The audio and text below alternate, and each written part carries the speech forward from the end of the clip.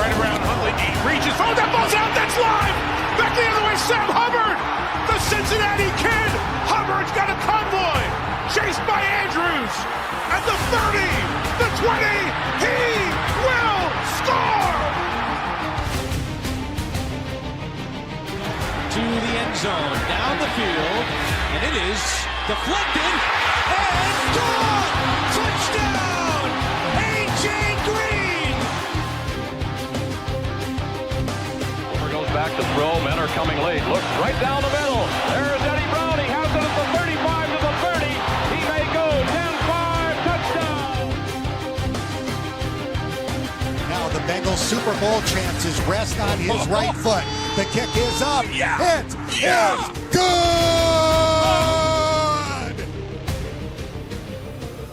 Corey Dillon, he's gone. The knockout punch, you're looking at it.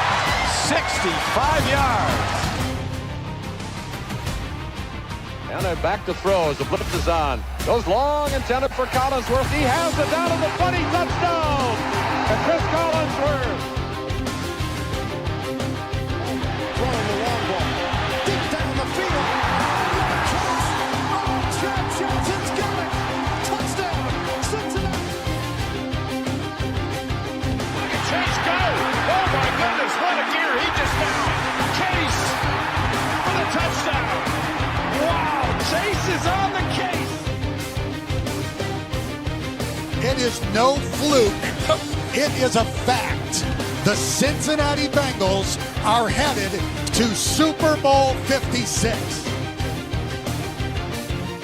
The play clock at 3. Shotgun snap. Carr throws into traffic. Intercepted.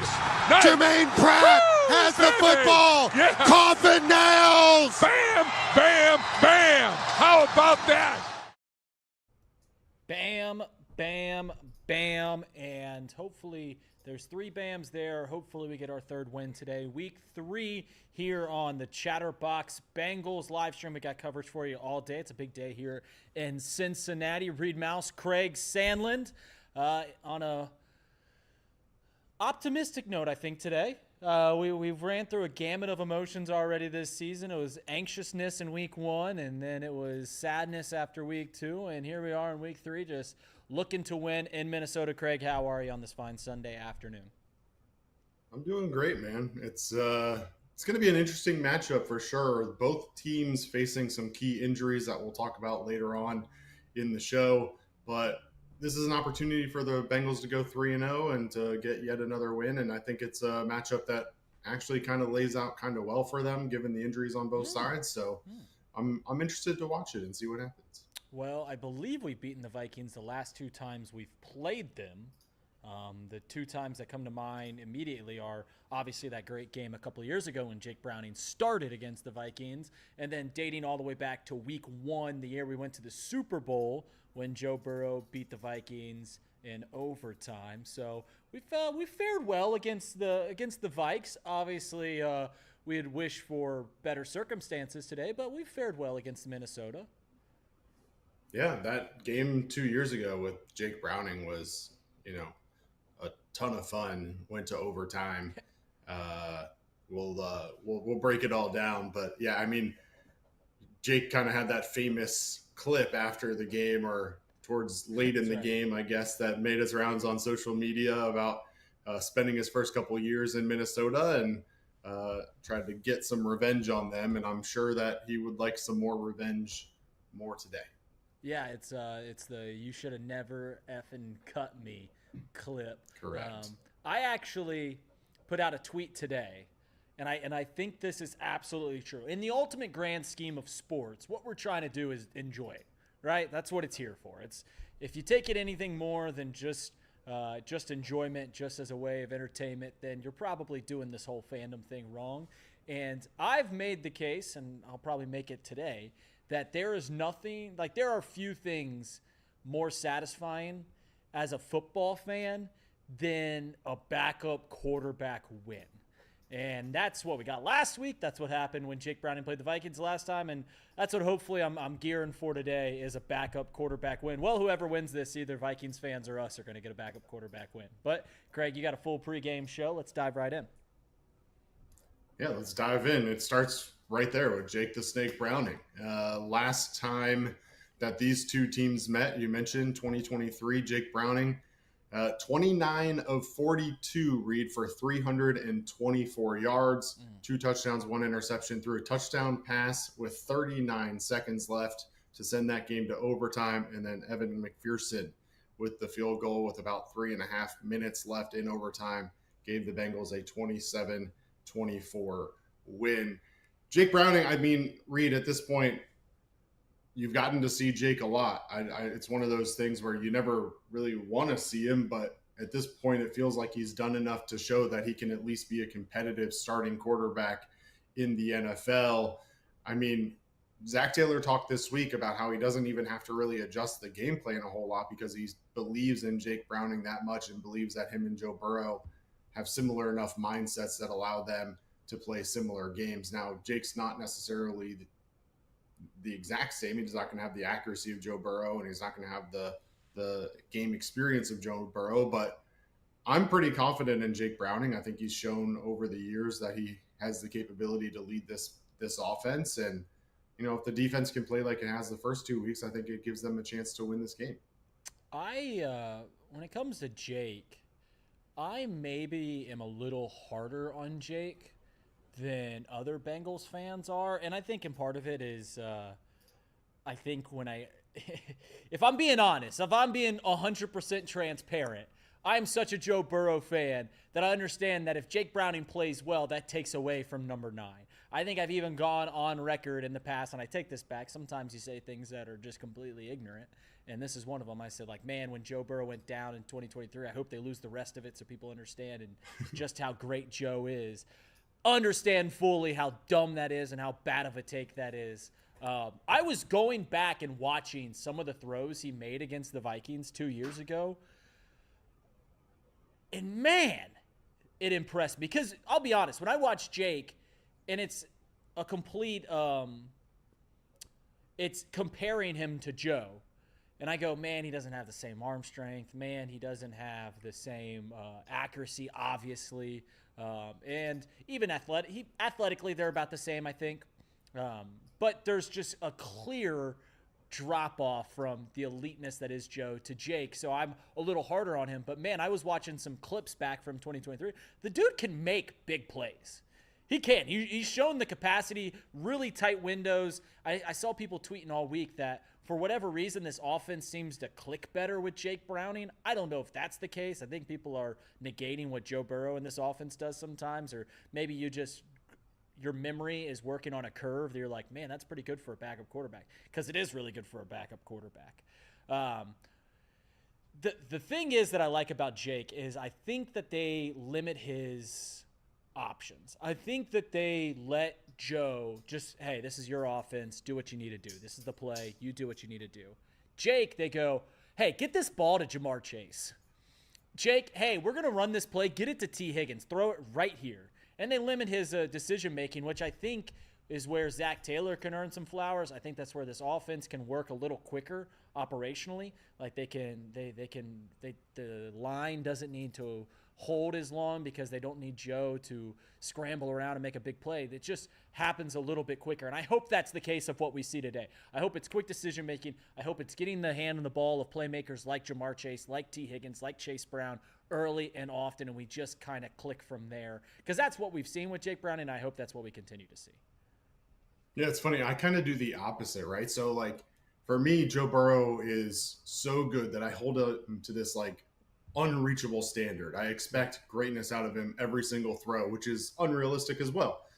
And then Jake Browning as a backup, I hold him to backup standards. And I think there's a lot of people, even in the media this week, we're talking about Jake Browning is probably better than at least a handful of starting quarterbacks in the NFL right now.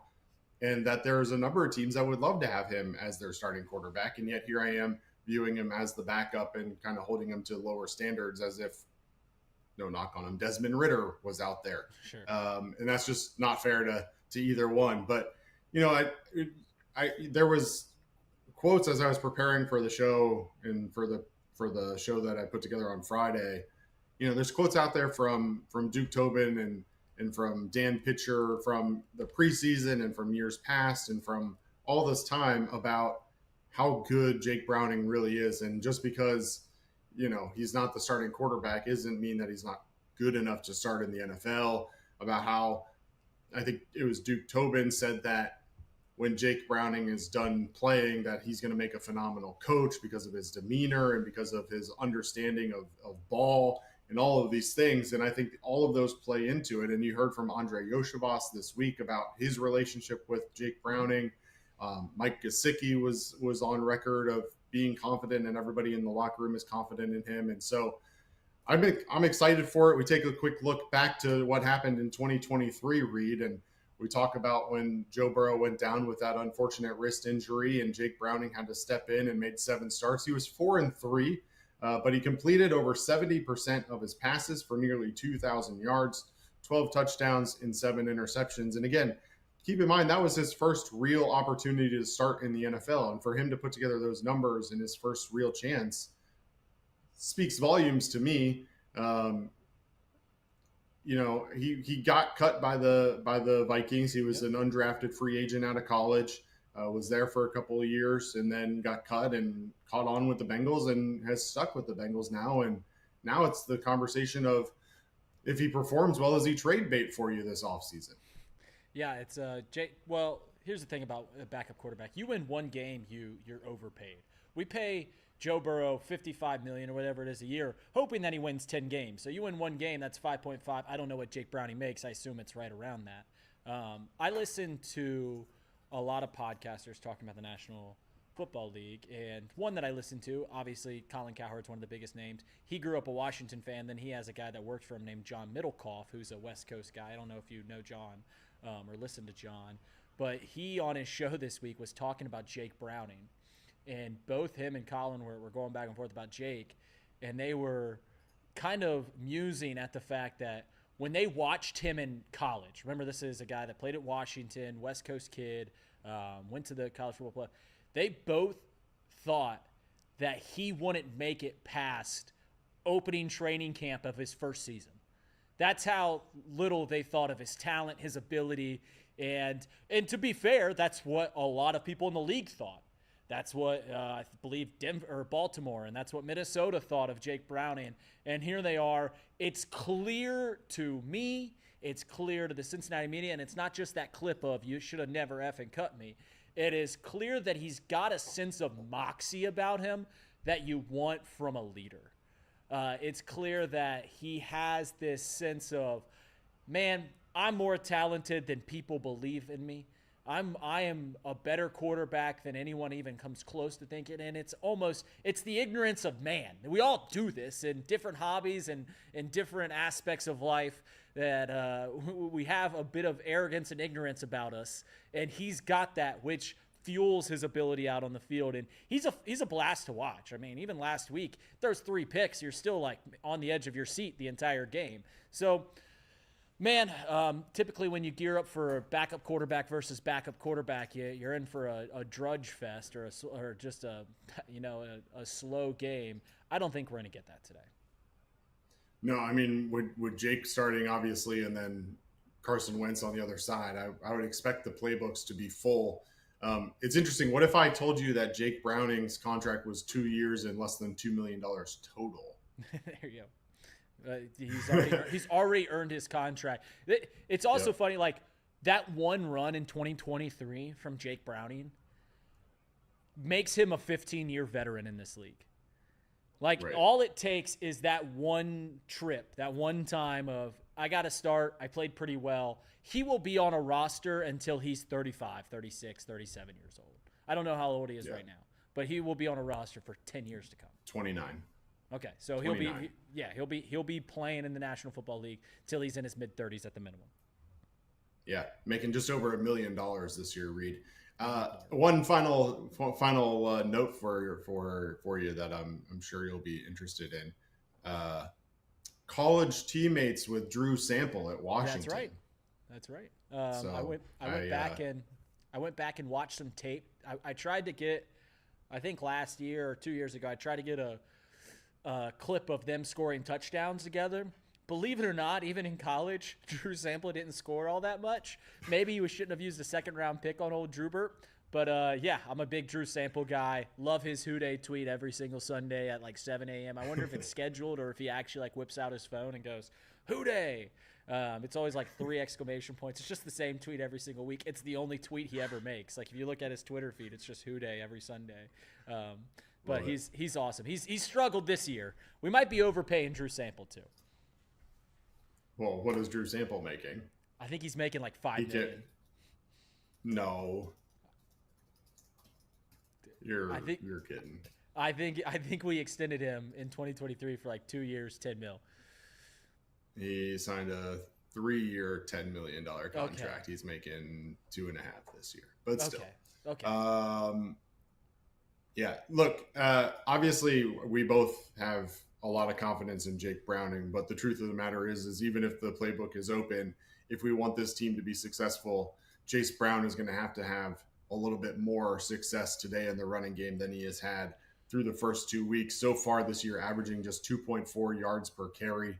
Part of that, I'm sure, is just situational running. He's making a lot of late game rushes to try and ice the game that aren't necessarily intended to be big chunks, but still, nonetheless, I would think that you're looking for a little bit more out of Chase Brown here to try and protect Jake Browning and try and make sure that you're opening up opportunities for him. And we were talking about it before we went live about this Vikings defense and their historical blitz rate. And Brian Flores has historically been a heavy blitz defensive coordinator. I pulled up the numbers for you, and in 2023, he blitzed 51% of the time. In 2024, it dropped down to 39%. And so far this year in 2025, just 21% of the time the Vikings are blitzing. But today feels like one of those opportunities for Brian Flores to get back closer to the 24 or 23 numbers, try and throw Jake Browning off of his game, make him make quick decisions and open up the defense for interceptions. And I think Chase Brown ultimately is going to be one of the keys to the game and making sure that they're keeping this Vikings defense at bay and not able to just blitz every single down. Yeah, no, Chase Brown, this is where I said earlier in the when we first started about getting the ball to your playmakers. Listen, when a coach is blitzing, it's because there's incompetence somewhere. When you're a team that blitzes a lot, it's because you're saying our secondary isn't very good, so we have to put pressure on the quarterback and make him make quick decisions just to protect our secondary. Or you're saying, I don't trust their quarterback, and we're going to continue to put pressure on him, make him make quick decisions. I like our chances. And yeah, Chase Brown is going to be a big part of, keeping them at bay. If they want to send the house, well, we'll go right there and, we'll have it open up in the run game. And it's not just Chase Brown. It's Jamar Chase just getting the ball in skill makers' hands, quick plays that kind of negate that blitz. I do anticipate Brian Flores to blitz a bunch today. I just think that that's what it's going to be. That's kind of how he's fallen back. That's what he was in Miami. That's what he was when he first got to Minnesota. I anticipate that's going to be a big part of today's game. And I'll be honest, I'm cool with that. I am absolutely cool with that because I think Chase Brown will be a good way to negate the blitz. I think that Jamar Chase and screen plays and different, gadget plays, or T. Higgins and gadget plays, or even a dude like Charlie Jones and gadget plays will be a great way to negate them sending 6 guys on a certain play. And it's just about controlling the ball. It's keeping our offense on the field, and it's not letting the pressure get to you. I think a good part about Jake Browning's game is Zach Taylor, I think, limits his decision-making, and rightfully so. Like, you let Joe Burrow do whatever he wants. Jake Browning, you say, hey, here's Jamar Chase. Hey, get this ball to T. Higgins. Hey, we're going to run this quick little flat route screenplay to Chase Brown. Whatever it is, you limit the decision-making, and I think if they blitz a lot today, I'm cool with that. Truly, I am cool with that. I don't know about you. Yeah, I mean, I think you have to have faith in your quarterback to be able to step up and make those decisions and be able to read the defense at the line. And ultimately, I think, Jake Browning's had a chance to learn under Joe Burrow and under Dan Pitcher. And, I'm excited for it. I'm ready for it. But I still think that ultimately it's going to rest on Chase Brown to set it up. And I think one of the things that we've seen historically with Zach Taylor when Jake Browning is his quarterback is a more balanced offense. And whether that's because Joe Burrow isn't necessarily as comfortable with some of the formations or whatever, or doesn't want to be running out of those formations as much, I don't know. But I've seen plenty of stats this week about Jake Browning under center versus Joe Burrow under center, and how few times Joe Burrow goes under center versus Jake Browning, and how that plays into their run game. And so we'll see what happens. I do think that we'll see more Chase Brown. So far this year, 37 carries for 90 yards. I wouldn't be shocked to see him double his year output today. So I'm ready for it. But like I said, there's injuries on both sides of the ball. Cam Taylor-Britt officially out today. Reid, two guys that are expected to have to step up in his absence. Fig Newton shared a clip with him earlier this week about him being ready to step up, and he's had lots of reps on the outside, and so he feels ready. And then Charlie Goldsmith earlier today putting out a tweet about Marco Wilson, him being one of the guys that last year they relied on pretty heavily, and when they do have to go to those packages today that include four corners, Marco Wilson will be that guy. And so Marco Wilson will be relied on to step up as well. But Cam Taylor-Britt hasn't exactly been great historically, so it might be one of those addition by subtraction pieces here. That's still wishful thinking. Listen, when you're playing a team like the Vikings, that's when you talk about teams and, offensive firepower, the short list of teams that mirror the Bengals, the Vikings are on that with Justin Jefferson and TJ Hawkinson. And though they do have like Aaron Jones out this week, they still got a lot of offensive firepower. You want your secondary in full tack for a game like this, because this is a game where this is going to be where they're going to be needed. And while I appreciate your sentiment, your optimism for this could be addition by subtraction, I still would rather Cam Taylor-Britt to be out there than Newton and Wilson. But this is an opportunity for those guys. It's a great shot where the stakes are pretty low, right?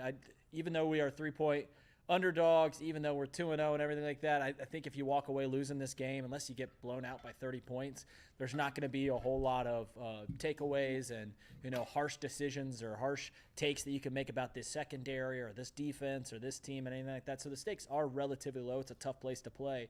But you have an opportunity, on the other hand, to really shine if you can knock one out of Justin Jefferson's hand, or if you can make a big play and make Carson Wentz make a mistake and get a turnover or whatever it is. This is an opportunity for that secondary, these young guys to kind of give more cause for optimism on this defense going forward.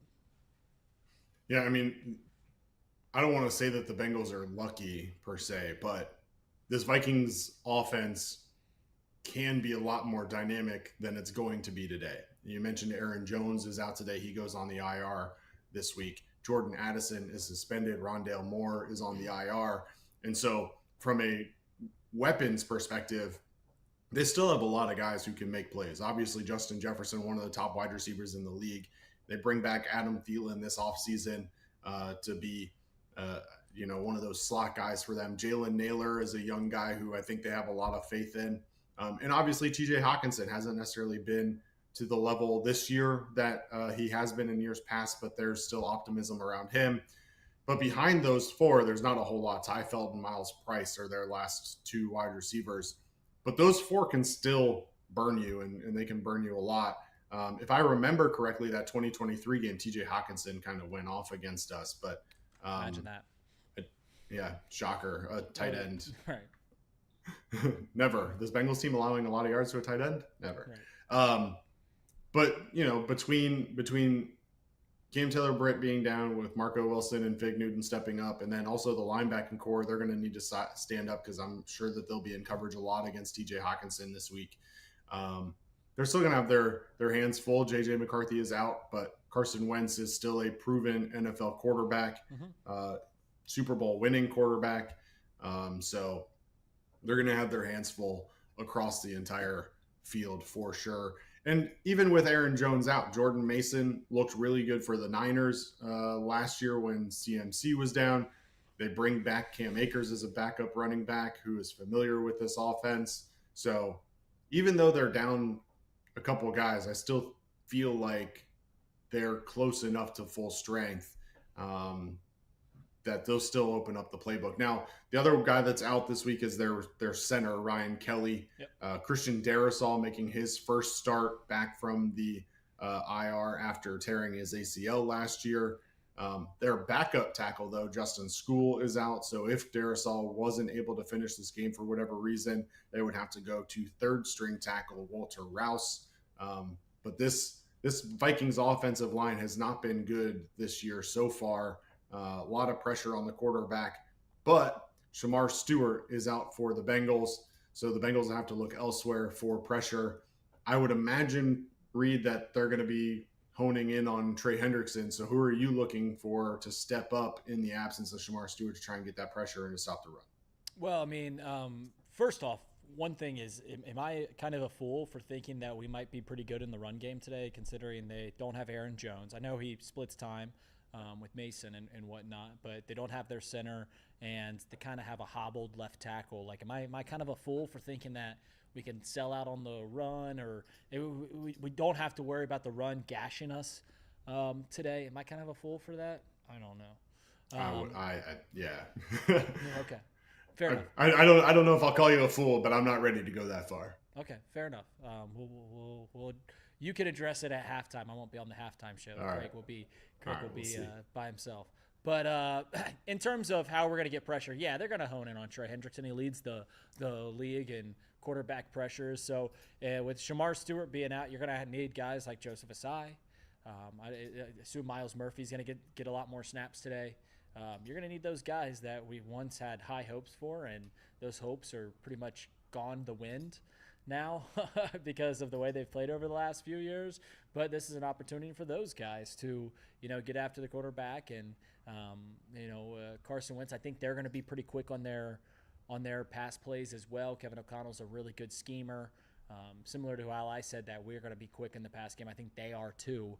So I don't know how much time we're going to have to pressure the quarterback. But if we're able to get third and longs, if we're able to do what I think might happen, which is take care of the run game, and it's third and long, and they've got to drop back and kind of have a long play, then you can see guys like Joseph Asai or Miles Murphy.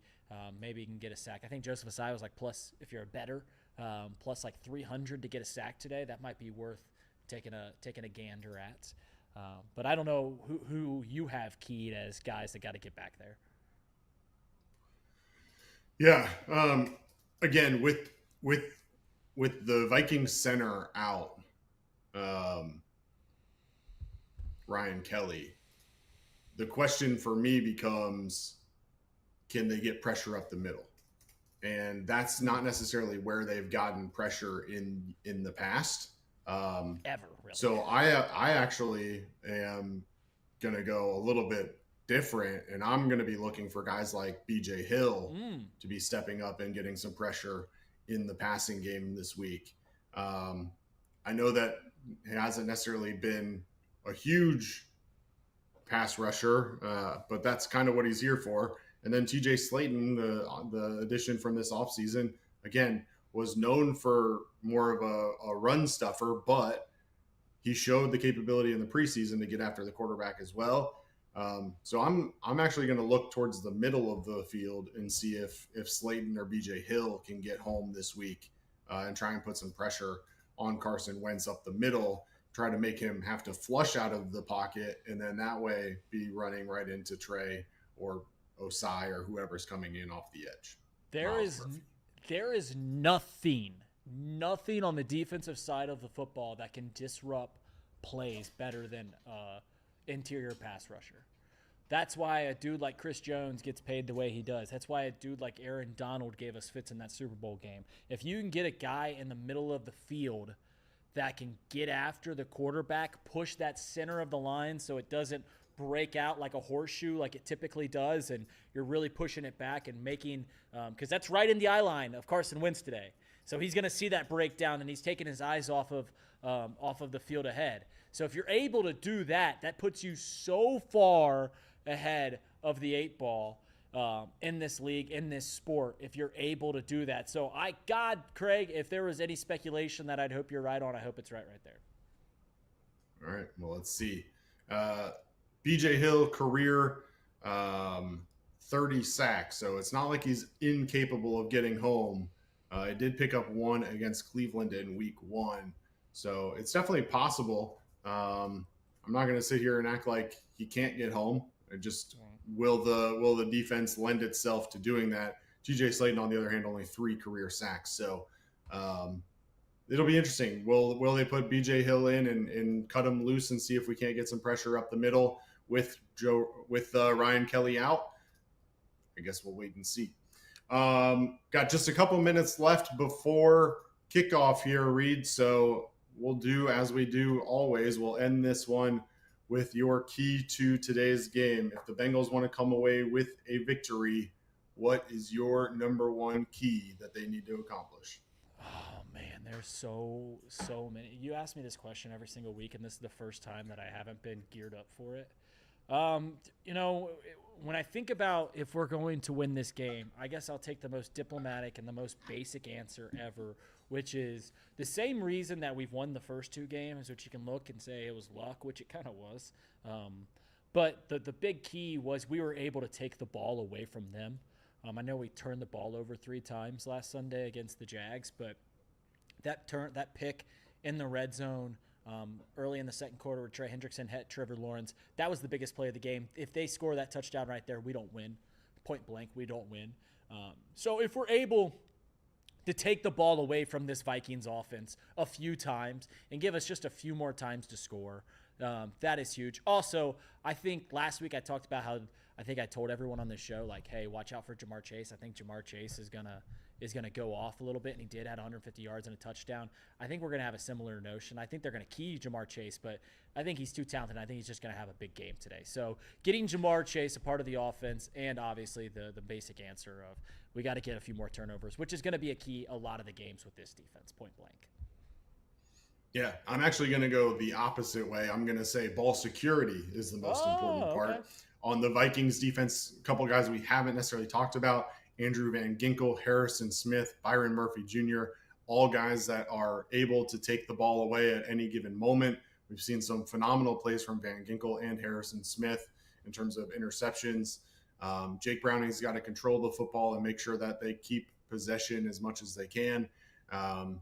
If you're giving the ball away, just like taking the ball away we're talking about, you're giving the ball to Carson Wentz. And Charlie talked about possessing the ball and how it's going to be important for them to make sure that they are, in fact, holding on to that football, and that Chase Brown's going to become important in order to control the clock and all of those things. But for me, Cam Grandy is active today over Tanner Hudson, which means that they're going to be prioritizing the run game a little bit more, you would think.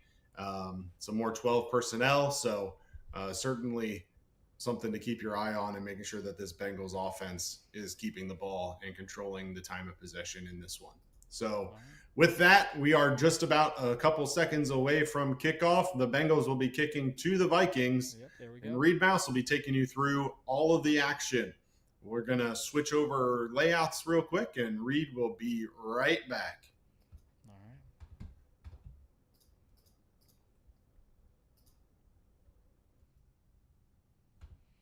All right, here we go, guys.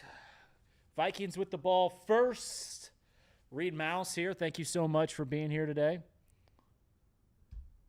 We've got a battle of the backup quarterbacks. Here we go. Taking this bad boy off.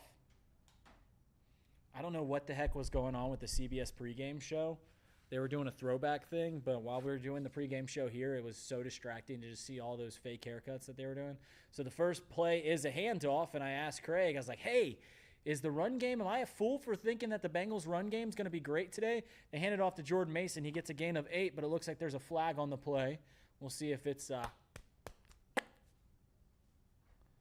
Oh, no.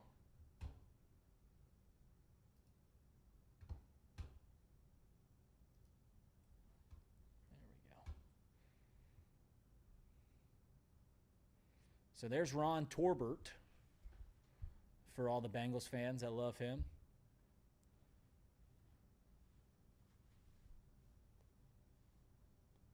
Oh, baby. On the defense, man, we got a defensive holding. I don't know what the heck's going on. They're backing up here. Sorry, I'm scrambling here. We got it. We're going to get this we are going to get this score bug going early and often. But 1st and 10 from midfield for the Vikings.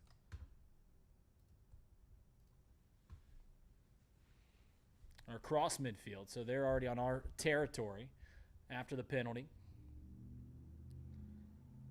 Carson Wentz screen pass, and that's a great play to break that up. And there's a penalty once again, a flag thrown on the second play of the game. Could this be a chop block? It's got to be a chop block, right? What other penalty could there be on that play? There wasn't anything on the tackle.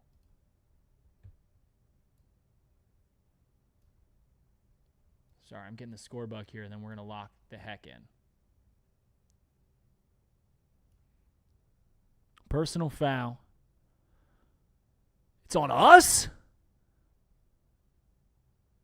It's an illegal block on us? We're on defense! How is that? What? An illegal block on us? He hit him low. I've never seen an illegal block call. I mean, that play is there to protect people's legs, so I don't hate it. But man, oh man, what two personal penalties. And I just gave him credit all week about how we never have penalties. Jesus, cheese and rights. All right, there we go. And there's a pass over the middle of the field, and here I'm fully locked in, and man, I do need to lock in. This is not good. So a pass to 18. They're already getting him involved. Middle of the field, and they're in the red zone. So 2 personal penalties. It's going to be 1st and 10. As they are marching us right down the field. Ball on the 17-yard line, 4 wide. Wentz under center. We've got 4 men on the line. They fake the handoff. Wentz scrambling up. We get pressure. He floats one in the back of the end zone. A leap from Adam Thielen. Incomplete.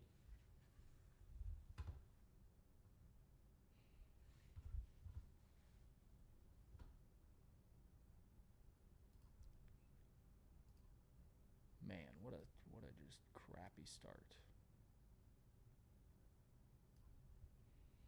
All right. So it's going to be 2nd down now. 2nd and 10 from the 17.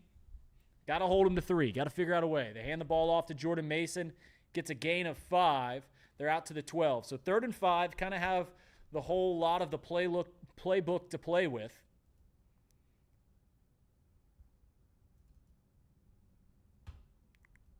Reid Maus, Craig Sandlin taking you through this.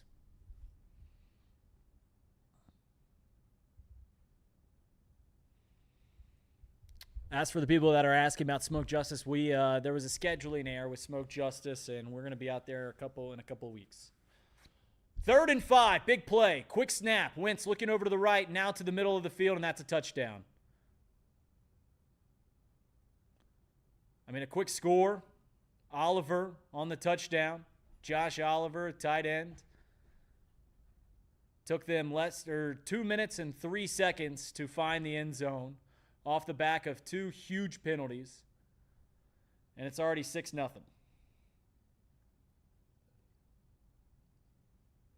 Going to be a lot of that based off that first drive. I mean, yeah, there's 2 huge penalties, but they didn't other than a bad pass from Carson Wentz, didn't even put any pressure on him. PAT is up and through the upright, 7-0, and we get to see how Jake Browning takes over. Golly, folks. Surgical. Vikings 1-1 on the season. Man, they I made the conspiracy. I'm not alone, but I made the conspiracy that I think I'm holding on to. Obviously, J.J. McCarthy's hurt. He was banged up, playing through it last week. My conspiracy is this.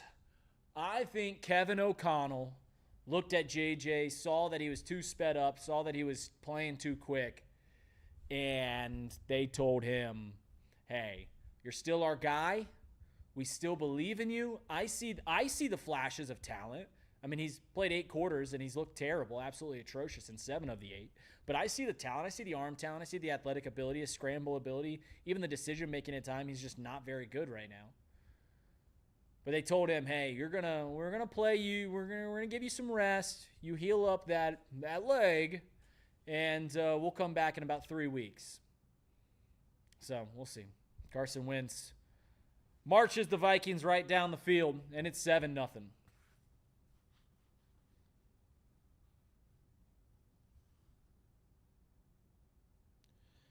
Man, oh man.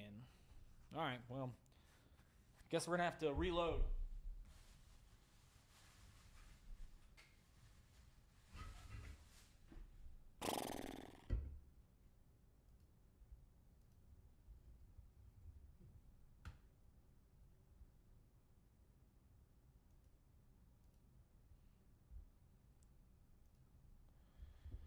So what can we do here on the offensive side of the ball? I can tell you one thing that'll feel absolutely terrible.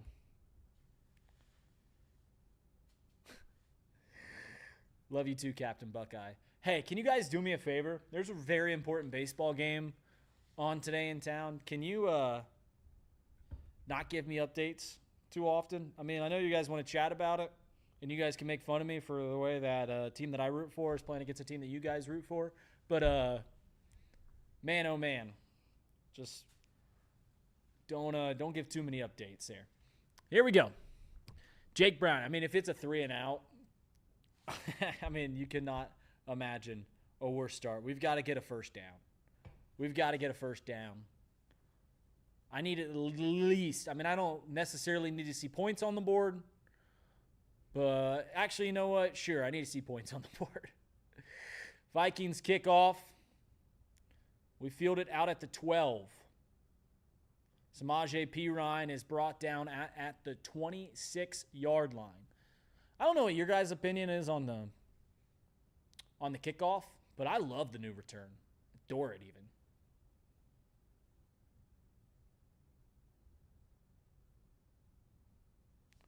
So here we go. Jake Browning. First start this season. 4-3 as a starter. 5 wins under his belt as a quarterback. 1st and 10 from the 29-yard line. Actually gave us an extra yard here. Pitch play out to Chase Brown on the first play, and he's brought down in the backfield.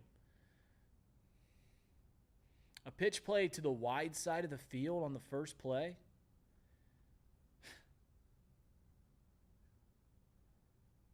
Pitch play to the wide side of the field on the first play? Jesus. If you don't remember the Jake Browning run in 2023, lots of screens. We can't run the ball. You're supposed to run, yeah, they're blitzing here. Screen play out to Jamar Chase. He's trying to get wide. He gets a yard back to the original line of scrimmage. It's going to be 3rd and 10. The thing about pitch plays are, I've always thought, I'm not an offensive coordinator, but I was always taught that pitch plays go to the short side of the field. The reason you go to the short side of the field is it's a play to get a helmet on a helmet, right? You're just expanding the line and getting a helmet on a helmet. Wide side of the field, golly, I don't get that. So 3rd and 10, Danger of a 3 and out.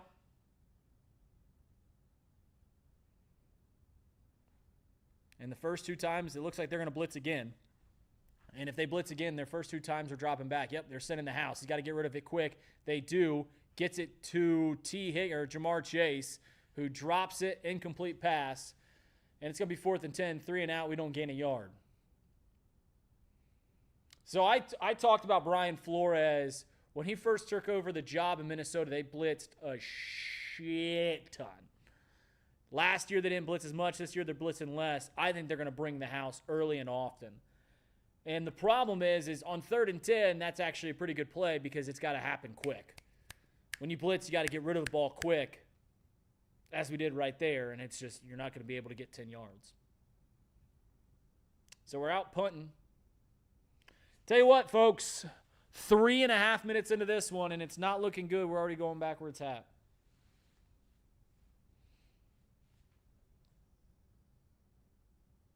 No penalties this drive. No penalties. What do you say? Hey. I mean, I've never seen an illegal block on the defense in my life. What a just terrible first 4 minutes of the game. What a terrible first 4 minutes of the game. I put this tweet out as well earlier this week. And, hey, Captain Buckeye, you can hate on me all you want, brother. I don't care. But I'm trying to stay as optimistic as possible.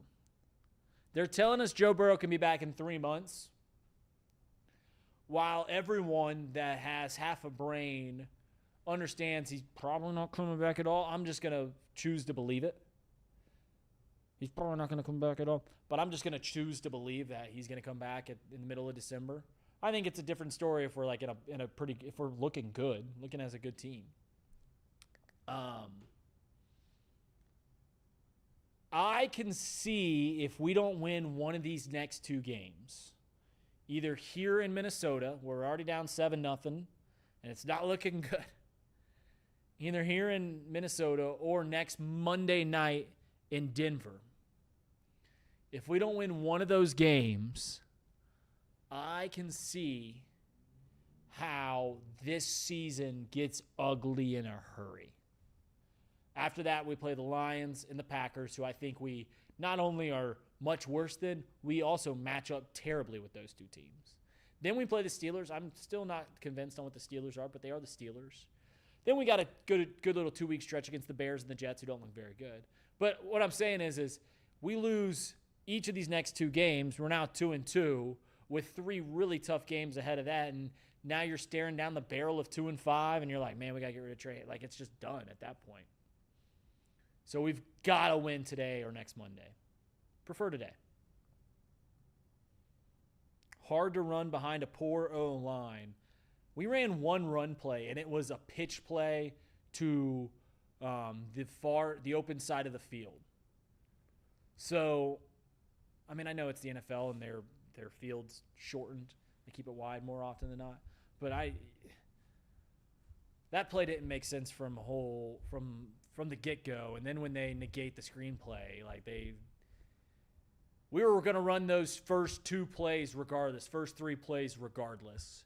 And when it's 3rd and 10, I just don't think that play on 3rd and 10 was going to work. All right. So Wentz hands the ball off to Jordan Mason. We bring him down after a gain of 3, maybe 4 yards. He goes off to the left tackle. The pitch play is dying in football. Yeah, too quick. They're too quick at the cornerback, linebacker, and safety position. There will be a day soon, I think, where running the ball, maybe not. Maybe they've changed the rules too much in the NFL that passing will always be king now. But everything's punch, counter punch. And just the fact that these linebackers are getting more slight, they're getting skinnier and faster, and same with these safeties, that running the ball might be king here soon if it's not already. We saw the Eagles win last year, basically pounding the rock. I think Jalen Hurts has less than 250 yards this year. But a handoff to Jordan Mason gets 3 yards. It's going to be 3rd and 4. So second time that they've got him in third down. This is a huge chance to get off the field. It's third down. Come on. 3 wide. Trey Hendrickson wants a false start. And they will call the false start. That's huge, guys. Now let's get them to punt the ball. Darrisaw called on the false start.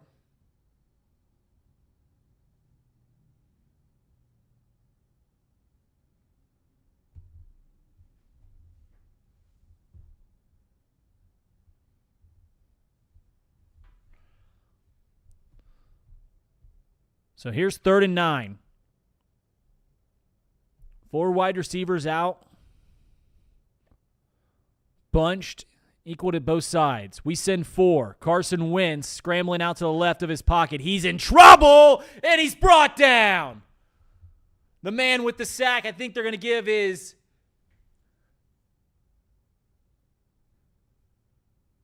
that was a group sack, team sack. That's a sack on Carson Wentz, if we're being honest. I mean, we got back there, but he's got to get rid of that ball by then. That's a huge 3rd down. Let's go score.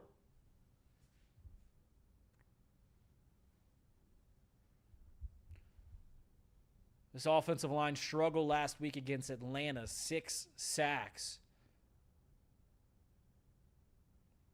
So the punt is fielded out at the 40 by downtown Charlie Brown Jones.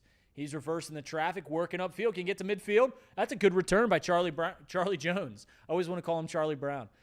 Charlie Jones gets about 7 yards. We're near midfield. That's huge. Field position game.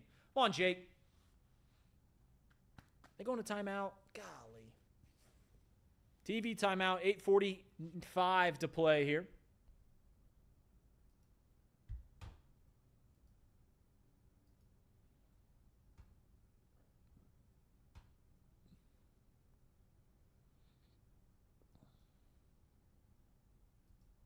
So here we go. I'm okay with a pass play here at the beginning.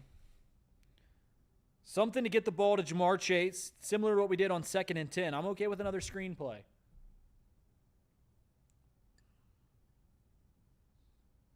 I think one of the most tired things the fans do, and I'm guilty of it, we all are, you, me, all of us, are complaining about play call, and I get it, but more often than not, we don't ever judge plays that work, even regardless of how silly they may seem. So really, you're not complaining about why we did this or ran this play. You're complaining just about the outcome.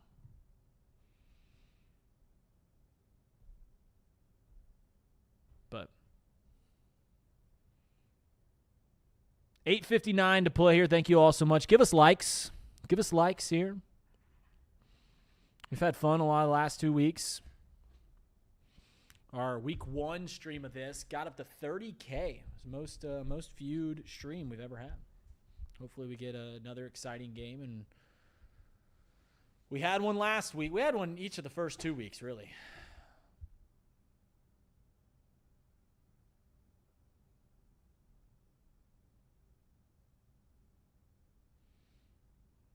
So here we go. 8:49 to play. Ball on the 48-yard line. Let's see what we come with. Can we stay ahead of the chains? Everett, thanks for coming in here. The reason we're not at Smoke Justice is there was a scheduling error.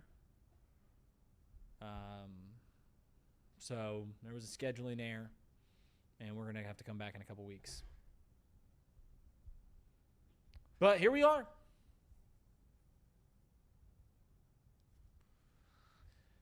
They went with other entertainment. They had a chance.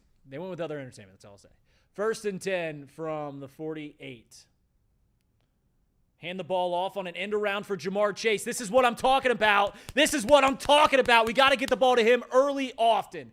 9-yard play to Jamar Chase. He is so exceptional about making small plays huge. And Man, an end around. So that's prime example of where fans complain too much. If that play is a loss of 2 yards or a gain of 1 yard, everyone's like, we ran an end around on 1st and 10. Are you kidding me? But we ran one there and it gets 9 yards and the QB sneak from Jake Brown and gets us the first down. Hey, I'm glad that we got a first down right there. But it's 2nd and 1. We've got Jamar Chase and T. Higgins. Maybe we can take a shot and run the sneak on 3rd and 4th.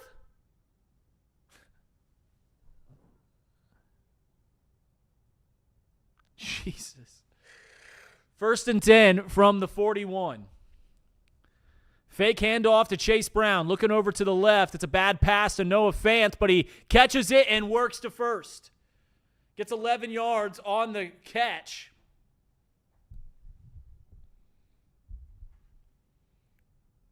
Just a chip block for Fant. And those are the plays we need to run to, negate their blitzing, because they're going to continue to put it at us. That should have been a first down. 1st and 10 from the 30. Handoff to Chase Brown. He loses the ball. Did he get it up? Did he get the ball?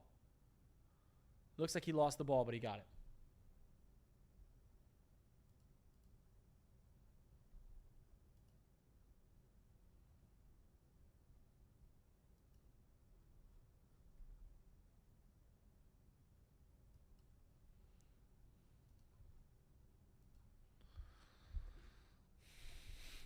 I love that.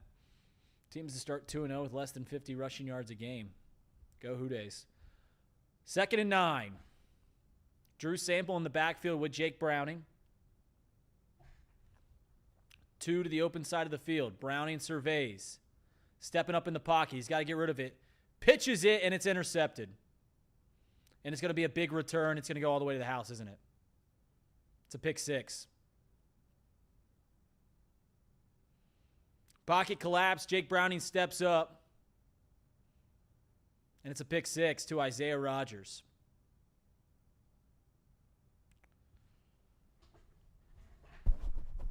And it's 13-0.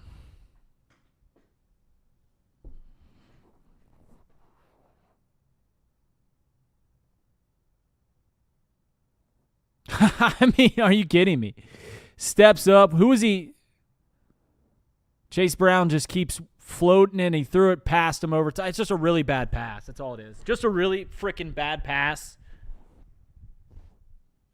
Just a terrible pass. All right, Jake. You're our guy. I mean, Jesus Christ. Hit as he threw it.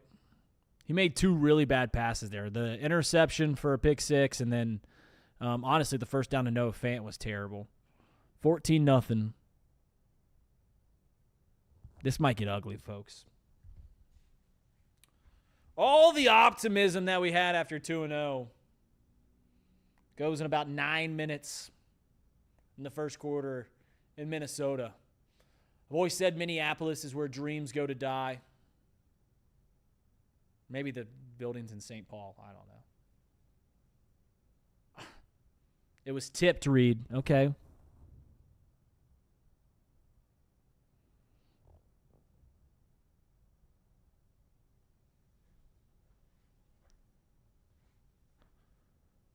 I didn't see any tip. But I said now we need points. Now we need points. I actually this shows you just I will be the first to admit that I'm a little hard on Jake Browning. I grade him probably higher than I should a backup quarterback. Jake Browning, let me start this off by saying Jake Browning is probably the best backup quarterback in the league. Or like if he's on a very short list to where guys that do not start and your guy goes down, if there was just a pool based off what we've seen, there's a pool of all the backup quarterbacks and your quarterback gets hurt, Jake Browning would be one of the first guys taken off the scrap heap. No doubt about it. That being said, I grade him too high because I hold him to the standard of Joe Burrow, and that's not fair to Jake Browning. It's not. It's just purely not. That being said, I got an email, and I heard people talk all week about how great Jake Browning played, how great Jake looked in the second half of that Jags game. Won us the game. I do not care. And this shows you fans, at the end of the day, if you win, it does not matter what it looks like. And I said the same thing in week 1 when Joe Burrow looked terrible against the Cleveland Browns. But the boy threw 3 picks against the Jags.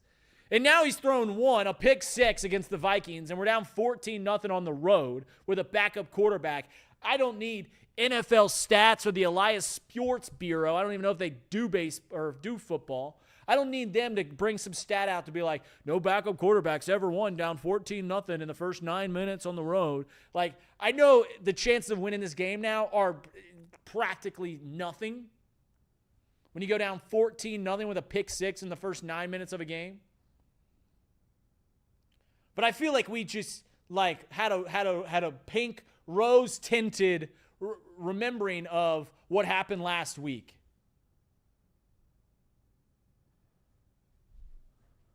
But we can win ugly. Let's go score. We score, we're fine. We score, we're fine. But it's just like, okay, so it was tipped. It was tipped. Okay. All right, now I see it. Thank you. All right, I did not see that on the initial replays. Still doesn't make it better. Still 7 points up on the board. 1st and 10 from the 25. Pistol formation. We hand the ball off to Chase Brown. He gets 3 yards.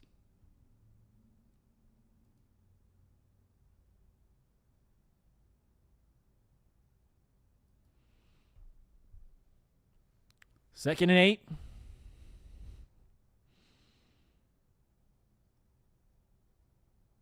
Thanks, Craig. Win probability at 15%. ESPN Bet has the line at 13.5. That adds up. That makes sense, right?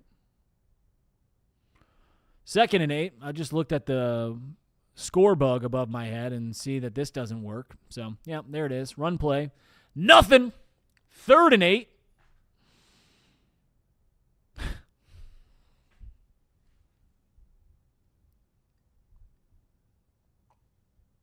Give me a first down to at least make me feel better, please.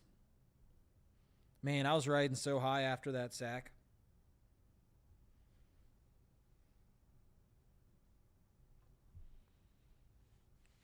I was riding high after that sack. 3rd and 8. 4:50 to play here in the first quarter. Down 14-0. 4 to the open side of the field. 3 to the open side of the field. My bad. 4 wide. Man to Browning's left. We snap it just before the play clock. Browning evades 1 sack and is eventually brought down. Sacked, a loss of about 10 as he's brought down at the 18-yard line. Last week I called this the chair, this thing right here.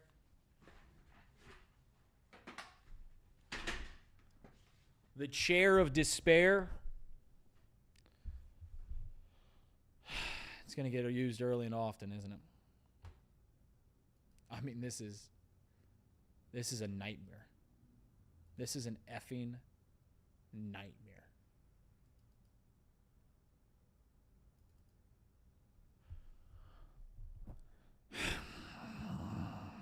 Good punt from Ryan Rico. Out to the 27. It's fielded. Can we stop them before they get to midfield? Yes. Okay. Loose ball. Loose ball. Wagner on the tackle. Whoever the hell that is.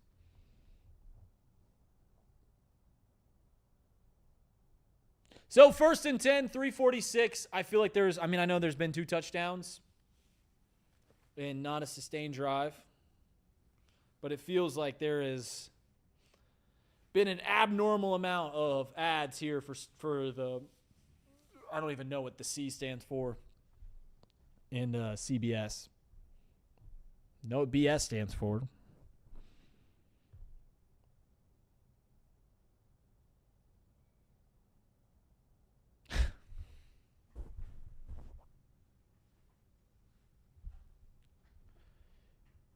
Reid wellness check. Not great, Blackmore. Not great. I mean, what a disaster. What an absolute disaster this first quarter's been. I cannot believe.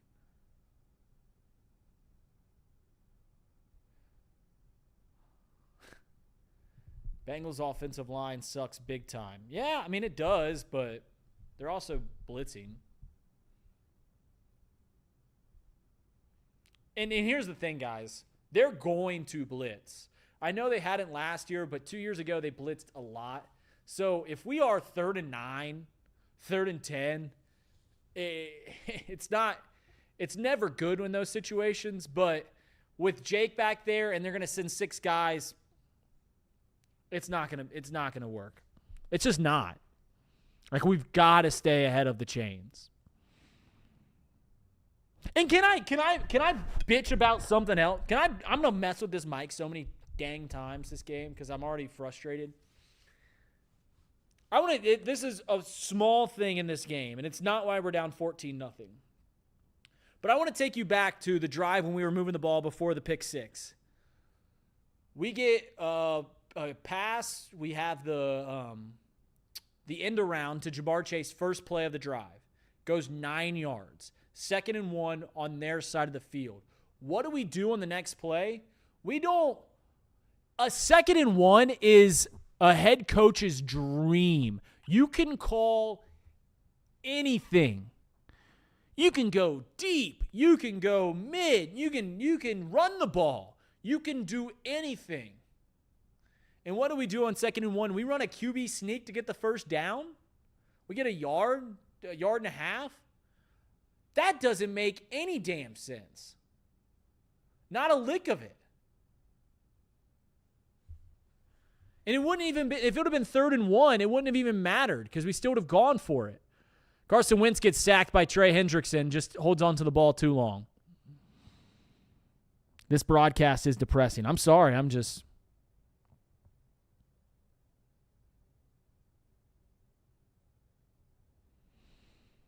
All right, I'm locking back into this game. I'm locking back in. I'm here. I'm ready to roll. Let's win this game. 2nd and 15. That is true. It is a depressing game. All it takes is a score, and we're back in this thing. Get the ball back. Come on. Got a sack on 1st down. Why wouldn't they run the ball on 1st and 10? That didn't make any sense. Screen play out to Addison. I got to get a game sheet. I got to get a board for these guys. Like, a lot of people that do this stream, they do like play-by-play during that, and I'll do it. Like, I kind of do it from time to time, or like I'll kind of draw out the play for you guys. But I'm not I'm not going to do the play-by-play thing here. I'm just going to react as a fan. But I do need to get like a sheet of like who the guys are sometimes, because it's hard for me to remember the visiting team's numbers. 3rd and 7. Ball in the middle of the field. Wentz, drop back. Pocket collapses. He's rolling out to his left, looking downfield. Looks like he's going to keep it himself, and a nice job bringing him down. That is Myles Murphy coming up, making the tackle. It's 4th, and we get a 3 and out. All right, this defense stepped up. That's huge. That's big. I mean, the sack on 1st down on a backup quarterback is huge. I mean, it's hard, really, even if they had their starting, even J.J. McCarthy, but Joe Burrow, if it's 2nd and 15, you ain't going to convert to a 1st down all that often. So, all right. Can we get points?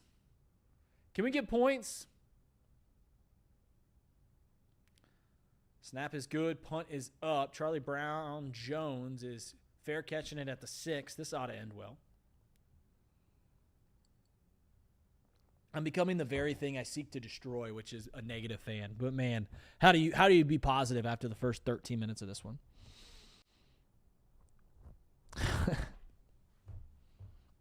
All right, we've got 2. You want positives? You want to spin it? You want to spin it? 2 pretty good defensive drives, or two 3 and outs, pretty big, really. quick 3 and outs. And that first drive where they marched right down the field and scored, yeah, they did that, but it came off the back of 2 really weird penalties that I haven't seen an offense called for all too often. So it's going to be 1st and 10 from the 7. Jake Browning's under center. I got to stop looking at this thing. I'm going to take it off. 1st and 10, 139. We hand the ball off to Chase Brown. He's brought down, and he gets a loss of 2 yards. Yeah, I'm taking this down because I can't look at it. Just point blank, cannot look at it. I'm sorry, guys, if you guys like looking at it. If you want it, it's on CBS. But we are no longer doing it because I can't keep looking over there. I just can't keep looking over there. Just can't do it. 2nd and 12. Give me a first down. Give me some hope. They're bringing 6. Browning over to his left. He's got to get rid of it. It's a shovel pass that's incomplete, falls at the feet of the defender. It's 3rd and 12.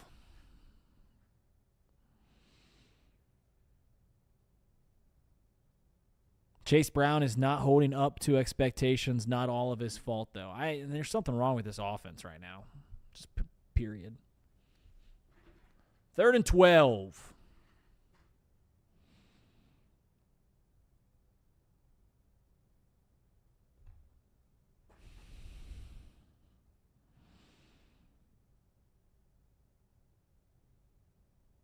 And we do a QB draw. Does it get there? Do we get there? I think we got a first down on a draw. They gonna give us a first down on that? To Samaje Perine. Running back draw. Even if they don't get it, just freaking go for it. They going to move the chains or not? If they don't, let's QB sneak it. I'm being dead serious, guys. What a play. Running back draws. I mean, man, getting a first down on a running back draw. What a whirlwind. They're going to watch this spot. They did give us a bad spot, it looks like. Come on. He reaches out past the line. If that orange line, if that yellow line, whatever it is accurate, the invisible line on the field, if it's accurate, we got the first down.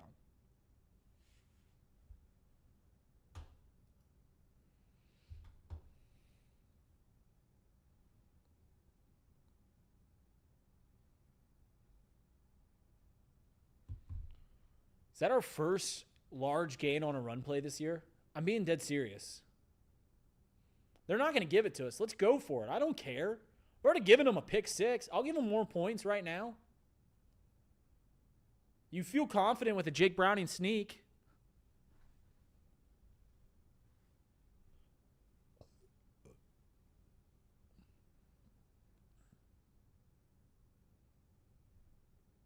So what is it? It's going to be 4th and inches. Reds Cub weather delay. Is it raining in this city?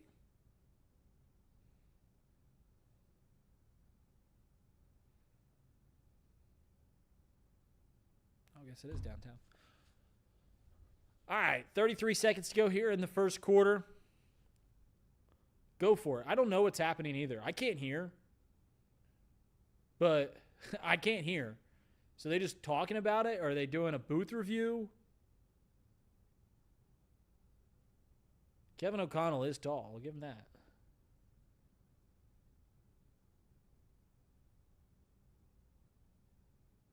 They doing a booth review? What are they doing here? They just not showing us the chains? Or do they think we're at a media timeout?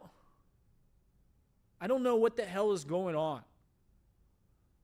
Someone in the chat, do you know what the hell's going on? Are they trying to see if his knee touched or if he extended the ball first? Okay, it's going to be 4th and 1. God, has Ron Torbert ever delivered good news to the Cincinnati Bengals in his life? We're going for it. We better freaking go for it. Zach doesn't want to, does he? Do we bring the punt unit out there? Oh, we're challenging it. Then what the hell was the time? Were they looking at it? This is my only exposure to the game. Well, I wish I had a better rig. I'm watching on like a 20-inch computer screen right now. And it's 9 feet away from me, and I got no sound. But that's what we do here.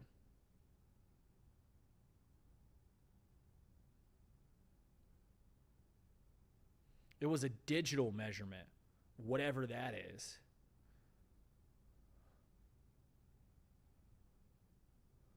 Man, it's crazy how much this sport can just change you, brother.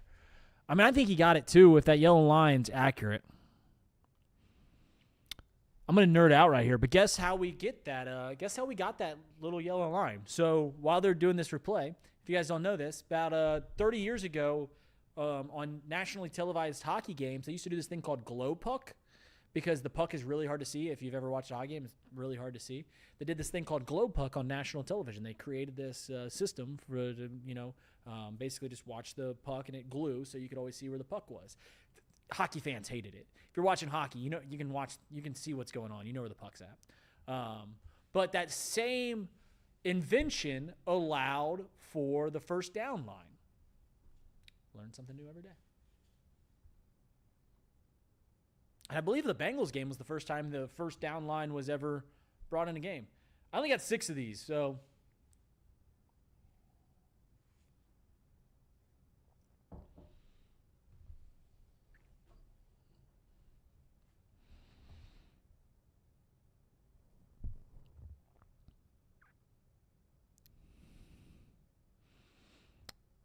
all right. So here we go. Call is overturned. We get the first down. Love it. All right, let's go. Man. What a good first down. But man, oh man, I mean, what a waste of time this will be. Because also, this is going to be the last play before the end of the quarter. What a waste of time this will be if we don't get another first down. But we got a first down, and that's good. We got to keep the defense off the field for a little bit. We're not dead in this thing yet. I'm getting better. So they overturned the call on the field after we challenged it. Jake Browning rolls out to his right. He's feeling pressure. He's got to get rid of it, and he gets it to Noah Fant. We're going to get a gain of 4. That's a nice play, to be honest with you. I mean, he barely got rid of that thing to Noah Fant, but that's going to be the final play of the first quarter. 2nd and 7. Bengals down 14-0. Let's put those twos up. Everyone, I got to take a selfie. Put those twos up.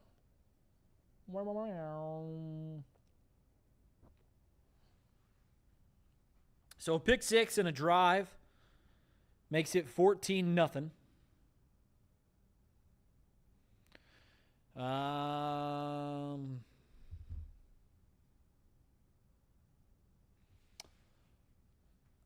man. We got to score. I think we got to score on this drive, guys. Maybe I'm crazy. I think we got to score here, though.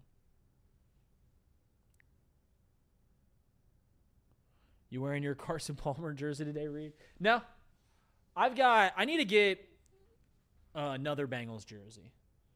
So let me take you through my Bengals jersey thing. So when we got Joe Burrow the first year, I got a Joe Burrow jersey.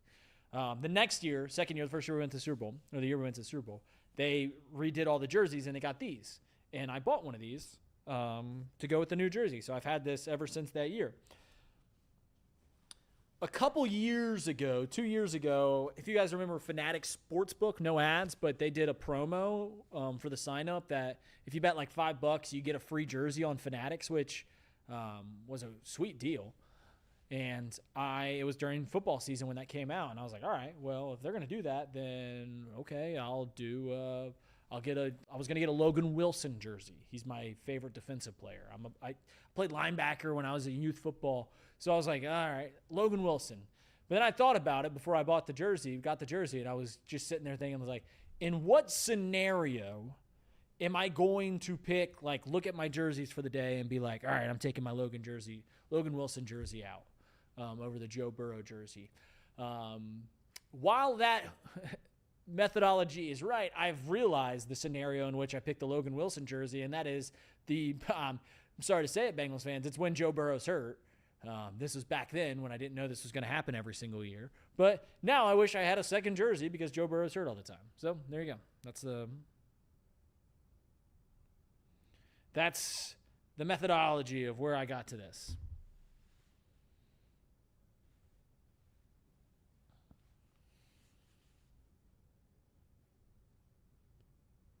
Craig Sandlin said he got his Burrow jersey from that Fanatics promo. It was a great promo.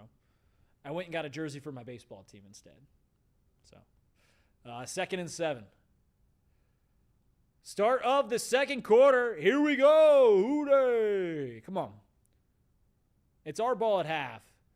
So if we can win this quarter, I like our chances to at least make this game interesting. The pocket collapses after a blitz, play action play, and he just throws and gets rid of it.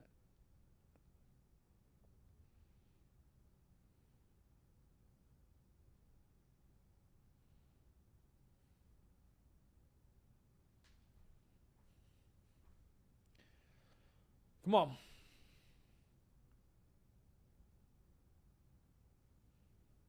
Kevin O'Connell's a handsome fellow, isn't he?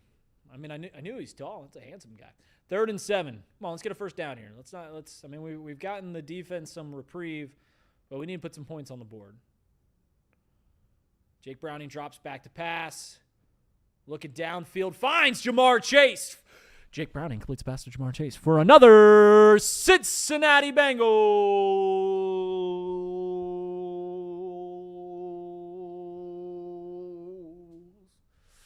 first down. And there's a flag on the play. Great.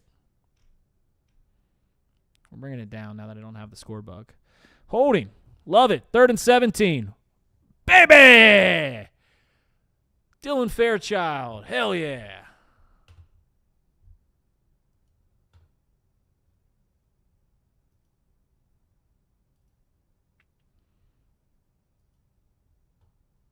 Hell yeah.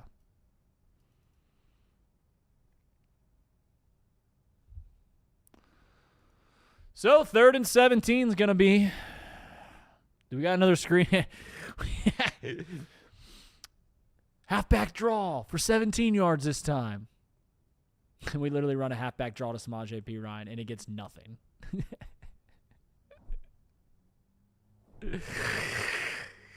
The draw play, Samaje P. Ryan gets nothing. We're going to punt it.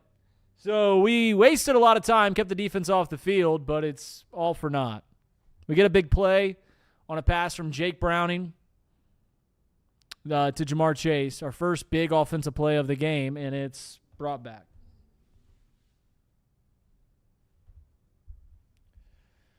Our defense has gotten 3 consecutive 3-and-outs.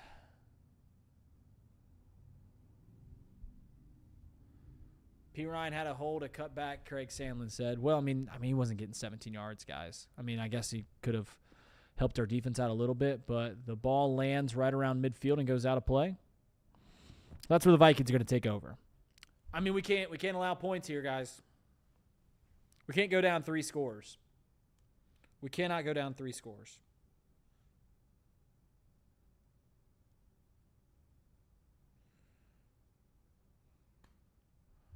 Simply cannot.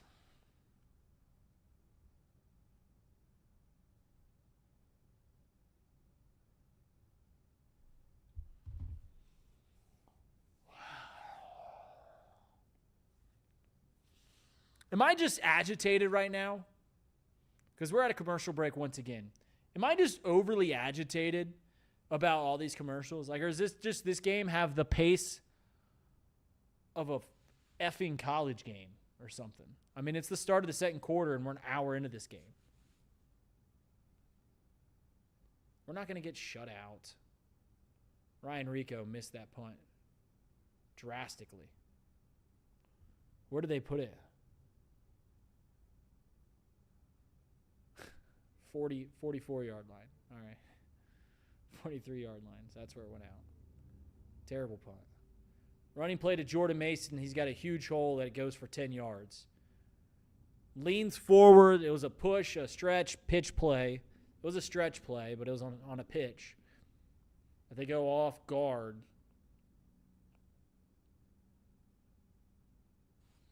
get about 10 yards, or 9. So it's going to be 2nd and 1. Steelers are winning too, so day just keeps getting better and better. Hand off to Jordan Mason. And there's the first down.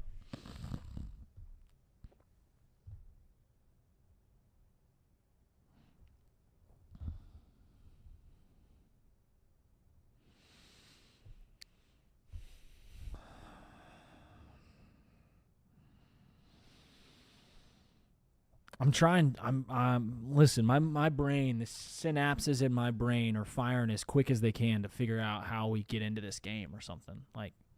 And outside of them throwing us a pick 6, it's just not looking great.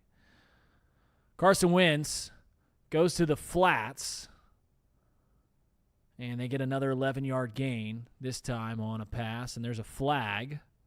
Didn't see it on the field. Hopefully it's in the backfield and a hold. A hold would be huge, guys. Golly, please be a hold. Please push them back. Please push them back. This has been an ugly game. I mean, just no pace to this game at all.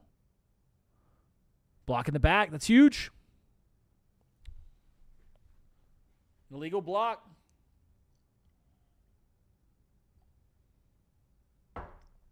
That's pretty big. My favorite thing that happens in these games is when there is an illegal block and like you see the dudes, like they're not even listening to the huddle anymore. They're just looking for the replay. We need Reid to sing. I would love, oh my God, would I love to sing. So it's not 1st and 20, it's 1st and 18. They've ran 12 plays. That's the other thing about the pace of this game. Neither team's had a sustaining drive.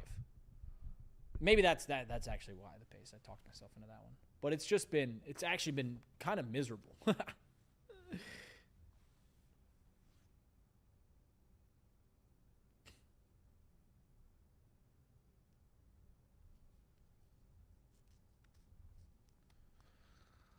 All right, 12:26 to play in the half.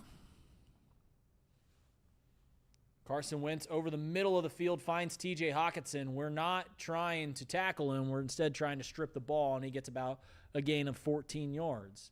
Could even be it's probably going to be about 2nd and 5. So there's a pass play to T.J. Hockenson. We might not get to sing. We'll get to sing. It just might be uninspired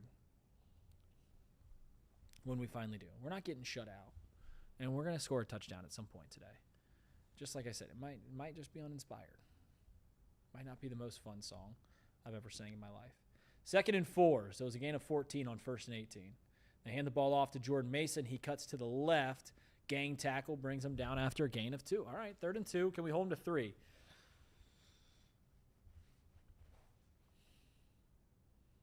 What's it say about our offense or our special teams and punting and everything that they might not get a first down and can kick a field goal off a punt? Like, it's not like they did get a first down, didn't they? Yeah, they did. Never mind. I take that back. I mean, this game is all over the place in my brain. So they're at the 23-yard line. They need 1 yard to gain. It's a long one, though. It's practically 2. And they hand the ball off to Mason. He's brought down, hit beyond the line to gain, but falls forward for a first down. And that was Scott, not Mason. So it's going to be 1st and 10. Right in the red zone.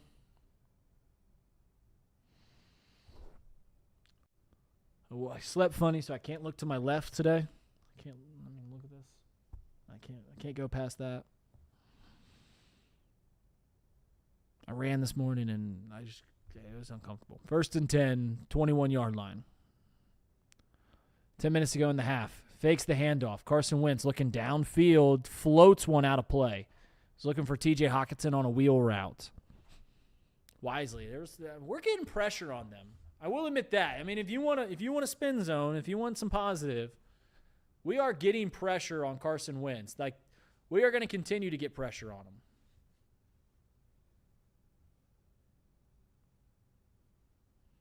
Second and 10. They're going to run the ball here.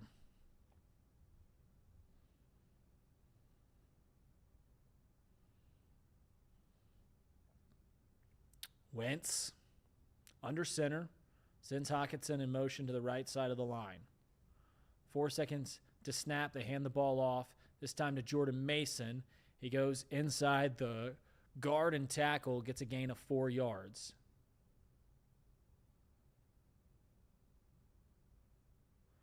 Third and 6. Got to hold him to 3. Hold him to 3. We gotta get point. We gotta at least score. We gotta score in this half. We simply have to. We can't get shut out in this half. We've had 30 yards of offense. They've had 81 yards of offense. It's been 111 yards of offense, and they're about to go up 3 scores. 111 total yards of offense, and they're about to go up 3 scores. Third and 6. 5 to snap. Man to the left of Carson Wentz. He drops back. We send a blitz package, and it is tipped behind Jordan Addison, and we almost came up with an interception. Jordan Battle didn't get there in time. Terrible pass from Carson Wentz. Threw it well behind Jordan Addison, who was open, by the way. Like, Jordan Addison should have got in there for a touchdown. And the ball flips, behind Addison and through the fingertips of Jordan Battle.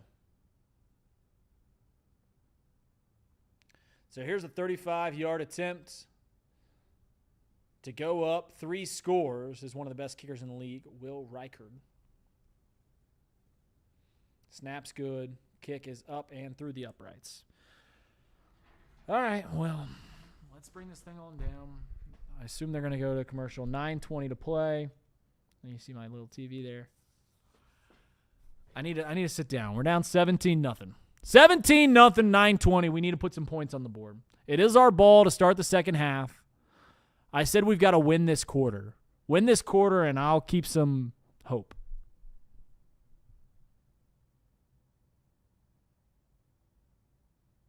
My bad. Not Jordan Addison. I keep saying Jordan Addison.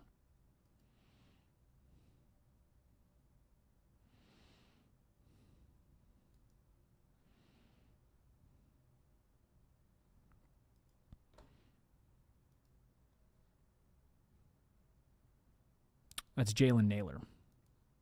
That's all me. Like I said, I need a sheet. Someone. I need to get one of our broadcasting interns to do our games on the weekends to get me a board. Yeah. They're putting belt to A with Carson Wentz. They've had 84 yards. We've had 30. We're down 3 scores. A tipped pass, pick 6, got us to this point. They scored a touchdown on 2. We got an illegal block call. On defense. I don't know how that's possible. Genuinely do not know how that's possible.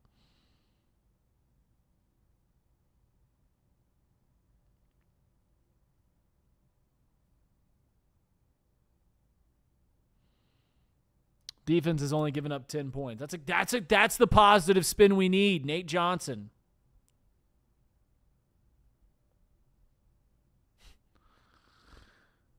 Thomas. Coming in with some good spin.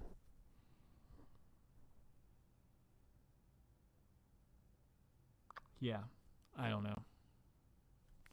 We got to get points on the board. Our ball at half. We can score. I'm okay. We win this quarter. I'm okay. We went down 14-0 in the first quarter.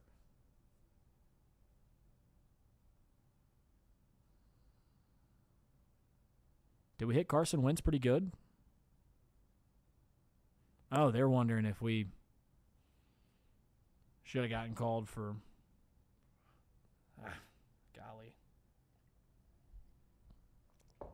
Golly. Let me know. Hey, let me know. Do you guys want the score bug up here? I just won't look at the screen if you guys want it. But it's ahead. It's ahead of me, at least. I'm streaming the game, so. All right. We return the kick out from the goal line, get to the 25-yard line. Samaje Perine on the return. I like that. I'll keep bringing it up. I like the new kickoff. And the reason I like it is it kind of reminds me, it reminds me of an actual football play. It doesn't feel like a special teams play. It feels just like a long play. So here we go. We need some offense. We need offense one time. If we get some points on the board, we just can't be in 3rd and 7, 3rd and 9. Fakes the handoff. Jake Browning looking over to the right. Noah Fant out in the flat to gain of 2 yards. 2nd and 8.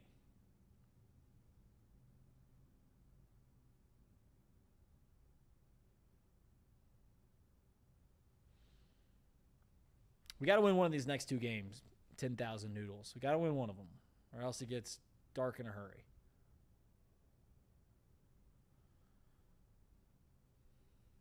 They're bringing the house on the blitz. Jake, you see it now. Can we get a slant route or something? We hand the ball off. It's a gain. This is to Chase Brown. It's a gain of 4 yards. It's going to be 3rd and 4.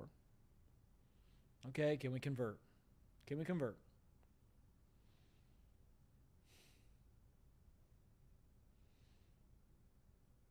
I'm scared that we're trying to nickel and dime them, and we're going to get antsy and try to hit a home run at some point, and it's not going to go well. It's just not.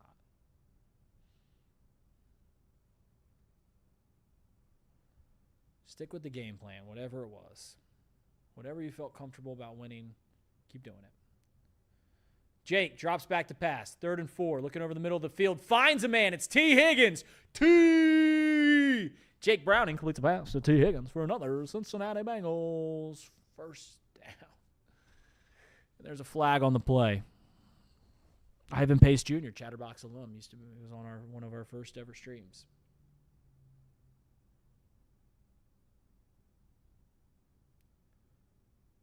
What's the flag?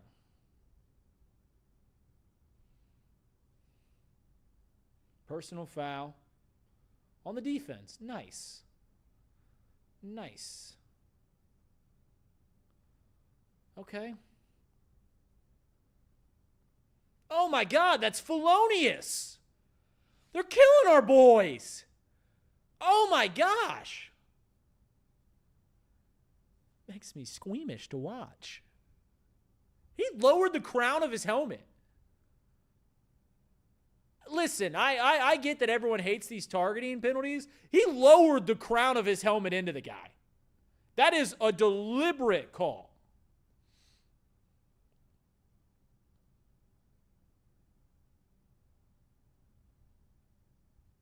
Of course it was Otica. 1st and 10 from the 40. End around to Jamar Chase. Needs a pass block. Needs a pass or a block from Chase Brown. He gets it for a gain of 2. I knew we were going to pull out the gadget plays with Jamar Chase. We never run them with Joe. Very rarely do we run them with Joe.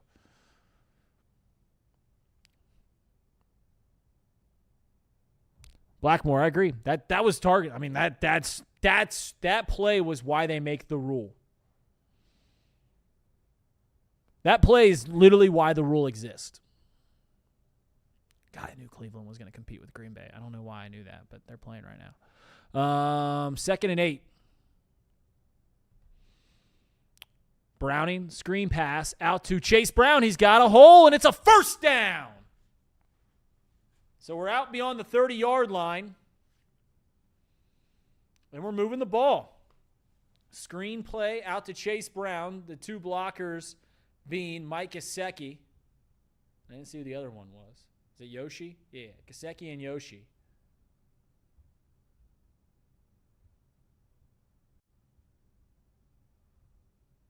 Under center now is Browning. We're at the 29-yard line. Brown in the backfield.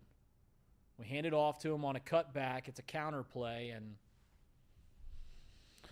nothing's home. Nothing's home. Who was it? Was that Ivan Pace? Yeah. Ivan Pace Jr., shout out to him, dude. Went to Miami, Ohio, up in Oxford. His brother goes to UC under Fickle, so he transfers because he was playing really well at Miami. Goes undrafted and immediately starts for Minnesota. I mean, that's just a gamer. 2nd and 10, 5:40. Browning looking to his left, dropping back. Now he's looking to his right, emptying out of the pocket, dumps it down to Chase Brown for a gain of 4 yards. I don't want to kick. I'll take a kick, but I don't want to kick. It's 3rd and 8.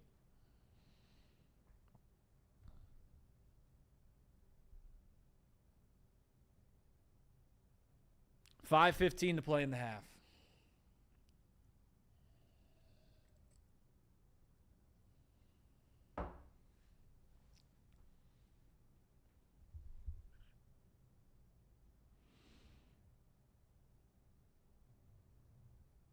Five seconds to snap. It's 3rd and 8. Jake, someone call a timeout. We called a timeout. That's not a bad time. That's not a good timeout. That's a great timeout.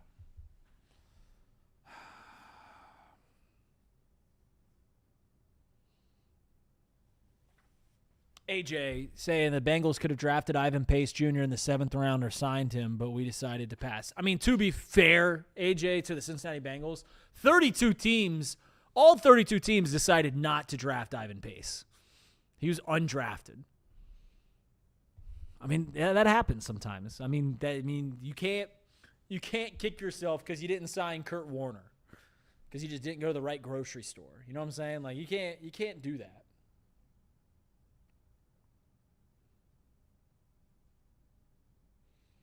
Third and 8. Here we go. Browning with protection to his right, looking to the left, trying deep, looking for T. Higgins. It just gets tipped right through his hands. A little bit of an underthrown ball. They're trying for it all. He tried to go on top. Yeah, just underthrown a little bit, and Rodgers coming up with his second big play of the game. Just tips it just enough, man. Rodgers had the pick 6 earlier. And Jake Browning had no time. That play wasn't a long developing play, and Jake Browning still gets hit. 45-yard attempt for Evan McPherson.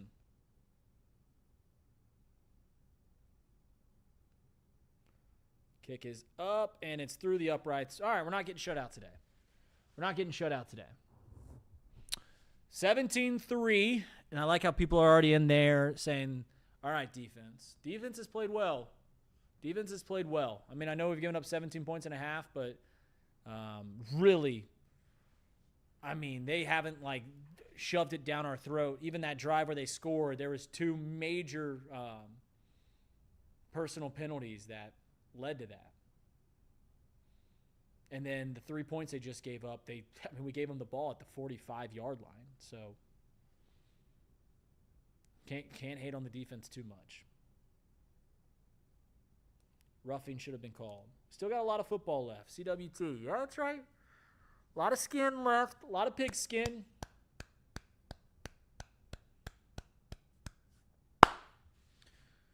Need to stop. All right.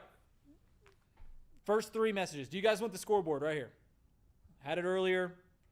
It was distracting me. Do you want the scoreboard here? It's normally a play beyond me. Give me a yes or no.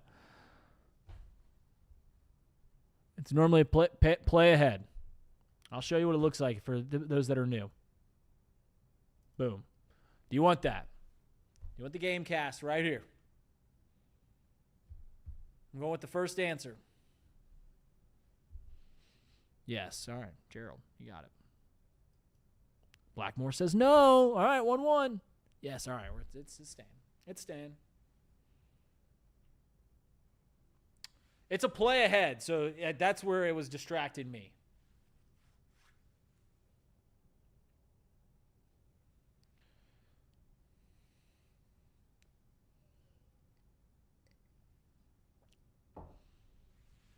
George and Mandy's first marriage. New episodes on Paramount Plus. Got a picture of Paul Brown and the Bengals What was going on with that CBS pregame? They were just getting goofy today?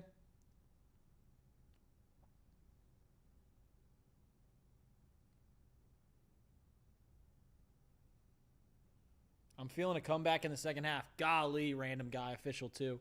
If we come back in the second half and win this game, my wife, who, by the way, there's 123 people. Wife's pregnant. So, having my first kid. My wife is going to hate me tonight. I'm going to be so unbearable. I don't know if I've released that to the Chatterbox universe yet, but yeah. Thanks. Thanks, CWT.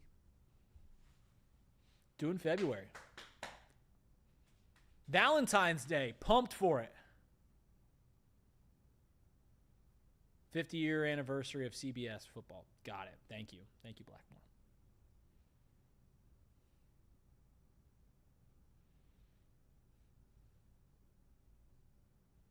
Kirby teaching me well. That's a funny chat because didn't like the insinuation that Kirby's teaching me.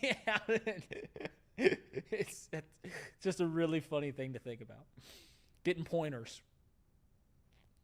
All right, we need to stop here, D. Force them to throw the ball. We got 2 timeouts, 2-minute warning, our ball after halftime. We let them score a touchdown here. It's over, I think. I think it's over. And there's a false start. Golly. Well, I mean, whenever you're playing with a backup quarterback, and this is what these two teams, like if you get behind the 8 ball, like you have a holding penalty, you have a block in the back, you have a false start, you get sacked, anything that puts you behind the 8 ball, I mean, you just got to stay on pace. Thanks, Nathan Hines.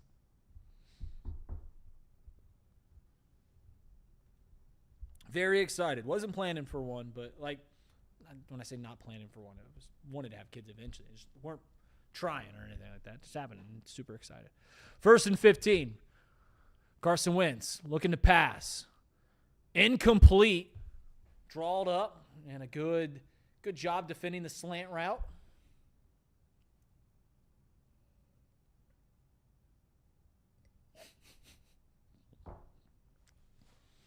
Blackmore is on the short list of names.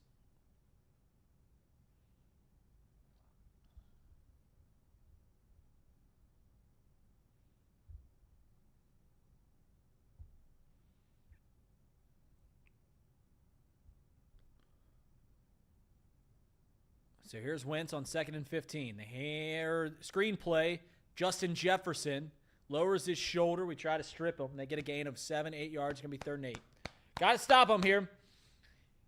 It's 3rd down. I need a towel. Something orange, something that looks terrible, like a terrible towel. 3rd and 7, 4:06 to play here in the half. Got to get a stop here.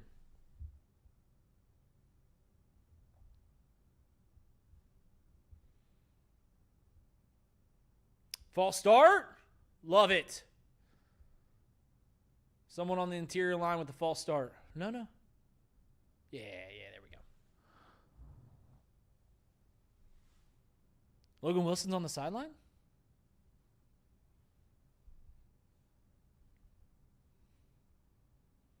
This is an opening.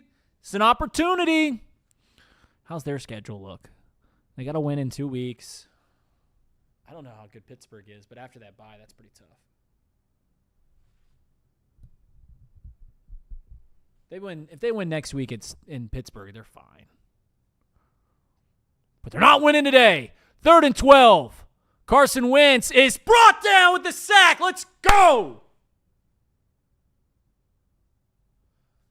Get you some. That's 2.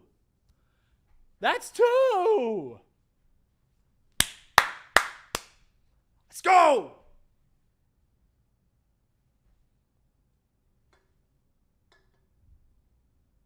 Huge sack. Let's go score.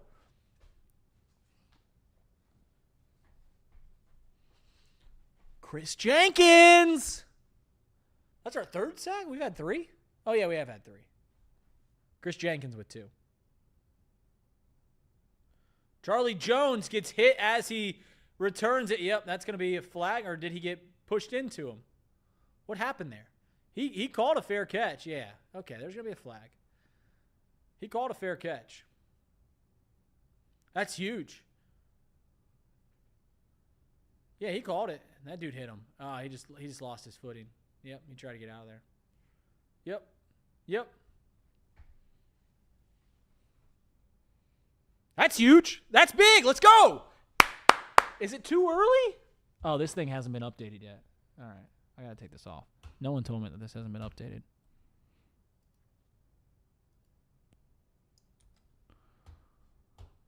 We'll get that. We'll get that right. We'll get that right. All right, so it's 1st and 10. Dare I say?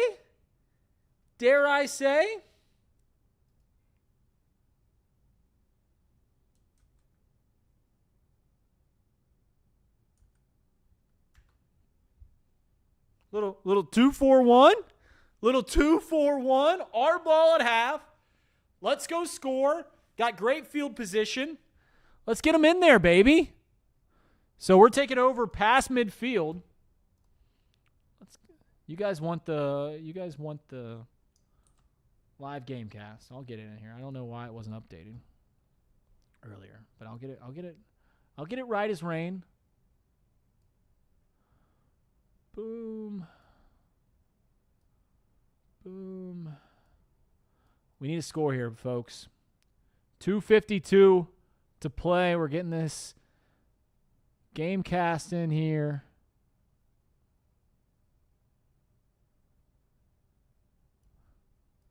And we'll pan it up. Nope, that's not right. That is. And here we go. Boom. All right. Gotta go score.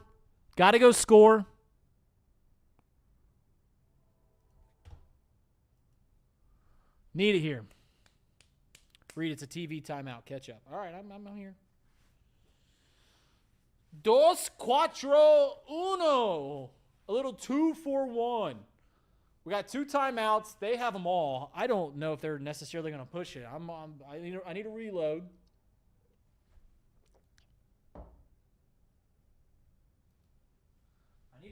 Here.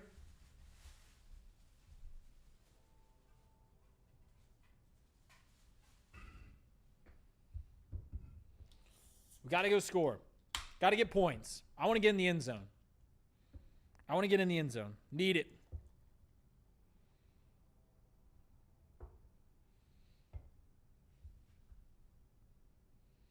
Come on. Get the ball to Chase and T. Man, this is a backup quarterback game if I've ever seen one. We're actually playing defensively fine. Right? We're playing actually really well, if we're being honest, defensively. We just need to get some points on the board. 48-yard line. Fakes the handoff. Got to get rid of it. Oh, man, what a soft pass. But Noah Fant with the catch. It's going to be 2nd and 1. Can we try for the end zone here? Can we try anything downfield? Please. Doesn't need to be the end zone. It can be Jamar Chase 15 yards out. T. Higgins 15 yards out. If we run a QB sneak on 2nd and 1, I will end it. 2nd and 1 from the 39-yard line. Browning takes the snap, hands the ball off to Samaje Perine. I'm even cool with that. We're moving the chains, but you just can't. A QB sneak, your best outcome is 2 yards, 3 yards. Come on, Perine. Come on, Browning. So they take their first timeout. Or was that our timeout? Or is that just the 2? It said at the thing. Was it just the 2-minute warning? When they went to commercial, it's 2:01. I didn't know if the Vikings called a timeout. I imagine it's just a 2-minute warning. Next week, remind me, next time, I got to put an AirPod in so I can at least listen to the broadcasters.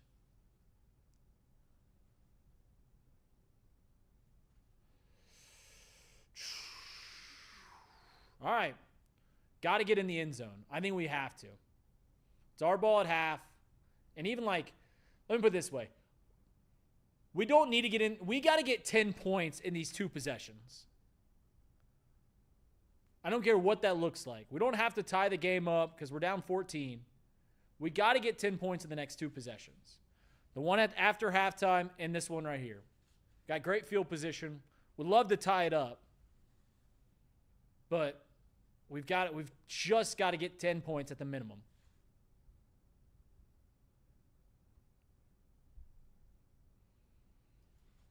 I'm taking my first gander at the scores around the league, because why not? Here at the 2-minute warning. Packers leading the Browns 3-0 at halftime. The wise guys pick. A lot of sharp bettors love the Browns 8.5 this week. Colts up 17-6 on the Titans. Man, I want to believe in Brian Callahan and the Titans, but they're just not letting me do it. Titans up 14-7 at half on the Patriots. Steelers, my bad. Man, the Rams kicking the Eagles' arse. That was a gimme, right? Bucks up over the Jets. Commanders up over the Raiders. Panthers beating the Falcons. Man, what's going on with the Falcons? I liked the Texans against the Jags. 7-3 right now. All right. That's the scoreboard. Does Gesicki play anymore? Dude, we've had 50 yards of offense. Felons. I get it. That's a good point. But it's not like Jamar Chase has been, a huge part of our offense at this point, or even T. Higgins. Noah Fant has kind of created himself a nice little shtick just being the check down guy. By the way, shout out to me for remembering to eat before I did this. First 2 weeks, I did not do that.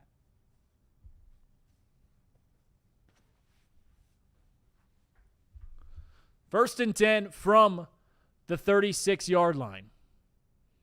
Drew Sample in the backfield with Jake Browning. It's a quick out route to Noah Fant. Did he fumble it? He fumbled the ball. And they're going to score.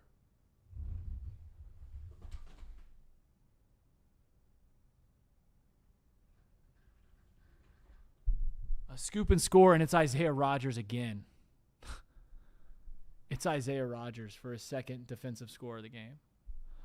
A scoop and score from Noah Fant on a good play.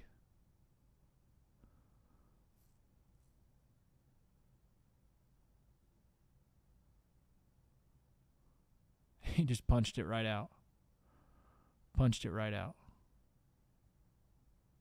It's clean. That's a touchdown.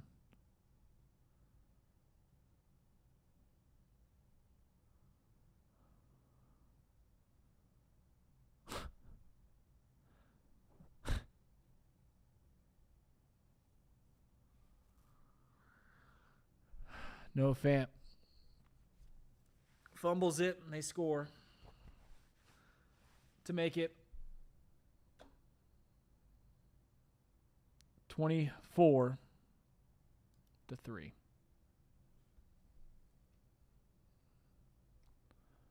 I mean, Isaiah Rodgers have a freaking ball game, dude.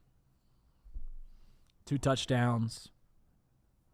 Prevented a touchdown from us. Made a really nice play on that pass to T. Higgins. A pick 6 on a tip. And fumble recovery. Just getting punked out in Minnesota. Just getting punked. 24-3. $1.47. Our ball at half. So, I mean, if you want, we can make this a 1-score game. If we score a touchdown, then go and score it to start the second half. 24-3. And we just don't have the offensive firepower. We don't have the offensive firepower to come back down 21.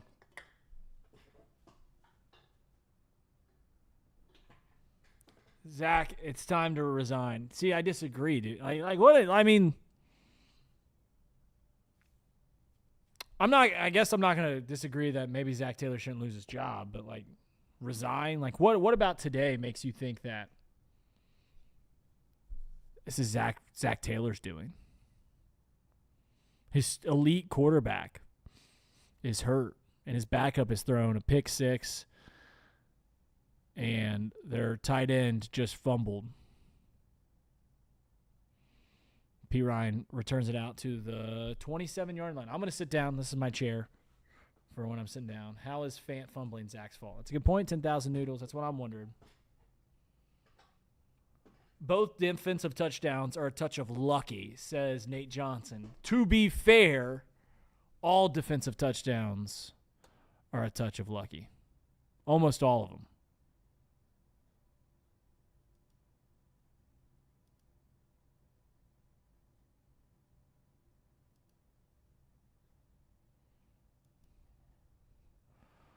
Jake Browning looking to pass. Errant throw to Mike Gesicki, and this is going to fall off the rails, isn't it? This game's going to get real ugly really quickly. We might not sing the song today.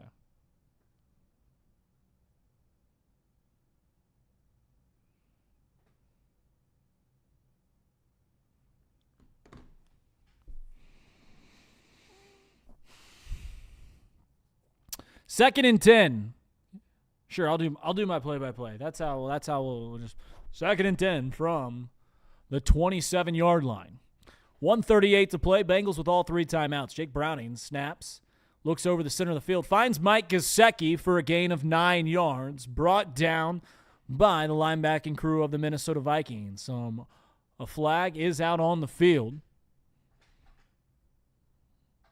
and it looks like the Bengals might be coming back.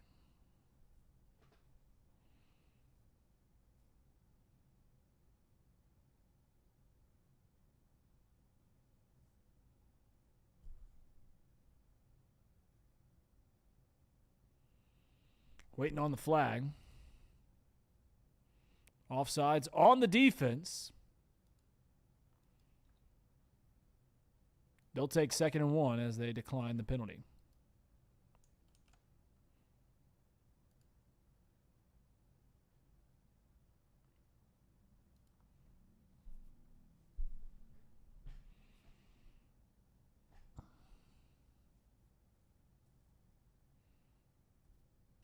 That's a good point, 10,000 noodles. 2nd and 5. That's perspective, as you call it. Jake Browning steps up in the pocket. Flag is thrown, and he throws it beyond the line of scrimmage to Jamar Chase. Jamar Chase, who fumbles the ball, and he probably lost it too, didn't he? He probably lost it. They're gonna decline those penalties. They're gonna decline those penalties. We get 2 effing penalties on a play, a holding, and he throws it beyond the line of scrimmage, and then Jamar Chase fumbles it.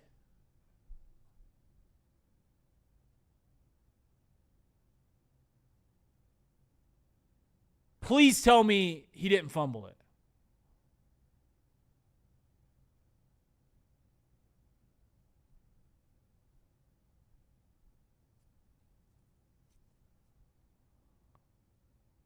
It was Isaiah Rodgers who came up on the ball too, wasn't it? Illegal forward pass. Our defense is coming out. They're both declined because they want the turnover.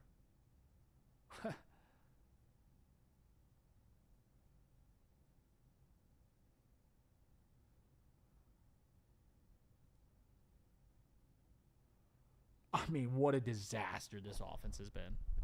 What an absolute disaster. The quarterback's been terrible. The line's been brutal. And if Isaiah Rodgers jumped on that ball, kudos to Isaiah Rodgers for having the best defensive game I've ever seen. At least the best defensive half I've ever seen. 2 touchdowns. Knocking a ball loose from T. Higgins, and then getting a fumble from Jamar Chase. Good thing that field goal line's going the other way. And there's a pass to Justin Jefferson, and they're going to score again. Justin Jefferson evades 3 tackles, and he's well into the Bengals secondary. I gave Zach Taylor credit on Monday, credit all week about how this team fights, about how this team constantly fights. Even in the face of adversity, they fight. I don't know how you can fight. I don't know how you can tell yourself that something good's going to come out of this. They're at least going to get 3, probably going to get 7. And there's a pass to TJ Hawkinson for a first down. It's going to be first and goal with 36 seconds to play in the half.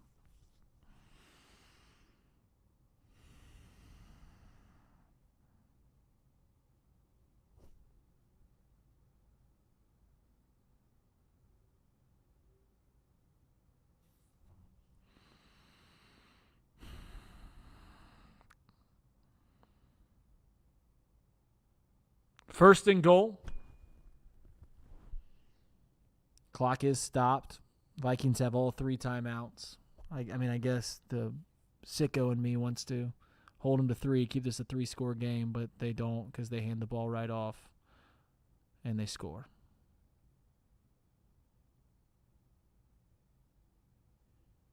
It's 30-3. About to be 31-3.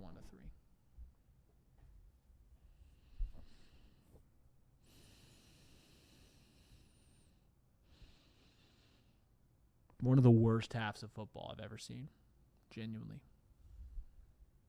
One of the worst halves of football I've ever seen.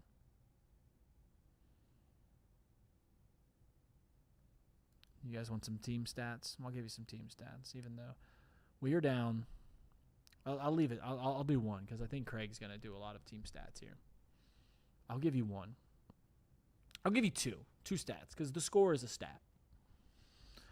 The score right now is 31-3 at halftime. The Vikings have 31 points. We have 3. You want to know the yardage difference between our 2 teams? We have gained a total of 92 yards, which in a half of football is terrible. Terrible. 92 yards of offense. They're up 31-3. They're up 28 points. They certainly should have 300 yards. They have 136 yards of total offense. 136 yards of total offense. Isaiah Rodgers with all 3 takeaways, and they've scored 21 points off of it.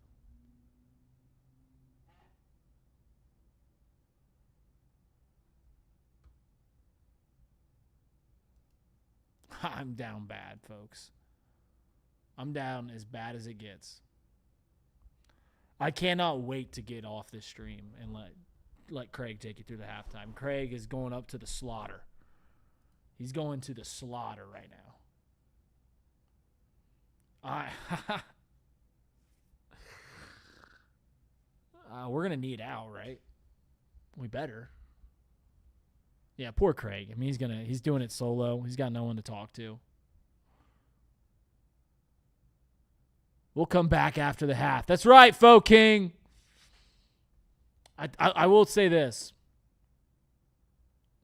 and I mean this with no hint of optimism. Like, don't make this sound like I'm being optimistic or anything, because I'm not, because I'm being about as pessimistic as I can possibly be.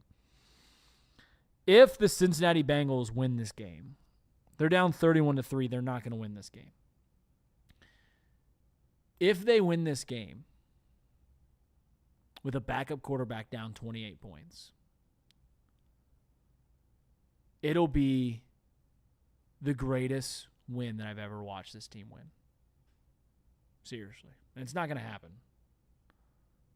But we hand the ball off to Samaje Perine, who fumbles the ball. And it drips on up, and then it's going to be fumbled again. And they fumble the ball.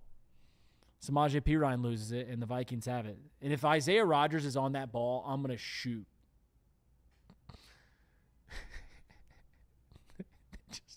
They just fumbled the ball.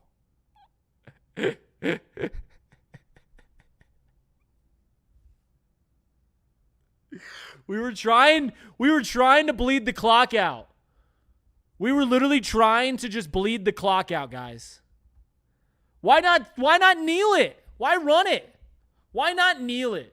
Like, if we're just going to run the ball, I mean,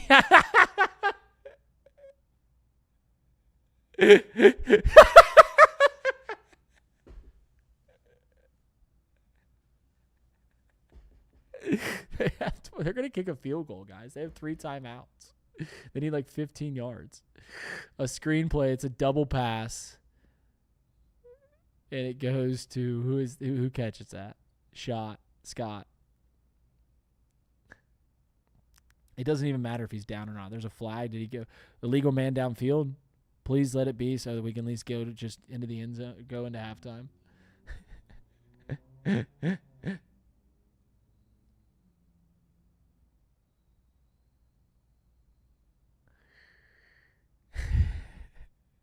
Illegal formation. Thank God.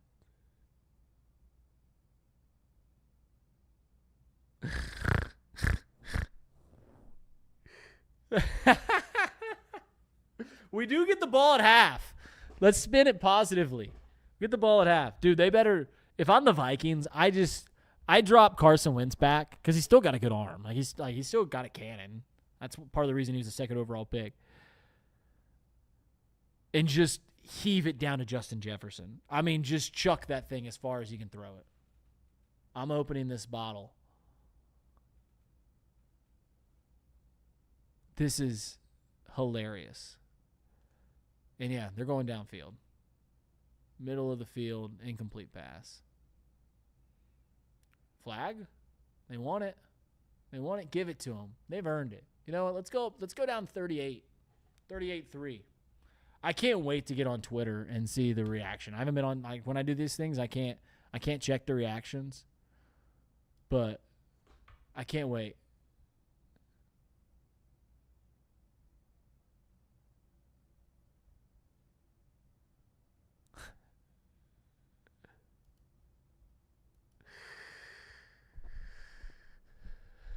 And Samaje is going in. Great. All right, they hand the ball off. And that's it. All right. 31. Dude, they call a timeout? They clocked it with 5 seconds to go? Are they going to kick it? It's a 62-yarder. Will Reichard going to kick it? Yeah, they're going to, aren't they?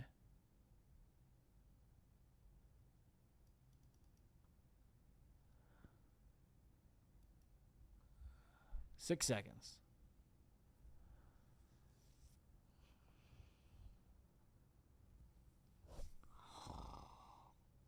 So they're gonna sideline them. They're gonna try and gain what? 4 more yards. They got a timeout. At this point, it'd be a 62-yarder. I mean, we were just trying to go into the end zone. We were just trying to go into halftime. We ran the ball with Samaje Perine.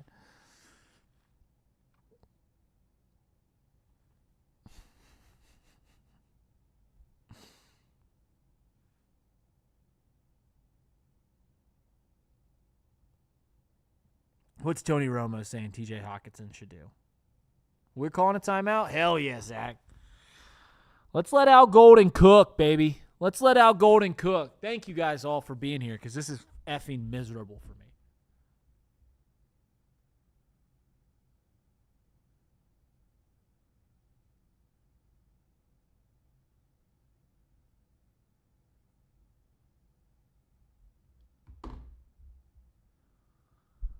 I can't wait. I don't even know who Isaiah Rodgers is. Apologies for if that's ignorant of me. But I can't – we have a tendency of signing guys that have big games against us. So when Isaiah Rodgers eventually becomes a free agent, he's 27 years old. When he becomes a free agent and he comes to Cincinnati, it's going to be awesome. Yeah, he's started 5 games in his career. He's going to play at Cincinnati next year. He's just going to be a part of our secondary. Terrible pass to Justin Jefferson, and now they'll kick it. 3 seconds.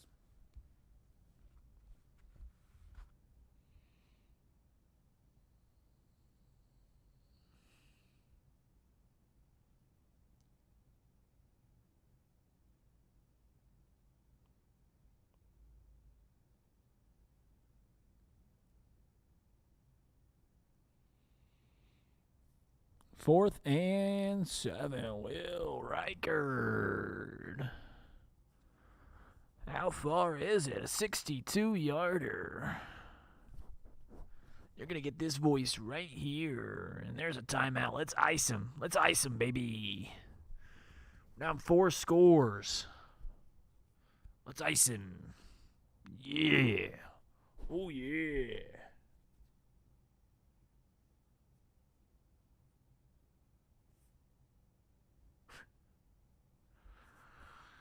And out trots the big leg of Will Reichard.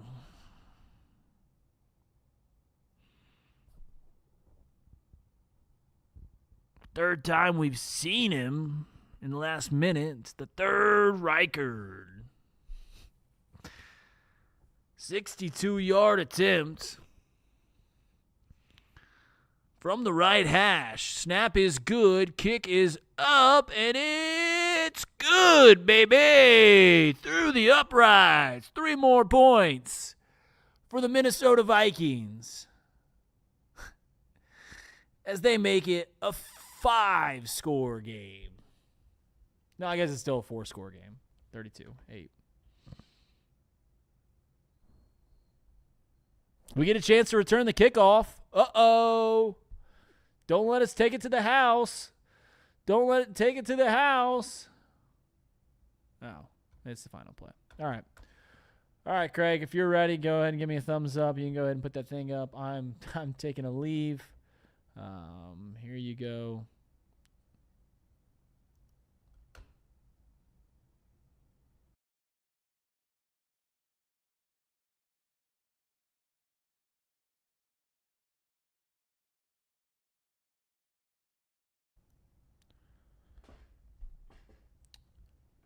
Craig, whenever you're good.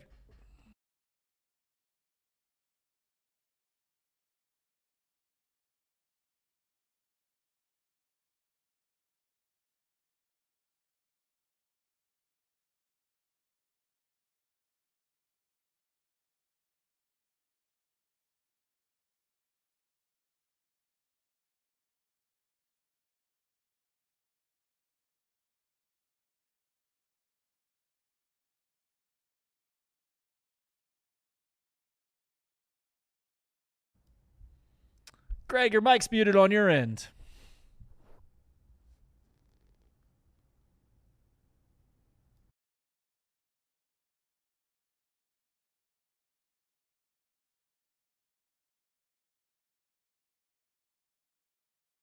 Put up that graphic and we'll figure this out.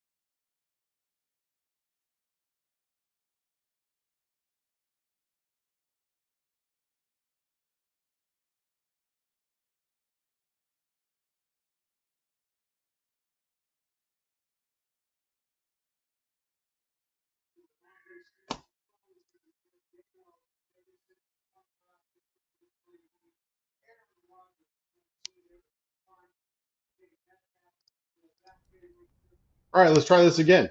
Can we hear me now? I got the YouTube chat up. Let's make sure that y'all can hear me before I get too far into my rant about this terrible first half. Yes. All right. Vikings lead the Bengals 34-3 in what has been one of, if not the most embarrassing halves of football of the Zach Taylor era. 4 giveaways in the half for the Cincinnati Bengals has been brutal. Brutal. The Vikings able to score 34 points, and they've done that with just 144 yards of total offense. They score 24 points off of turnovers in the first half.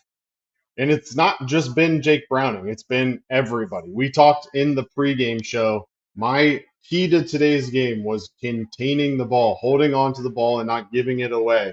And yet here we are, 4 turnovers in the first half. And it's come from everywhere. Let's take a look at the first half stats. Jake Browning, 11 of 17, 73 yards, no touchdowns, 1 interception. Chase Brown, 7 carries, 4 yards, 2 receptions, 11 yards. Jamar Chase, 3 receptions, 22 yards, 1 carry, 9 yards, but he did fumble on his last catch of the first half. T. Higgins, just 1 reception for 14 yards. Noah Fant has also fumbled, and Samaje Perine fumbled there at the end of the first half. The one bright side on the defense, obviously, they haven't had to do a whole lot because the Vikings have scored 2 defensive touchdowns. I have the score wrong here on this halftime stats because they scored that last-minute field goal and I missed it. But look, I don't think that the issue has been the defense. The defense has done their job. In fact, they've held the Vikings offense in check. The problem is that this offense is continuing to give the ball to the Vikings deep in their own territory, or even worse, touchdowns by the defense. It's happened twice, both by Isaiah Rodgers, the off-season signing out of the Philadelphia Eagles. He's been an absolute menace, caused fumbles, created interceptions. He's been all over the field and has absolutely wreaked havoc for this Bengals offense. The offense, 31 plays, only 99 total yards for the Bengals in the first half. First downs are close. Vikings have 10, Bengals have 7. But the Vikings did get 2 of them via the penalty. Penalties also, not that this is a surprise from Ron Torbert's crew, but first 2 plays of the game, 3 flags thrown against the Bengals. In total, though, the Vikings are actually way outpacing the Bengals in terms of penalties. They have 8 for 65. The Bengals have 3 accepted against them for 30 yards. But again, the biggest story of the first half, 4 turnovers, 3 of them via the fumble, 1 of them via the interception, and 2 defensive touchdowns for the Minnesota Vikings. Again, talked about it before the game, how important it was for this Bengals offense to control the football. The run game has been absolutely non-existent. 13 rushes on the day, and it's not good enough. You look at the line, and obviously it's a little bit elevated by that 12-yard run from Samaje Perine where he fumbled at the end of the run. But Chase Brown, 7 carries for just 3 yards. This offensive line has opened up next to nothing for him. They're going to have to find ways to get the ball into his hand. They did it a couple times with just short passes, 2 catches for 11 yards for Brown. But I think that's going to have to be the game plan in the second half. Samaje Perine went into the locker room before halftime, appeared to be injured on that fumble. But Chase Brown's not going to get to sit down and have a reprieve in this game, or at least not a lot of it.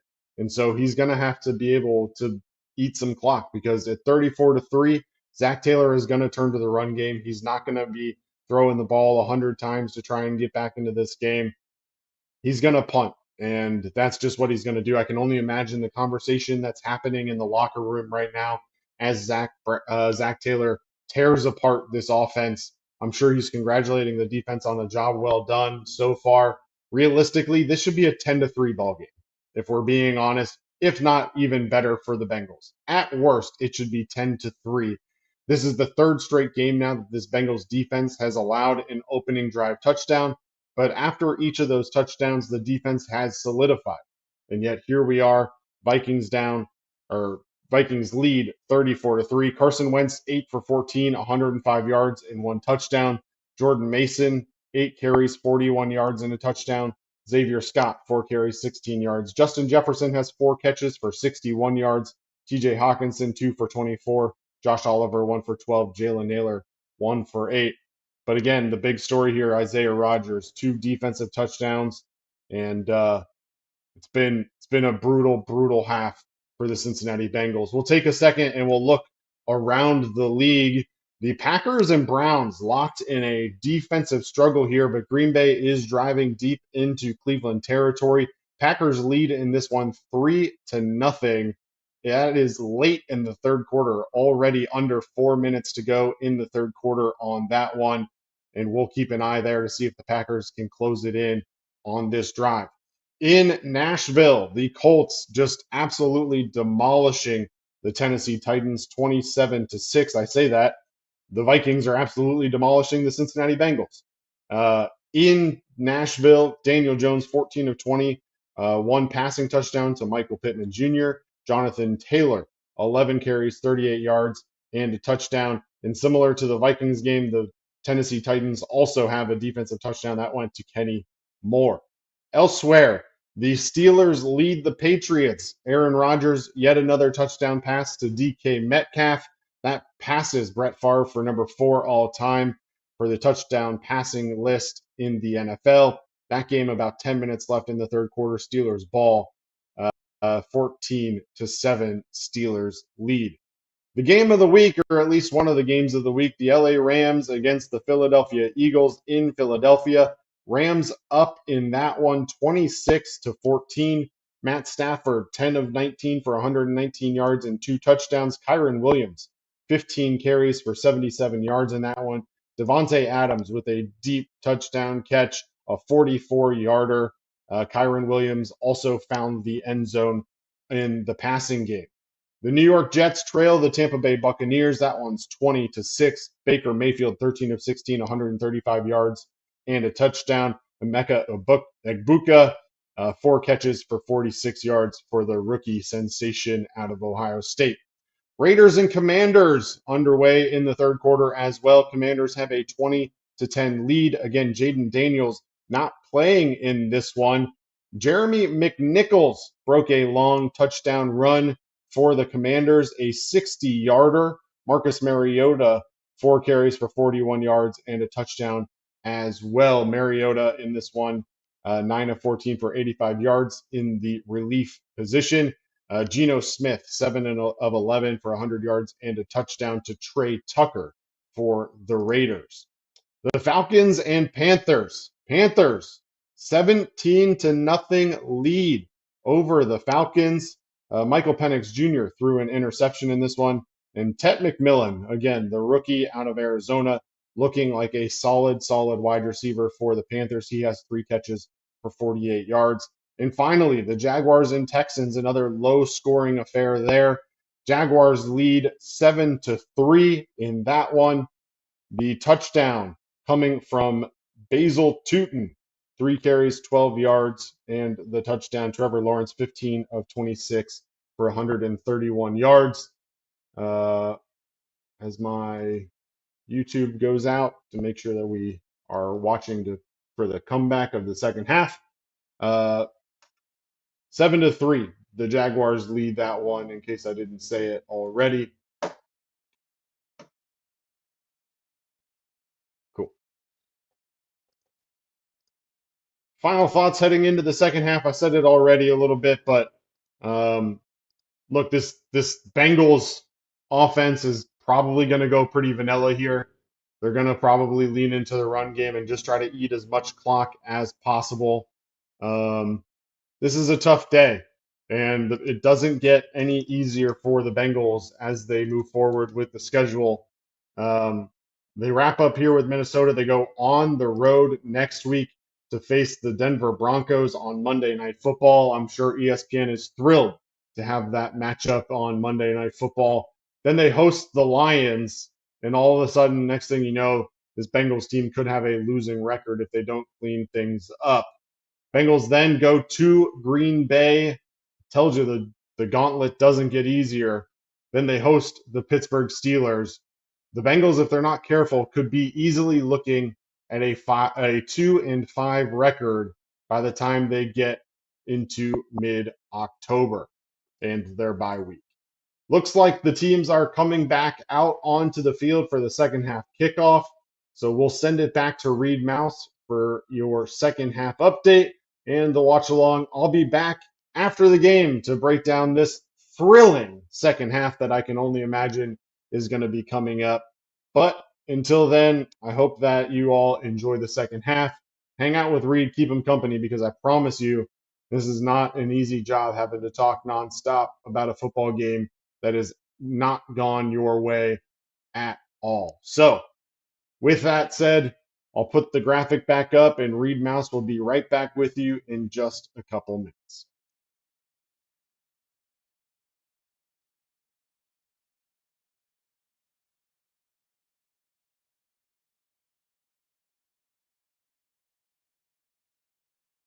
Back, baby. We are absolutely back. Luckily, we did not fumble the opening kickoff, 34-3. Go ahead and get that baseline crawl right here. I'm going to sit down for the remainder of this one.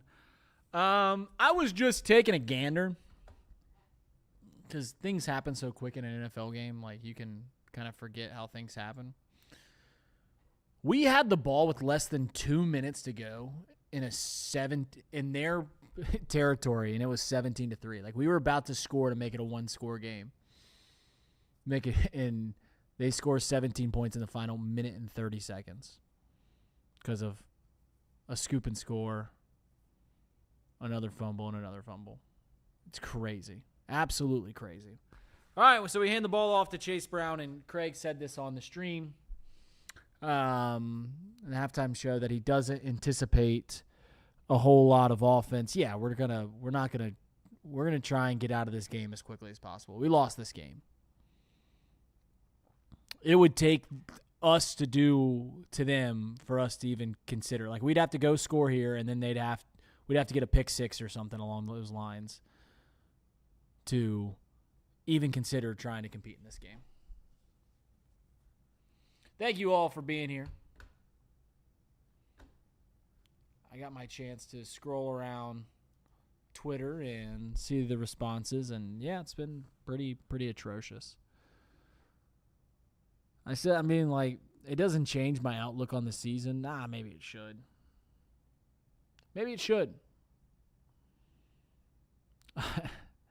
3rd and 7. 10 seconds to snap. Trips to the open side of the field. Stepping up is Chase Brown. Jake Browning takes the snap. They send 6. Browning's moving out to his left. He avoids 1 sack, 2 sacks. He's going to keep it himself, and he's just going to step out of play, and we're going to punt the ball here on the opening drive of the second half.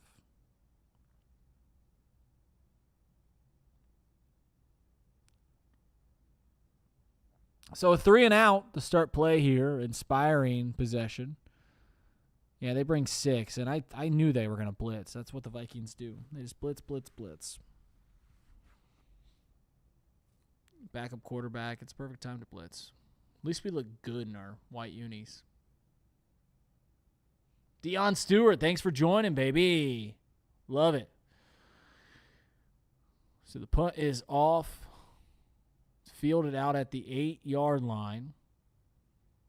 And that's going to be a crack block penalty. And who is it? Pace? On the punt return. But it was a good special teams play. So they're going to get moved halfway back to the goal line. So we get a 3 and out. Yeah, let's use these 2 halves. That's a good Al Golden or our coaching staff. I mean, what a disaster. It's on us. Face mask. Love it. Woo! Woo!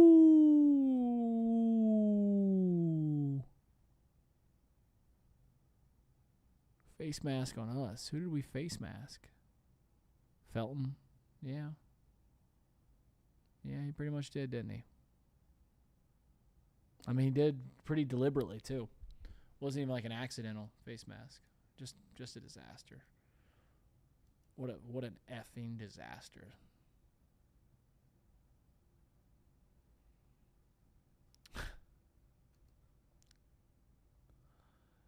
All right, so give me some things in the chat that I can look forward to going forward, if you got any. Yeah, I mean, he held it for 15 yards. Yeah, I mean, it was deliberate. The kind of penalty where you know he does that all the time.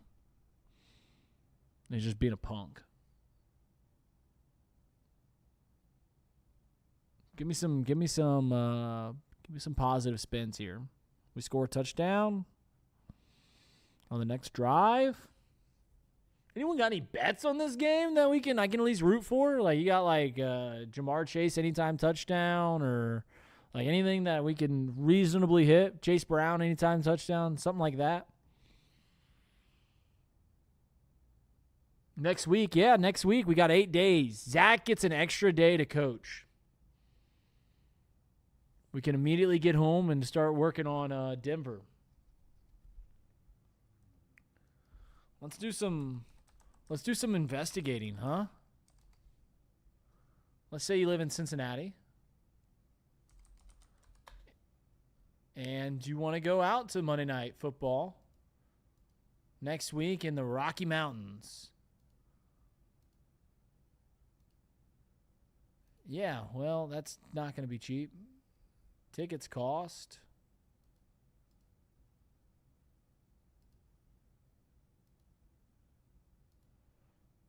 Just I mean, $350 round trip.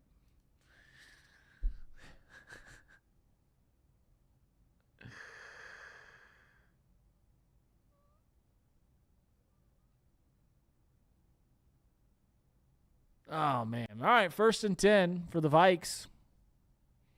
15-yard penalty. We had him pinned.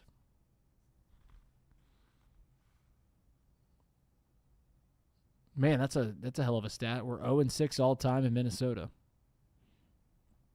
2-0 against them in Cincinnati last 2 times we played them.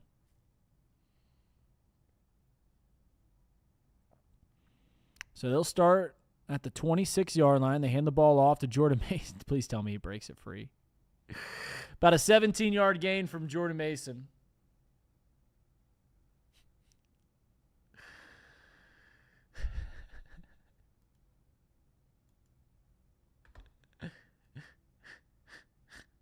Oh, my God.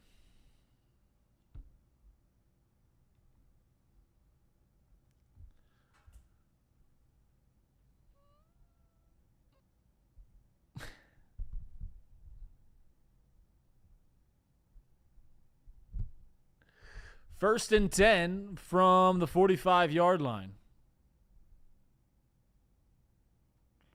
And a handoff goes for it. Yeah, this team's giving up.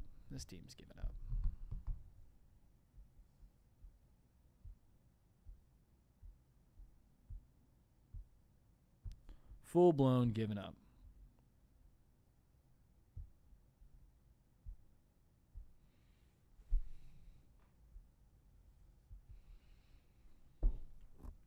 I hope you Reds fans are locked into the game, the baseball game. There's a penalty going to be called here. False start.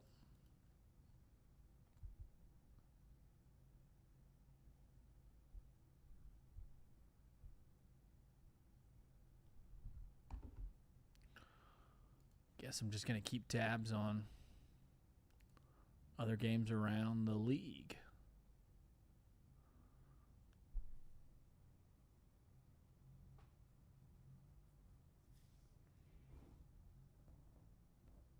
So here we go. 2nd and 7. They're near midfield, and they're going to hand the ball off again. Yep, they do. And it's a gain of about 4, maybe 5 yards.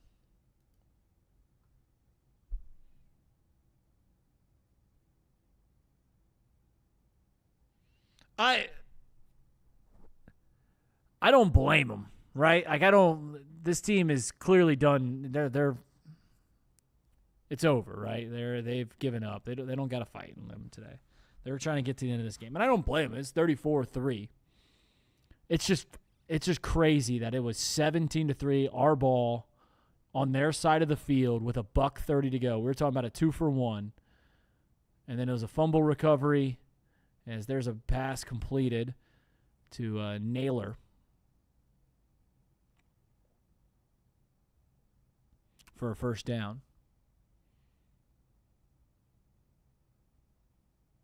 Pass completed to Naylor, but like it was 17-3.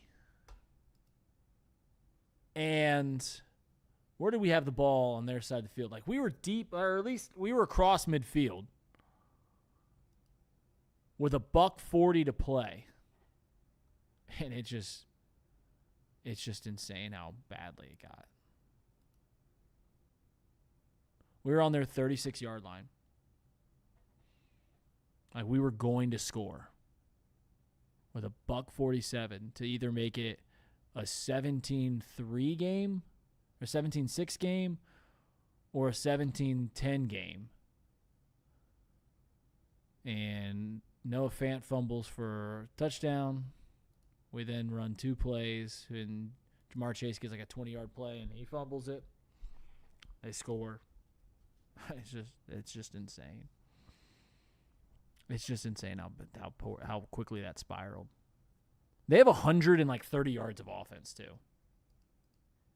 It's more now because of this drive, but coming into the half, they had 140 yards, but not 180. We are kicking our ass. Can we get them to punt? I can't see us lose by like 50. Carson Wentz drops back to pass, surveys the field, goes over to the right side, finds Justin Jefferson on 1st and 20 for a gain of 15.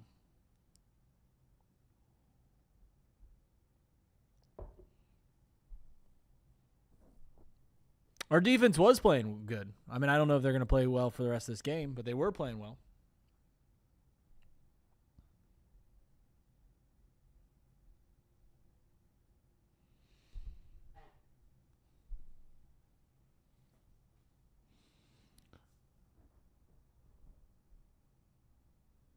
So 2nd and 6 from the 36. I'm a lock in here. 36-yard line.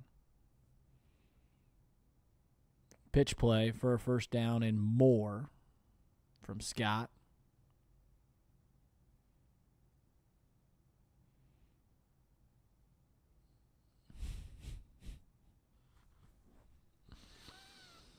All right, those of you guys that are watching here, we've got 112 currently watching, 116. You see all the orange on me. But if my baseball team doesn't win today, I can't do the show tomorrow. I'm supposed to do off the bench tomorrow at 10 I can't do that show tomorrow. Just genuinely cannot.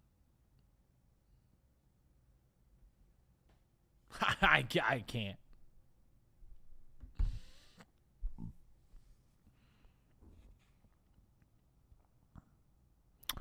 Got a TV timeout. Because why not?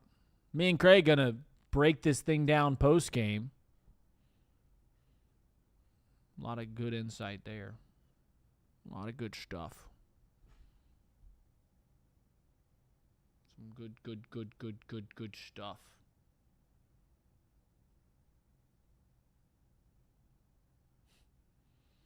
No name with a good take, actually, I think. What is really sad is that we think our defense has played well this season when it clearly played terrible and got lucky in the first 2 games of the season. That's not the worst take ever. Not the worst take ever.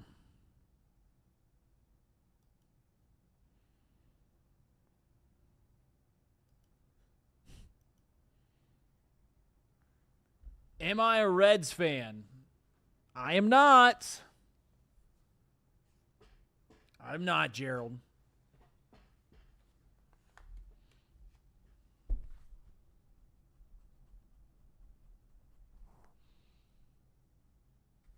I love you guys, all of y'all, and everyone that's watching this thing. Thank you so much. You know what? Come in here. Come in nice and tight. Come in nice and tight. There we go. It's as tight as it gets. Love you guys. Thank you for being here. This is a blast for me. When I signed up for when Trace Fowler called me in 2018, I believe it was, and asked if I wanted to work for this company he's starting up, I knew that 7 years down the road, I'd be sitting right here in this chair talking about this game to you guys. And I thank you so much for being here because I'm living out my dream.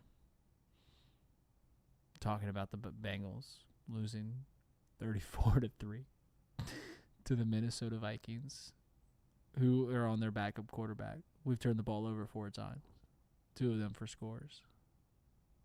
We have 90 yards of total offense. They have less than 200 yards of total offense, and we're down 34-3. This is awesome. I'm going to finish this game. All right, 1st and 10 from the 26. Pitch play. Jordan Mason almost trips up in the backfield. What a play for Demetrius Knight. Laying the boom. Chris Jenkins with 2 sacks. Where do you go when you hit rock bottom? I don't know. I've recently taken up a hobby of fitness, and if I hadn't drank these beers today, I would probably just go run until my legs didn't work anymore. No AirPods or anything. Just living life, baby. 2nd and 9. Carson Wentz surveys the field, looks over the middle, and finds T.J. Hawkinson, who likely will have a first down.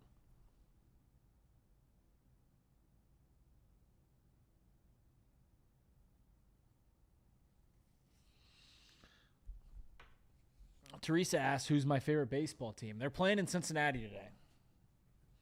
Just the road team.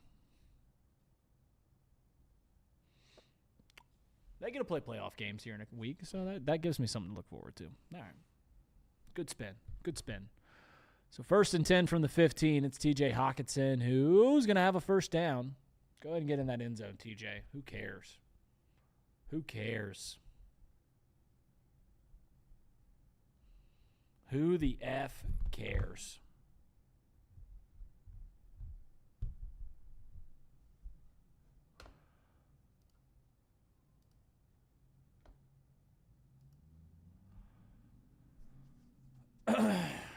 Indianapolis destroyed us during a preseason game. It was a sign. Preseason means nothing, dude. At least this is a long drive. Like, in all sincerity. Like at least this is a long drive. 1st and goal from in between the 4 and the 5. And Mason gets in there for a score. It's 40-3. Minnesota Vikings take a 40-3 lead here in the Trace Quarter.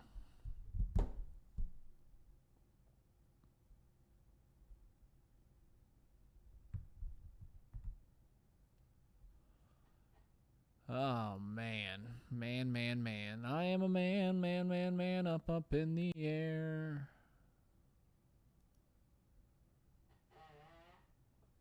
That's his first career game with 2 touchdowns. Good for him, baby. Yeah.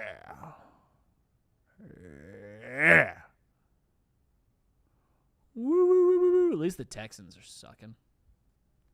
I'm a Texans hater if you didn't know that. I don't know why. Actually, I know why. 41-3. Hear them Bengals growling. Mean and angry. Here he comes a prowling. Clean and hungry and offensive brew. Run, pass, or boo. Since I can't even do it. Skull.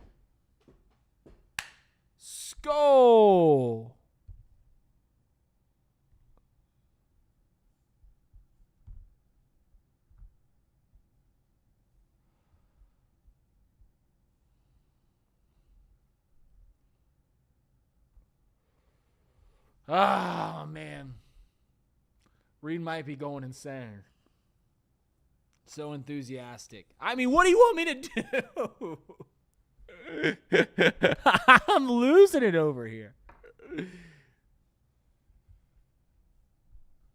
I mean, this is crazy. We are losing 41-3 with almost a whole half of football to play, and they have just barely 200 yards of offense. Do you understand how hard that is? To score 41 points with 230 yards of offense? It might never have been done before.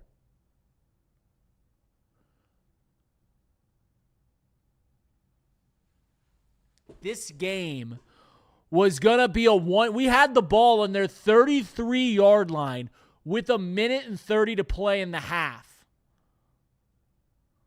And if we would have scored, it would have been a one-score game. 1:30, 35-yard line, I think it was, to make it a one-score game. We are now 6 minutes left in the third quarter, so 9 minutes into the second half. And it's 41-3. And you're asking me if I'm going insane? Yeah. In fact, the only thing I've thought about for the last 15 minutes is what the hell I'm going to have for dinner.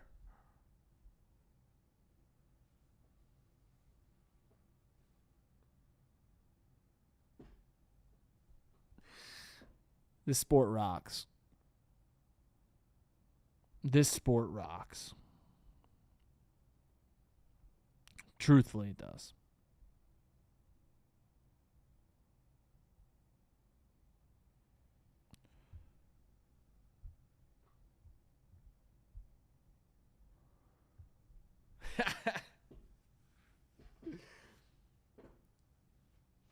I'll tell you what.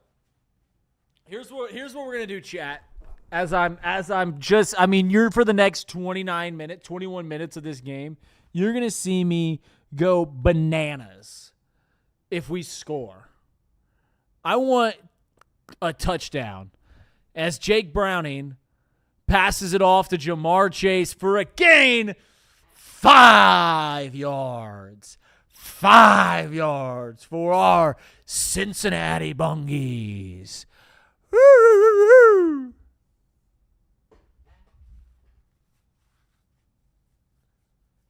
Our Bungies. 2nd and 6. Let's see what old ZT draws up here, baby.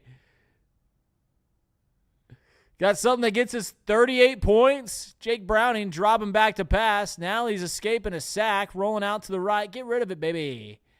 Dumps it down to Chase Brown for 3. We still have a winning record, Princess.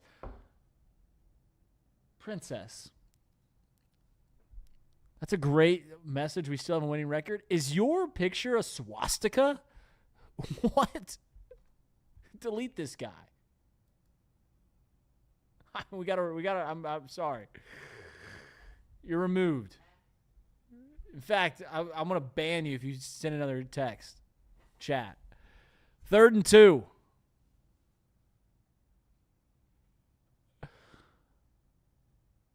Browning. Over the middle of the field. Is that Sample? Who is that? Is that Gesicki or Sample?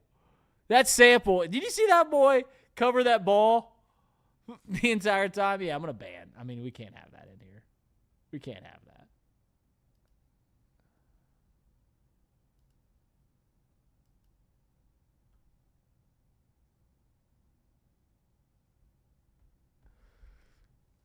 First down, baby. Drew Sample. You see the way he covers that ball? That's a gamer.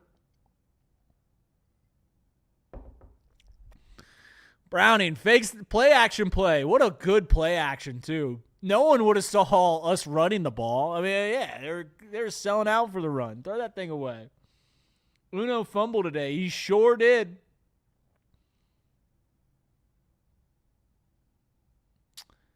Jamar Chase sure did fumble.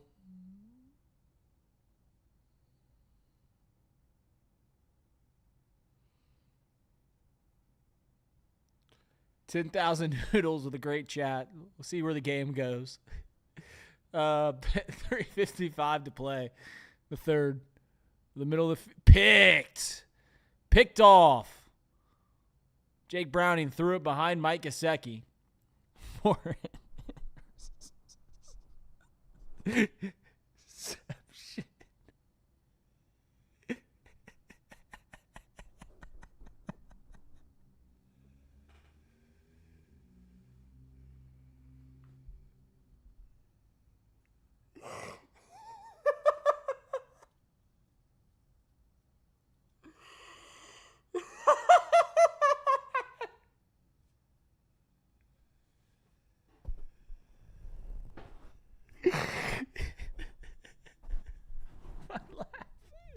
Feels like a Joker origin story or something.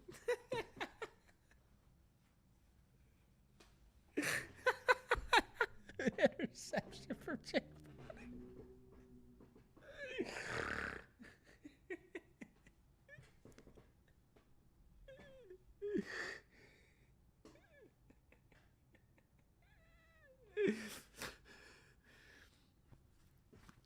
An offensive brute. Run passer boot. For those of you guys keeping score, because I am, but barely the National Football League is too, because the score is 41-3. That is the score. For those of you guys keeping score, and I guess this is going to sound like the biggest hater thing ever, because sure, it will be. Ever since we handed the ball off and gave it to the best backup quarterback in the league, a top 15 quarterback in the league, whatever Rich Eisen said about Jake Browning. Ever since we gave him the ball, and it's not all of his fault. I'm not saying it's all of his fault, but I'm just telling you a stat here.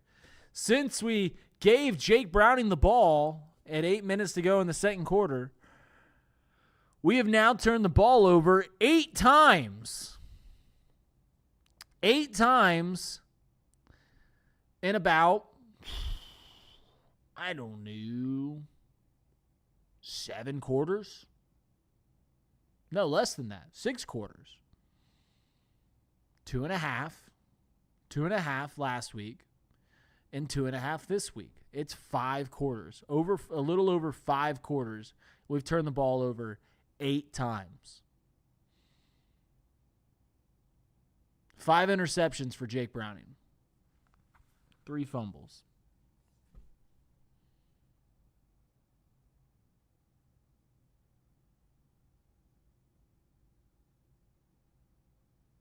Sirboy Wonder, are you victory lapping me about my college football? I don't like college football. I think it's terrible. I think the games are terrible. Are you victory lapping me? Are you using the Bengals losing 41-3 and likely by 50 points as a dunk on me because I don't like college football? That's ridiculous, dude. Jordan Mason for a 20-yard gain.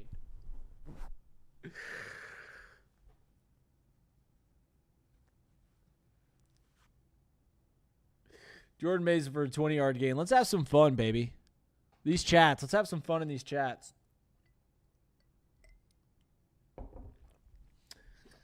Oh, man.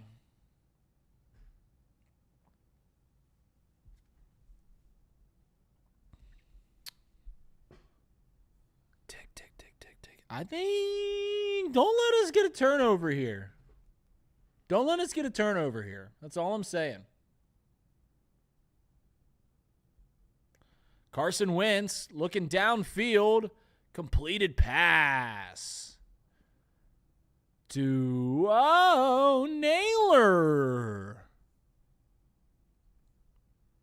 So we'll go down. You need a shot, LOL. I'm telling you right now, my in-laws, I'm going over to my in-laws after this game. And it's a celebration and stuff like that. But just last night, they won a bourbon basket. So a basket of a lot of bourbons. We're gonna pop open at least one of those. As Jordan Mason shakes and bakes his way to inside the 10-yard line. So it's gonna be 1st and goal. It's like watching a ship sink. Paul Musser says, Paul, I don't mean to be on you here, but the ship's underwater. It's not watching a ship sink. The ship's at the bottom of the Mariana Trench. It's 21,000 feet under the water.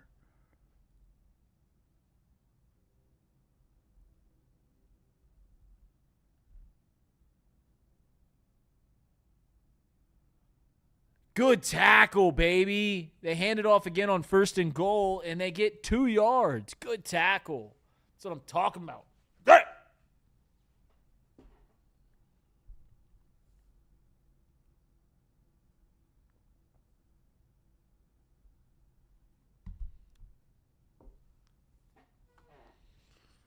That's what I'm talking about. Talking about Lou. 2nd and goal from the 9.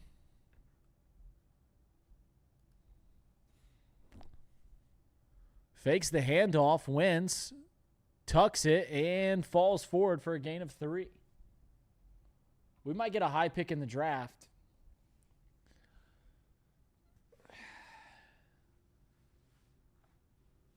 I'm telling you guys right now, so if this game didn't already telegraph it, if we don't win next Monday, it's going to turn into a conversation about, especially if we look bad again, it's going to turn into a conversation about what do we do going forward? What do we do? Because the smart thing to do would be trade Trey Hendrickson because he's on his final year. We can get, a 3rd-round pick or something like that, 2nd-round pick maybe. Like that's the conversation. As they find T.J. Hawkinson for the touchdown, it is now 48-3.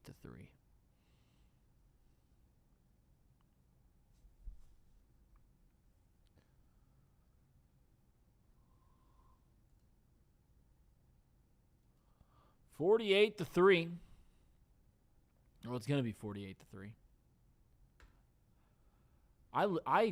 I gave.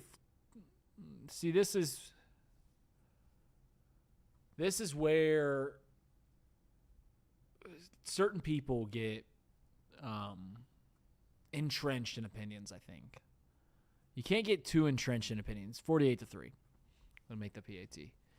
And the reason I say that is like you take in all the information you've had and you make it, or all the information that you've looked for, whatever it is, and you make your opinion about whatever it is. And there's clearly going to be some biases there more often than not. And people get entrenched in their opinions. My bias is I think that Zach Taylor's a fine coach. I do.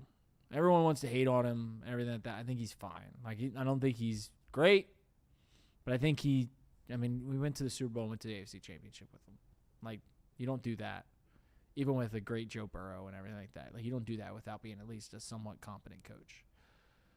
And on Monday, I made the take on Off the Bench that the one thing that I will continue to give Zach Taylor credit for is how his teams fight. I thought last week they showed so much spunk and fight, even after Joe Burrow goes down. And 2 years ago, same thing. I saw how well they played once he was gone. Not well enough to get into the postseason, but they played well enough. And I was like, man, this team can fight. This team continues to show fight. And I was like, man, that's one thing that if you could have one trait, you could only have one from a coach. Like, the teams learn well, their teams do this well, yada, yada, yada, all these things. There's penalty flags all over the place. Can they at least compete? Can they at least play hard? Because I think that's the number one thing you'd always take. You'd always take away, I don't care if they, like, it's the one thing you can't not have is playing hard. Like, you can't play lackluster. You can be the greatest developer of talent. You can choose the right guys on the offense, whatever it is, play calling, all the above. But if your team doesn't play hard, what are we doing? And I wanted to give Zach Taylor credit. I made that take on Monday. I think I said it on Wednesday. I made it multiple times. The team gave up today. They gave up the second that second defensive touchdown was scored. They completely gave up. and it's been an absolute disaster since then. It was 17-3.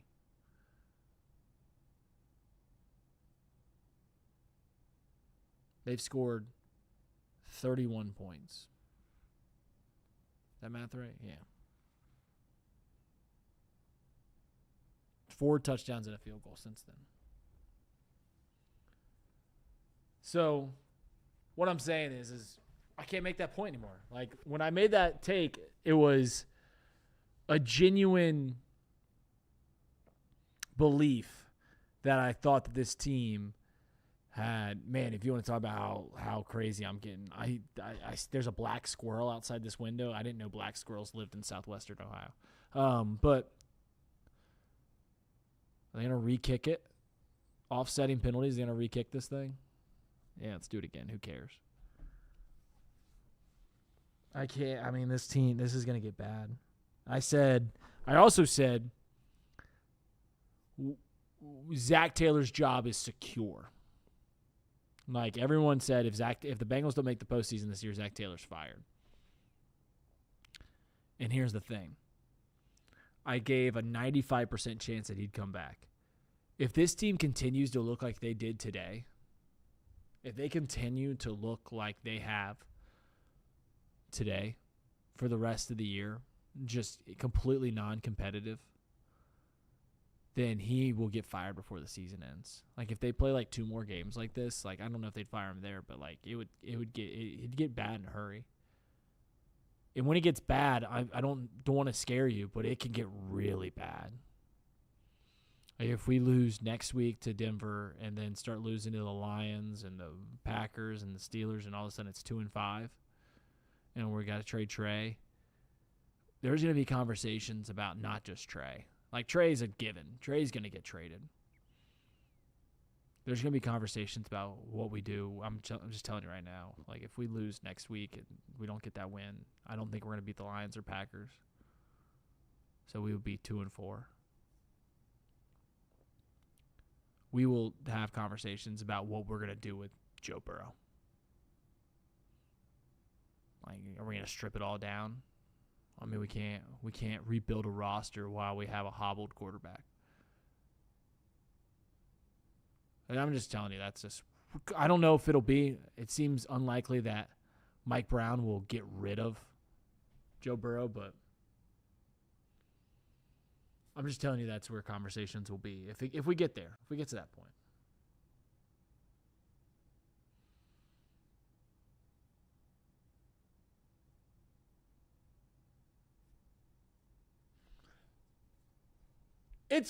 It's fair to say this is the worst loss in the Zach Taylor era, regardless of who our starting quarterback is, right? Like, to this point, I'd probably say the worst loss is that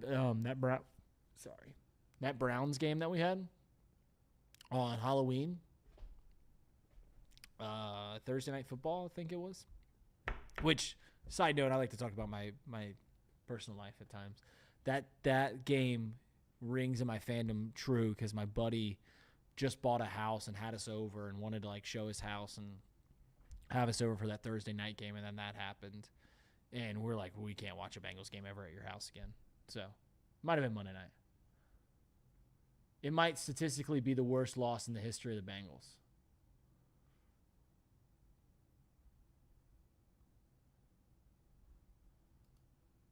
So, be sure to tune in to Chatterbox Reds tonight. I'm sure they'll have a lot more fun. But, man, how the hell? I got to do – so I get to host – there's 140 people here.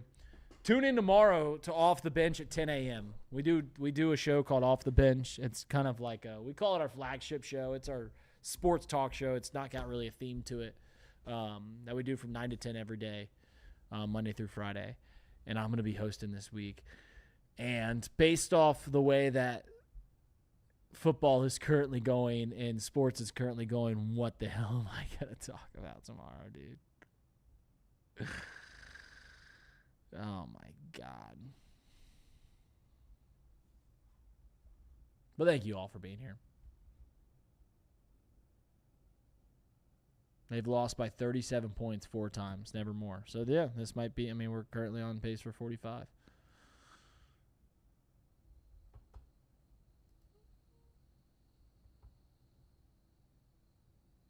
Zach lost 26 of his first 32 games. I'm sure there were some big ones.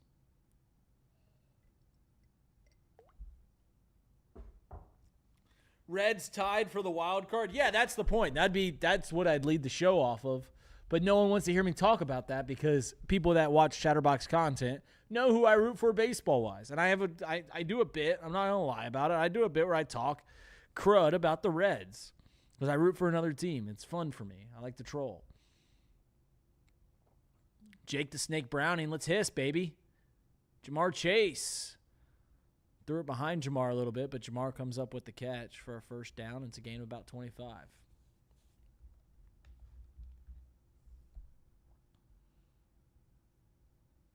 You know what, guys? Let's put our 4s up. I forgot about that. Let's put our 4s up. I would ask if you guys want the score up here, but I should just put a big old freaking dunce cap over the top of my head.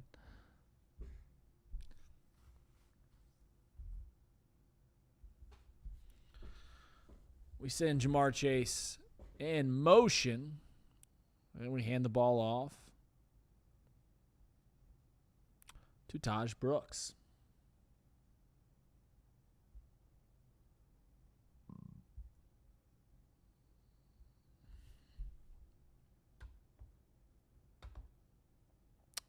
Craig says that's a touchdown if thrown well. You're probably right, dude.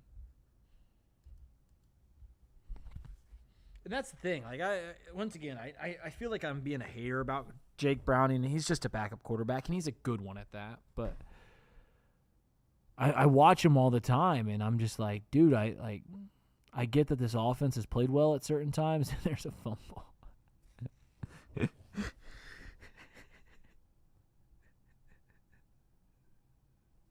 Are they giving us greased up balls? What the hell is going on? We got the ball back.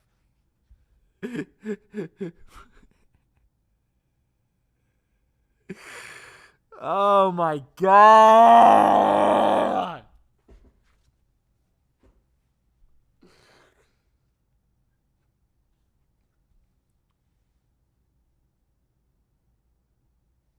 Oh my, and good timeout, Zach. Let's talk to the team. Zach, just effing bench everybody. Just bench them all, dude. Bengals better be looking for a quarterback. Actually, you know what? I'm on board. I swear. I mean, a better quarterback doesn't make this game any different. Like, he doesn't change this game. But, man, oh, man.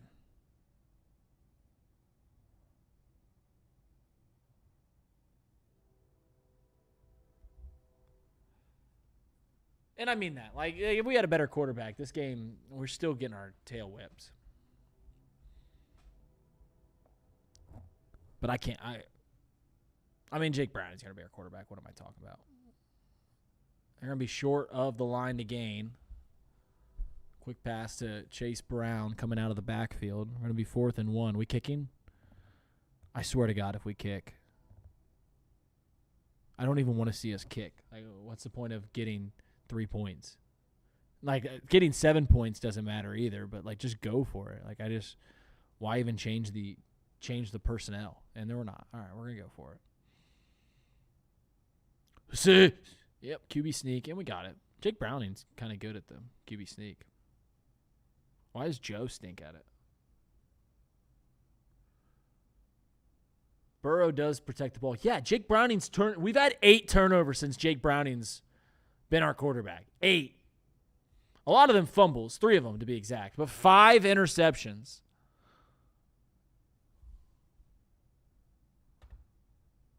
Everyone told me how many terrible picks Joe Burrow had. Is that on us? Okay, it's on defense.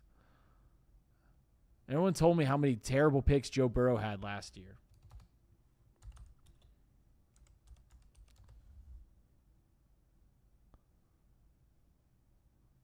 In 2023, Joe threw 6 picks. Last year, he threw 9. And Jake's already thrown 5. . .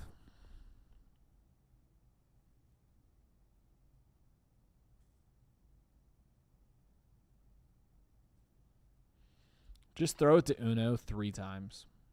I don't even care. Pushed. Throw the flag. Do you remember when we competed against the Bills, Philly, and Chiefs? Philadelphia really wasn't a team to compete with back then, but yeah, we used to compete with the Bills and the Chiefs. No doubt about it.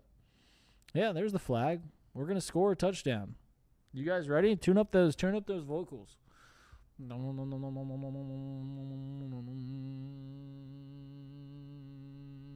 Jordan Earhart with a good callback. Tough sledding.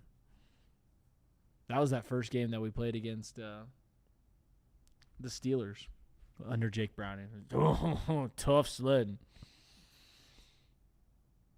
Yeah. Hand the ball off to Chase Brown. And we do. And he's met in the backfield. Jamar. Throw the ball to Jamar. That's what I'm saying.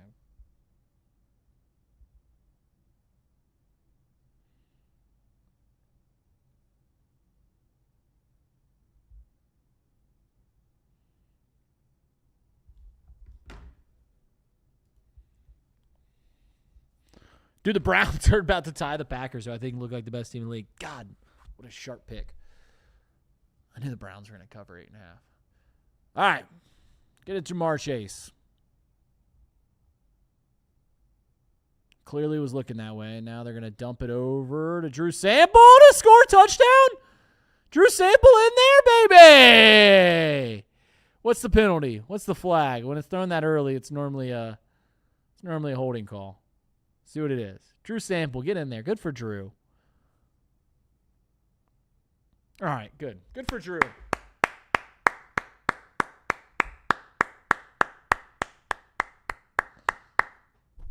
That's awesome for Drew Sample. I'm a Drew Sample lover. Dude's just a gamer. He scored in there. And on a day where we're fumble it left and right, I respect Drew Sample covering 2 arms over the football constantly. You guys ready to sing? Who's ready to sing, baby? I always said we got to get Drew Sample the ball, and that's what opens up the offense. Man, Atlanta's terrible. 30-0, losing to the Panthers. Atlanta's terrible. No singing, damn it. 10,000 noodles. We're going to sing. We only get so many touchdowns every year.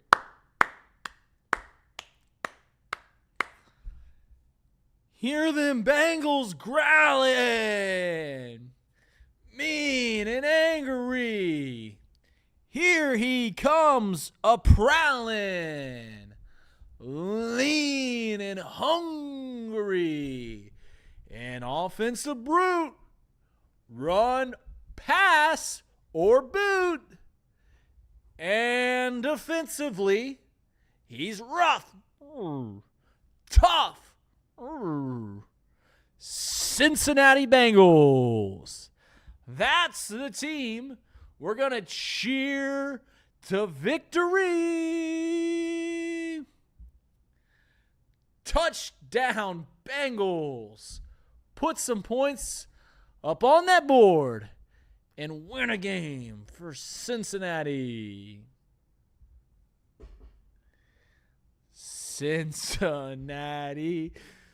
Cincinnati. We've got a team right here in town. They ain't ever gonna let us down. Who they think are gonna beat them Bengals? Who they think gonna beat them Bengals?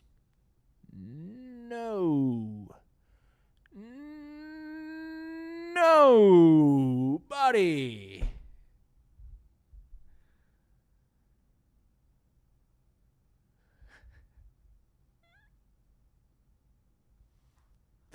Minnesota.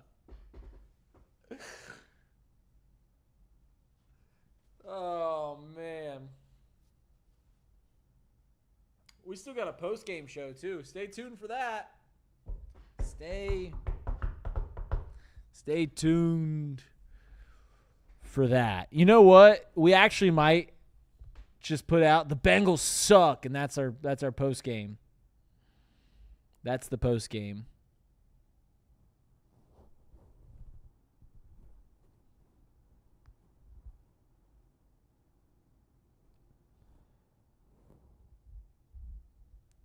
Nate Johnson said, we get a couple pick sixes, we're right back in this thing.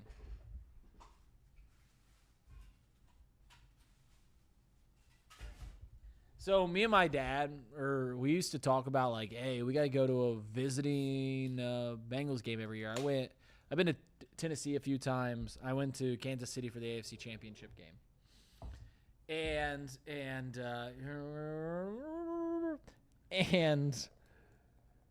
one of the short games that people talked about going to was this Minnesota game. Can you imagine spending American currency? Like working all week to, pay your bills, and then I got a little extra money for some fun stuff. And you're like, let's go to the Bengals-Vikings game, week 3, get to go to Minnesota. It'll be in the fall, it won't be too cold up there, and experience the Twin Cities. There were Bengals fans that went to this game and spent American currency. And more importantly than American currency, they spent their time. They only get so much time on this earth. And they spent a weekend around this game. God bless them. God bless them.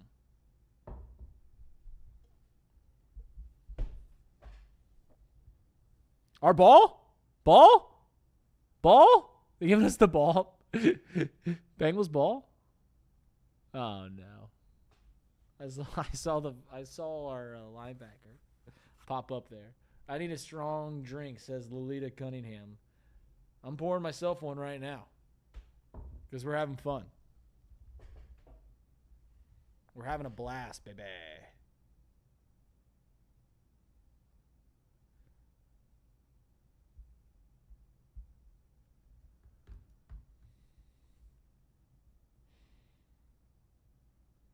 Incomplete. It's 3rd and 8.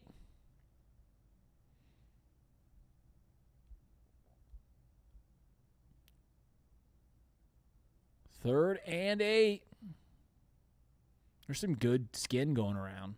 Man, the Titans, Brian Callahan's going to get canned. I'm just looking around the scores. Poor Brian Callahan.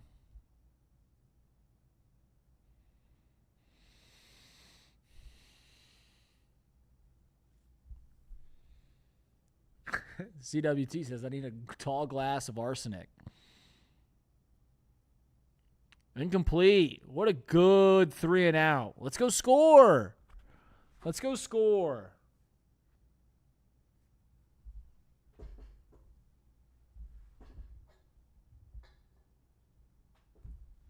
I'm more excited to eat than anything. I had a couple eggs this morning. And if my neck doesn't feel well tomorrow, thanks for watching, Jerry.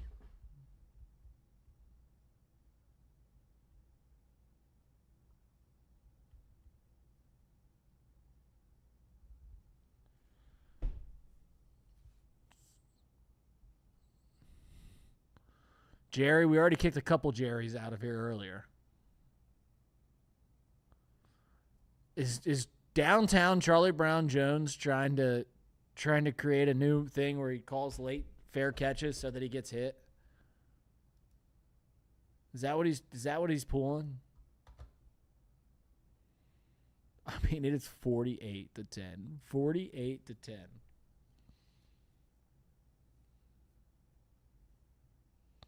Some people predicted a Joe injury. Yeah, I mean, it's like at this point it's 6 seasons, 3 damn near season-ending injuries. That's 50% clip.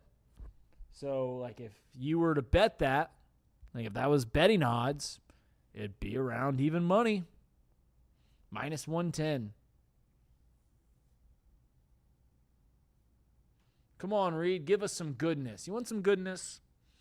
The goodness is this game literally matters the exact same as if we lost 17-18. Like, it matters, or 42-41.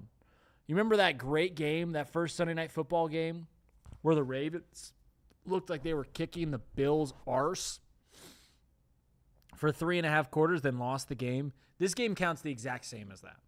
It's one loss. Like, if we win next week, we're 3-1. Now we're going to, like, it changes your perception of the team. It changes what you think of the team.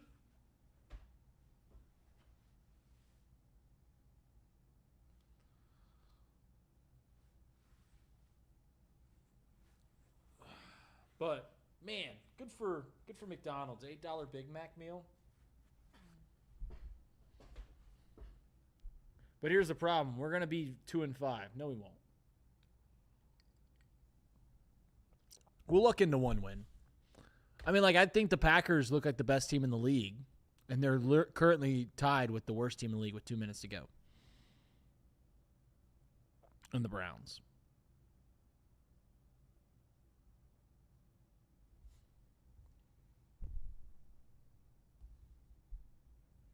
So, yeah. That's the spin.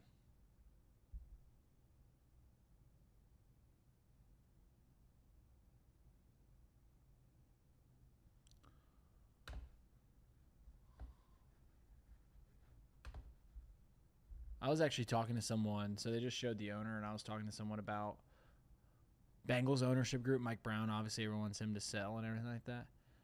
If he outright sells the entire team, there's a decent portion they move out of this town.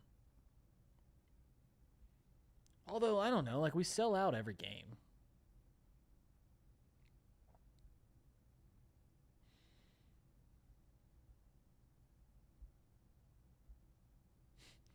Someone said, in reality, we should be 0-3. That's not a terrible take.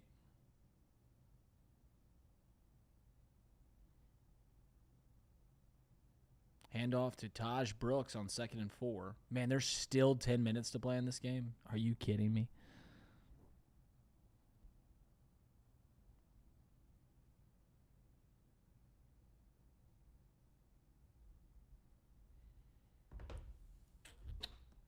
Y'all are getting cooked. That's crazy. Yeah, we are. We are getting cooked. Full. I see in the preview Craig right now. Craig looks as disheveled as I do.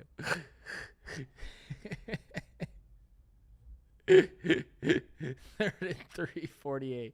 Craig, you're a trooper, brother. Jake Browning rolling out to the right, and he takes a sack. We're to punt it away. Ryan Rico fake season? Ryan Rico fake?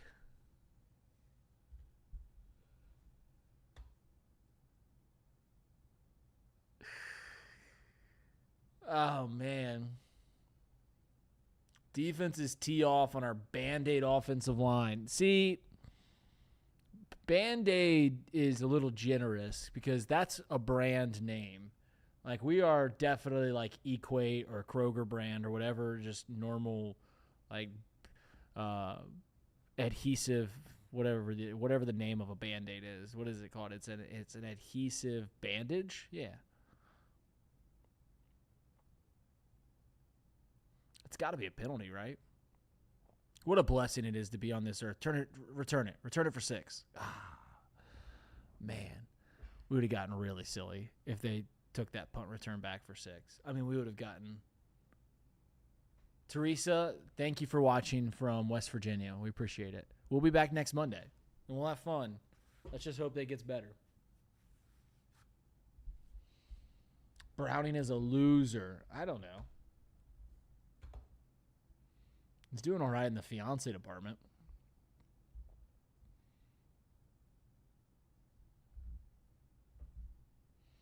Famous Jameis? Guys. I'm serious here. Like, Jake Browning, he's not the solution, but he ain't the problem.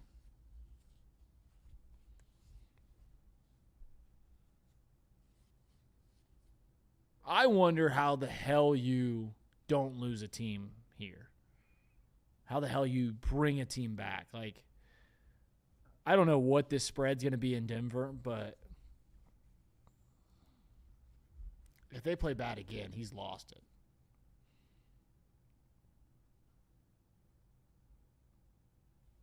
Packers going to win by 3 against the Brownies. Oh, no, the Jags scored over the Texans. I'm watching live stats right now. I guess it's a good thing because that means that the Texans are 0-3.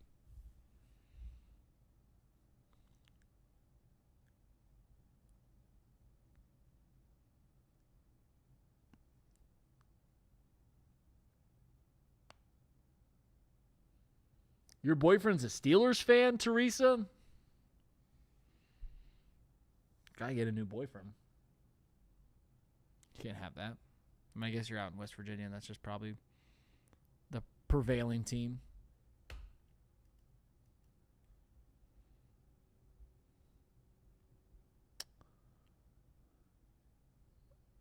Oh, man.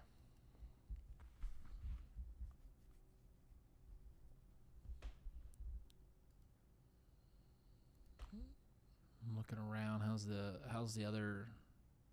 Oh man, things are going well for the Reds right now. Good for the Reds. 3rd and 13.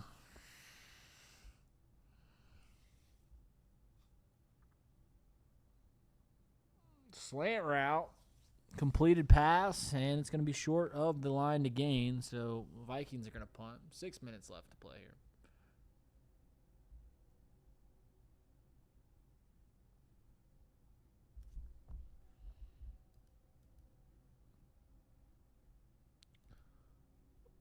Listen, man, I don't.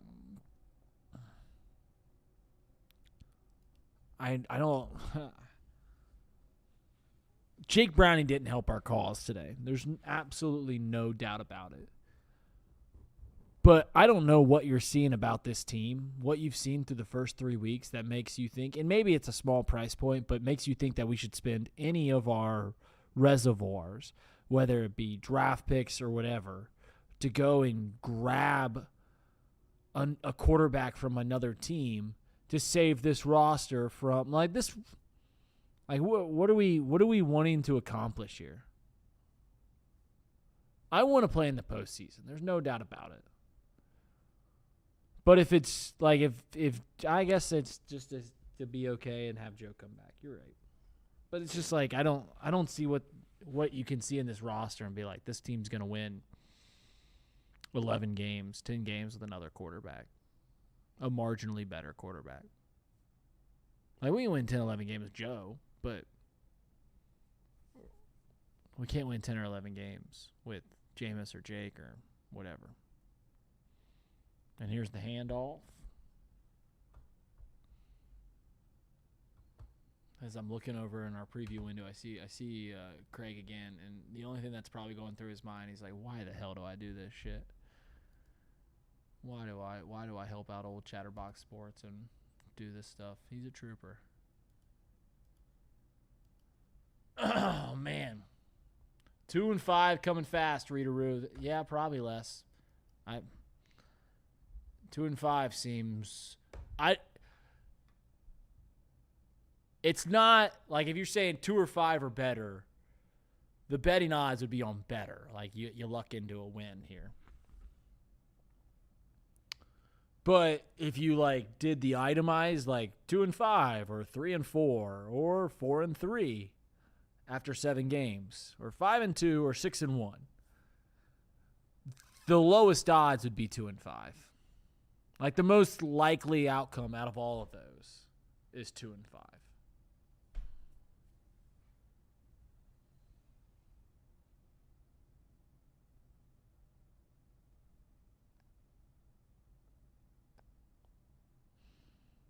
Brett Rippin. Shaking and baking. That a boy. That boy Brett. Killing it, big dog. You are killing it.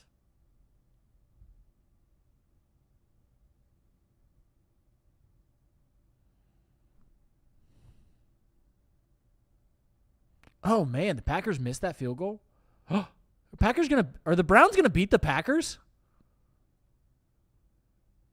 They're on Green Bay's 38-yard line. The Browns are going to beat the Packers? This sport, man. This effing sport.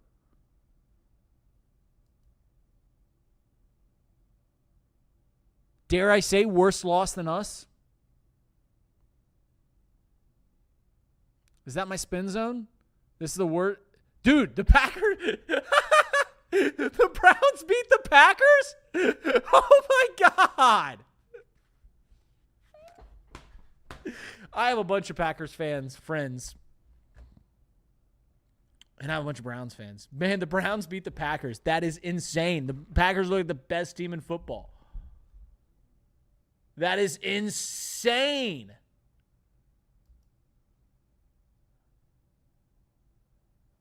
This freaking sport is insane. It is crazy. Oh no, do the Rams lose to Philly? They not even get a kickoff?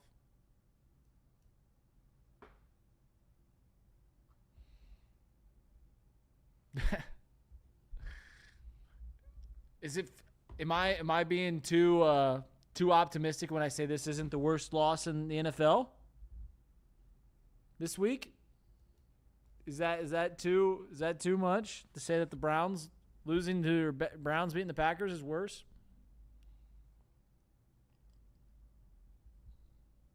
I'm barely even paying attention to this actual football game that I'm supposed to be telling you guys how it's going. Because I just don't have the heart. I'm sorry.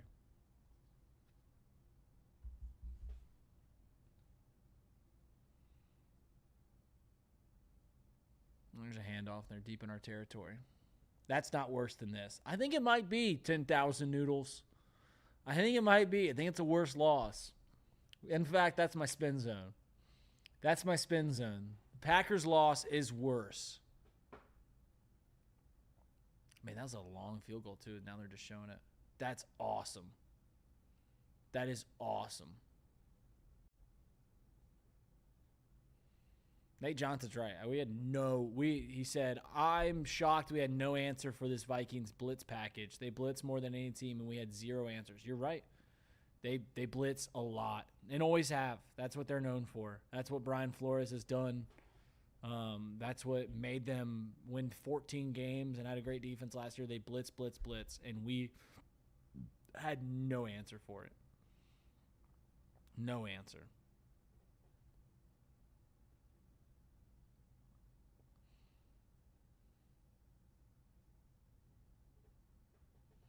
Any team can lose on any given week. This kind of blowout is special. You're right, it is special. It's a worse loss, though. Losing to the Browns. Can you imagine losing to the Browns? I can't. Can you imagine, getting outgained by the Browns, 2-1? Can't imagine. Or only having, 7 yards of offense against the Browns.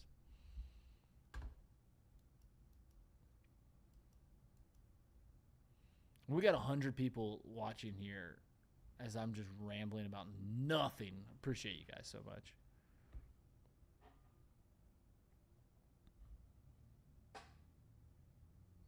Oh, no. The Mets have a runner on second base with nobody out. Nationals are up a run over the Mets. Come on, get out of that.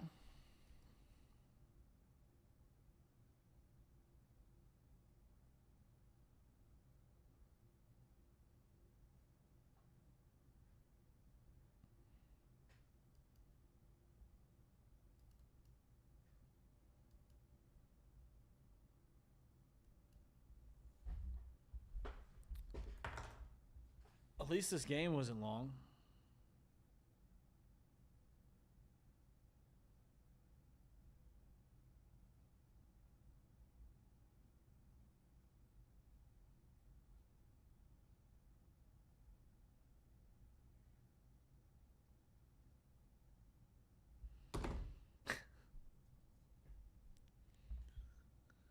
Oh, man.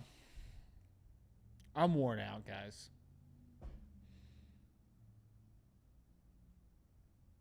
Everyone keeps... I've been beating around the bush. I am a Cubs fan and have been since I was a young, wee lad. And everyone has been giving me shit all weekend about this. And I truly want the Reds to win, as crazy as that sounds, because I want the Reds in the postseason. Cubs already made the postseason. They're going to win the first wild card game. Like, they're 4 games up with a week to go. Like, they're fine. I want the Reds to win, and I want them to get in because it means so much to everyone I love.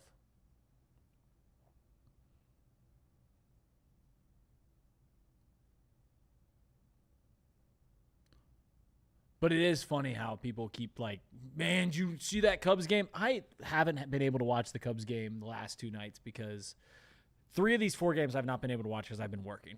I worked late last night, worked late on Friday, and I'm working here right now. So I haven't been able to watch any of these Reds-Cubs games at all. So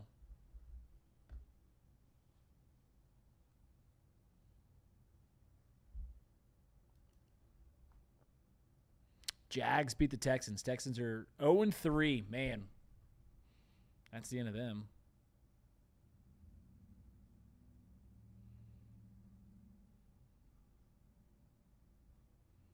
I think the Texans, who they play next? We play Seattle, San Francisco, Denver, and then Jacksonville again. Like they're done. Handoff brought down, and that's it's gonna be 4th down.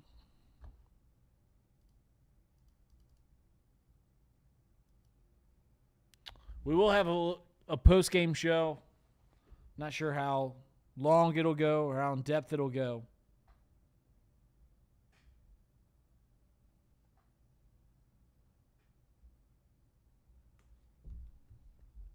But the Steelers lose at least? Or did the Steelers not lose?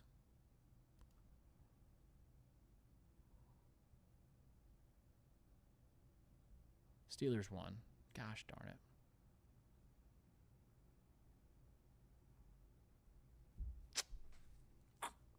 That'll happen now.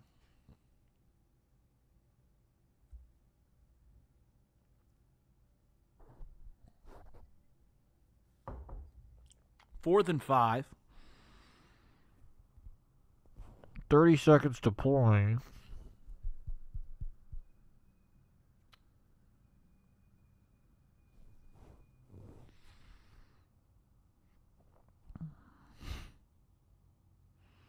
They're showing the Packers losing to the Browns in Minnesota. I hope the Vikings fans are getting a kick out of that, those that are still left. Maybe Bengals tickets will be cheaper now.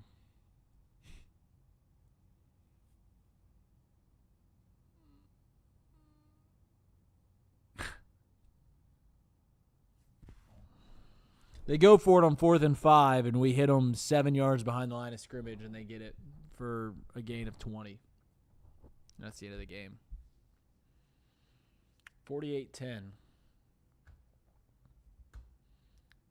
Me and Craig Sandlin coming up here in about 2 minutes. See you guys. With the right around, Huntley, he reaches. Oh, that ball's out. That's live. Back the other way, Sam Hubbard. The Cincinnati Kid. Hubbard's got a convoy. Chased by Andrews. At the 30, the 20. He will score.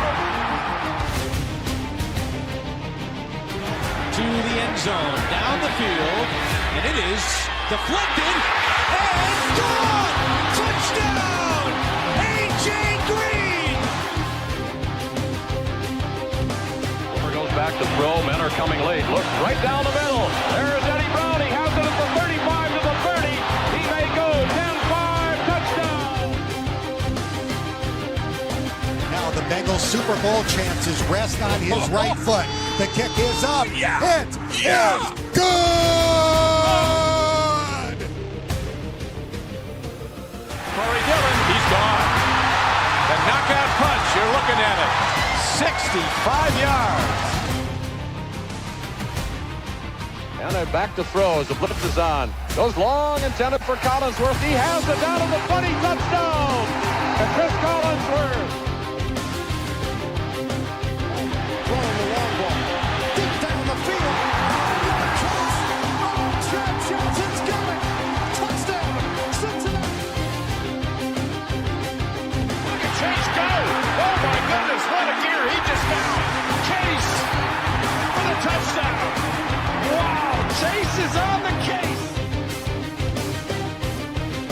It is no fluke. It is a fact. The Cincinnati Bengals are headed to Super Bowl 56. The play clock at 3. Shotgun snap. Carr throws into traffic. Intercepted. Jermaine Pratt has the football. Yeah. Coffin nails. Bam, bam, bam. How about that? Bam, bam, bam is how we started the show. That's how the intro is, and bam, bam, bam is how I currently want to beat my head in after watching 48-10 here, Craig. And golly, thank you so much. You are a trooper. You are a trooper. Everyone that stayed here and watched this entire game with me is a trooper, because when you talked about this game all week, I said you had to win this game or Monday or things can get bad in a hurry. I said, man, the one thing that I liked about this Cincinnati Bengals team under Zach Taylor, I like about Zach Taylor, is that his team seemingly always fight. Man, what I think that Zach Taylor is going to be the coach next year, because there's just no way, unless things go absolutely haywire. All those are thrown completely out the window, because 48-10, you look this up, it's the worst loss franchise history. Is that true, Craig? Yep, had never lost by more than 37 before. So 38 is officially the worst loss in franchise history. Well, there you go. So it's the worst loss in franchise history. Jake Browning turns the ball over 2 times. We turned the ball over 5 times as a squad. 8 times since Jake Browning has taken over as the starting quarterback. It got ugly there in the start of at the end of the second quarter. It was 17-3. We had the ball driving deep in their own territory. A $1:35 to play, or $1:40 to play in the half. You and I, we do a bit where we go 2 for 1. We're getting the ball at half. We're thinking maybe we can tie this game up. They score 17 points in that final minute and 47 seconds, and then just lay it on from there. And it got so freaking ugly. It's just insane to think about, Craig. It got really ugly, and to be honest, the defense really phoned it in there in the second half too, which, how can you blame them? I mean, the offense continually giving the ball back to the Vikings. 2 defensive touchdowns for the Vikings, 3 additional takeaways for that team. The Vikings on the field for a staggering amount of time. By the time all is said and done, Vikings, and it's hilarious because the time of possession ends up being very similar, but that defense never got off the field. But come the second half, there was very little will to continue to play at that point. You could see it, as some people on social media like to put it, a lot of business decisions were being made by that defense there in the second half. And yeah, it was bad. It was embarrassing to watch, even though you're not even there. You know, I'm sitting in my office by myself and I'm embarrassed to be wearing a Bengals hat today. And like you said, at the end of the day, I don't think anyone would have been surprised to say that you lost this one, but to lose it in a historic fashion in the way that you did, where you give the ball away 5 times, I think that's where the embarrassment comes in. You said it during the game. If you lose this game 18-17 or something like that, you're probably sitting here saying, all right, defense did its job. You know, offense just couldn't put it together, but give them some time together, and maybe over the next couple of weeks it'll get better. I'm sitting here today saying this team wasn't ready to come play, and turning the ball over 4 times in the first half just shows you that the team wasn't ready. And yeah, just a really tough day to be a Bengals fan. Yeah, it's I said this, and I mean this. At the end of the year, and I've said this before, at the end of the year, when you look at a record or you look back at games, you really don't remember, care, I don't know what the right word is, but you're almost indifferent to how you got to either the W or the L. You don't care if you put up 90 points or won 17-6. Their wins all the same. Our loss today to the Minnesota Vikings, the worst in franchise history, is the exact same as one of the true Super Bowl contenders, Green Bay Packers, losing to the Cleveland Browns did just moments ago. They both count as a loss. Both teams, us and the Green Bay Packers, are 2-1. That is 100% true. Like, that loss counts the exact same as if we fought back and forth. The analogy I gave is the Baltimore Ravens losing week 1 to the Buffalo Bills on Sunday Night Football, 42-40, and they kicked their ass for 3.5 quarters and then end up losing. This loss counts the same as that. Where I'm being a little disingenuous, like, that is 100% true in the standings, all that. Where I'm being a little disingenuous is this loss does have the potential for serious ramifications going forward. Like, serious ramifications for the outlook of the organization. And what I mean by that is, I said all week that Zach Taylor's job is secure. I said there's a 5% chance in which he loses his job this year, and that's where things have to go cleanly off the rails. This game has the potential, this kind of a loss has the potential to take a team firmly off the rails. Firmly off the rails.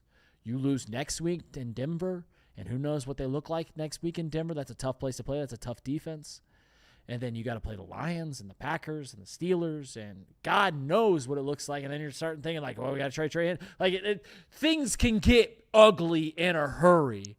And while this game is just a loss, while we are 2-1 and still have a path to hold the water if Joe Burrow is to come back in 3 months, it's easy to understand how a loss of this magnitude, the worst in franchise history, where you look just completely inept, where you look just you look like a peewee football team.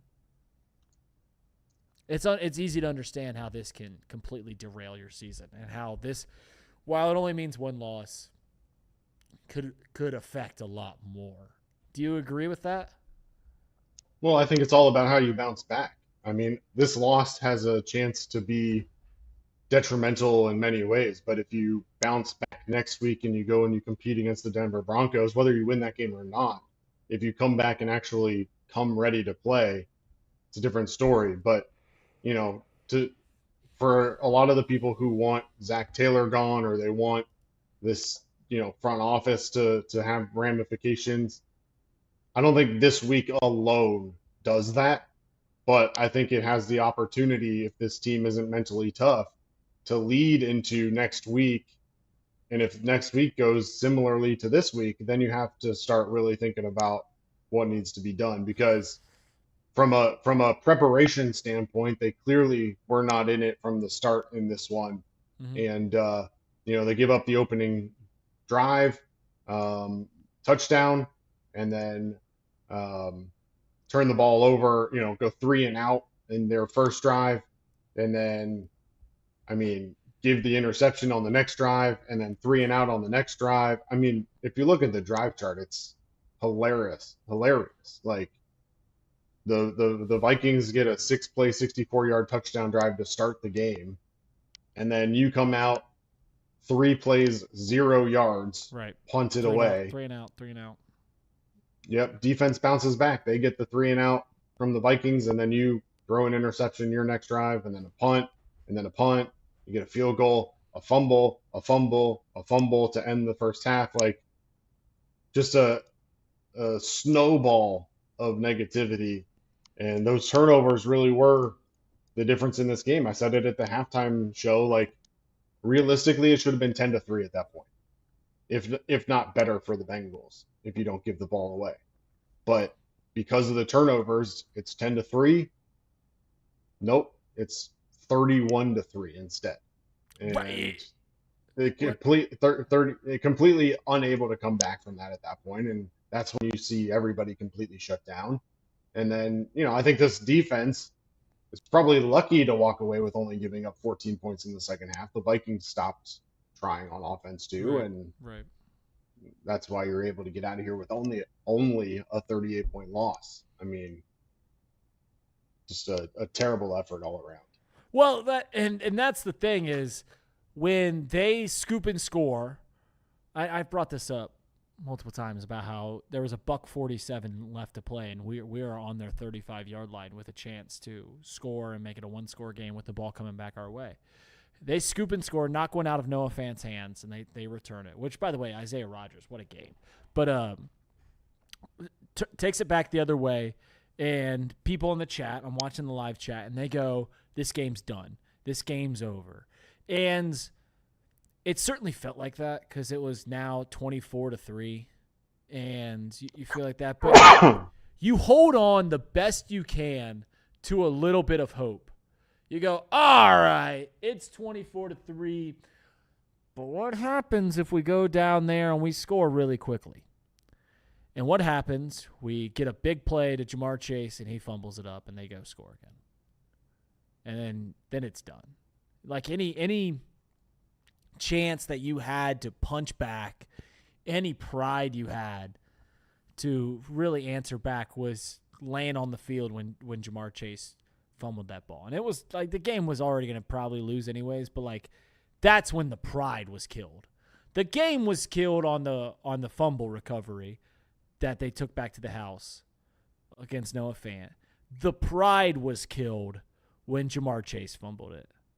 And that's where it's I don't know Zach Taylor's salary off the top of my head, but he's going to he has to earn it this week. Like, this is such a dangerous spot to be in as a team where you look just completely inept. And I've never been a National Football League coach. I never will be a National Football League coach. I'll probably never know anyone that is. I don't understand. I don't even know where you start about this. Do you get in that locker room and do you rip ass? Like, do you just start getting into people? Or do you, it's okay, we're a good team, we know we're a good team. Like, do you give that speech? I don't know. But it is such Well, knowing Zach Taylor, he's going to say, all right, we erase this one from our brains and we get ready for Denver. But that's where it's a fickle thing. It's a fickle thing because, like, there's dudes in the locker room right now that are looking around going, what the hell is this team? What is that? And if you come in there and be like, oh, we'll just erase this one, we're on to next week. A lot of dudes in the team are going to be like, F that. Forget that. I don't know. That's stupid. So, yeah, I just don't know. It's tough. It's tough, Craig. Yeah, I mean, very tough. I mean, this is why he gets paid $4.5 million a year, is because he has to deal with this. But, I mean, I don't know what the answer is. These guys are supposed to be professional football players. So if you need Zach Taylor to rip you a new one in order to be ready to play a football game, then you're in the wrong profession. Like, you should be able to get yourself ready to play a football game. If you came into this one not ready to play this one, at halftime, you have to imagine that Zach Taylor gave that exact speech at halftime about ripping them a new one and about how turnovers can happen and all of these things. And I'm sure that message was received, but I mean, it's at that point, what are you going to do, right? So you got to go in, and this week's message has got to be ball security, and it's not just Jake Browning. I mean, honestly, if we ended this game and Jake Browning had the 2 interceptions, we probably wouldn't be talking about turnovers a whole lot. Like, we'd probably mention them, but you know, if Jake Browning throws 2 interceptions, I think most of the people in this chat are going to be like, yeah, well, it's Jake Browning. But when you add in the 2 Jake Browning interceptions to the 3 other fumbles that happened, that's when you're starting to get into the territory of the entire team isn't ready. And I mean, at this point, you have to reevaluate. Zach Taylor spent this entire offseason reevaluating how to prepare for a season to try and avoid going 0-2 or losing early in the season. Well, he's going to have to evaluate how you get ready for a team. And clearly today was not this best Bengals team. And, it's interesting because you go back and you look throughout the week, and the guys said the right things, but you have to wonder how confident they really were coming into this week after the Joe Burrow injury. I mean, at least Ted Karras was somewhat honest about it and said that Sunday and Monday he was pretty down before coming in Tuesday and basically saying, all right, it's time to strap up. Right. We have to really wonder how much that is true and how much these guys really were ready for this week after last week's injury and preparation and all of these things. And I don't. Here's the thing. Like, I guess part of me thinks like we shouldn't be surprised, and that's kind of a sad point to make. But like, many people, including the media and fans, were saying the season's over once Joe Burrow went down anyway. So what's to stop the players from having the same thoughts? And what's to stop the players from seeing that message over and over again and it's creeping into their head and leading to a performance like today? I was listening to Tom's show, Tom Berteman's morning show, and he had on Tim McGee earlier this week, and and Tim McGee was talking about what you do as a football, because it's kind of nice to hear honest perspective from former professional football players about what it's like in that locker, because we speculate and be like, oh, you're gonna rip one, and you brought it up earlier, like, you're a professional football player, there's no point in ripping dudes that are making millions of dollars because they've got to just do it themselves. And Tim McGee was talking about what it's like in a locker room after a key player gets hurt. And he's like, he point blank said, he's like, you can say all the right things. You can get in front of a microphone and go, everyone's got to make one extra play. Everyone's got to step up a little bit more. But deep down inside, as a human being, things aren't good. Like, that things aren't right once Joe Burrow goes down. You understand fully that any hopes, any aspirations that you had maybe not go by the wayside, because there is a still chance, but I think we both understand that that's probably not going to happen. Or I don't know. Maybe Joe Burrow comes back clean, but it seems, I don't know, like he might not come back at all. That once Joe's down, any aspirations you had this season just kind of go by the wayside, and you're just playing football at that point. And it's just like, what do you do? What do you do from that thing? Where do you go from here? And while I'm rambling here, like I sent this on during the stream. I tweeted it out. You got to win this game where you're a 3-point underdog on the road against a backup quarterback. Didn't do that. Got your tail whipped. All right, you go to Denver next Monday Night Football, prime time. How do you respond against one of the best coaches this sport's ever seen in Sean Payton? How do you respond? If you don't win that game, I don't like our odds against the Lions or the Packers. Like, it's easy to understand how things kind of spiral out of control, and we're like, oh, we got to trade Trey Hendrickson and stuff like that. Because of a loss like today, it's easy to understand where you can go into a very dark place, which is, do we strip it all down? Do we take this thing down to the studs and start anew? No one's there yet.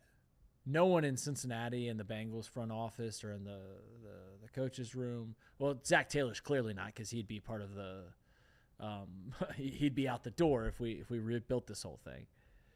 But there's some conversations that are going to be kind of said in the media. I'm just warning you, all of you guys, 102 people that are currently watching this, everyone that listens to this, that if there's not some wins, some positive momentum the other way here in the next 2-3 weeks, then you will start hearing conversations. It might even happen this week about how you reclimate this and what's the best path towards a championship, which is our goal, right? Is the best path to keep floating on with this current roster and Joe Burrow, or do you strip it down to its studs and see what you can get for the talent you currently have? I don't know. I'm just warning everyone watching this that it could get very dark going forward. Well, I can't help but go back to the 2005 wild card game where Carson Palmer blew out his knee early in the game, and you heard reports after that about guys in the locker room basically crying, seeing Carson Palmer on the injury table, knowing that he was out for the game and for an extended period of time. Like, not only do you have a ton of faith in your starting quarterback to lead you to success, but like that's also your brother, right? Like, that's not just another dude on the street. Like, you have love for this guy who is in your locker room, who you see basically every single day. And for a lot of these guys, or some of these guys at least, Joe's a good friend of theirs. Like, you talk about T and Jamar and going over to see him the other day to check in on him. It's really hard to mentally get over that to begin with, right? Like, just anytime you have an injury, but when you have a close relationship or it's your leader, those are the moments that like are hard to put behind you. And we saw it in 2005 with the wild card game. Like, John Kitna did his best to lead that team, made it a competitive game against the Steelers. But realistically, if Carson Palmer's in that game at that point and not, John Kitna, then it might have a completely different outcome. And so your mind is eventually going to go that way as well today. Like, yeah, Joe Burrow's in here. What does that look like? Probably a lot different than what it ended up. But, as a player, it's tough. How do you move past that? How do you get on with a season knowing that your $55 million a year quarterback is not going to be part of the equation? I don't know that answer. And when he's such a big part of your offense, however many percentage of yards we get from the passing game compared to the running game. I mean, this year, our first 2 games, we had less than 50 yards rushing in each of those games. Like, I don't blame them for that mindset and for that struggle. But again, as a coach, as a front office, as a sports psychologist, whoever, like, they have to figure out how to move past that. And you said it at the top, this has a chance to be one of those snowball effects that rolls into future games that ultimately ruin and derail a season. And for a team who had Super Bowl aspirations, for that to be potentially wiped away in week 2, it is very difficult to swallow. Yeah, the final thing you said is just like, for a team that had Super Bowl aspirations, and we can continue on with the rest of the show, but you're sitting here wondering if you got to strike all. Like, we kept, it was probably struck down when Joe Burrow got hurt, but you got to recalibrate what we're thinking of this season going forward. We all have to recalibrate where we're thinking of what a successful season is. I don't know. We'll see what happens. I don't know what the spread's going to be for Monday. My guess is we're probably going to be touched. I think actually early lines had us as touchdown underdogs, 6.5. That might even get worse going now based off of the way that we played today. So, like, we're going to be up against it on Monday. But yeah, I mean, you'd hope that they have a bounce back performance, right? Like, you'd love to think, all right, well, this was a wake up call, and they come back out on Monday night next week and show up and show the Bengals that we had hoped they could be. But the truth of the matter is that that's easier said than done. And so we'll have to see how they bounce back. Look, the turnovers were the story of the game, but I'm going to go out on a limb here and say that the biggest disappointment for this Bengals team 3 weeks in now is the lack of a running game. And it started early in this one. They weren't able to get Chase Brown started ever. He finishes the game 10 carries for 3 yards. 10 carries for 3 yards. The Bengals finished the game with 21 carries for 53 total yards. which included a 12-yard run by Samaje Perine that ended in a fumble. I don't care who you are. I don't care if Joe Burrow is your quarterback or not. It is increasingly difficult to win a football game running for 50 yards.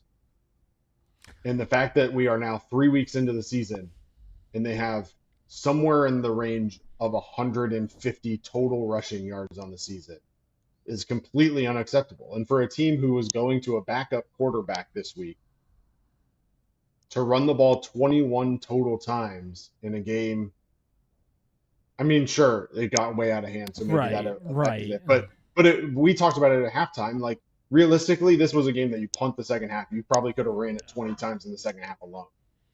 Yeah. But Zach Taylor's play calling refuses to do that, and instead Jake Browning throws the ball 27 times. Like, it's just not a winning formula to me to expect this team to be able to compete where nobody has to respect this running game. And there's been plenty of videos going out on social media already today about the lack of physicality of this offensive line and how badly the Minnesota Vikings just absolutely demolished them at the line of scrimmage. They have to figure this out. Scott Peters has got his worked out for him. Zach Taylor, Dan Pitcher, they all have a ton of work to do to try and figure out how this running game gets going. Because, again, you've got the Denver Broncos next week and Patrick Surtain in the secondary there. Like, you have to figure this out. The running game has to get off the ground. For a running back that many people thought was going to have a breakout year, to be sitting where he's at right now, at this point of the season,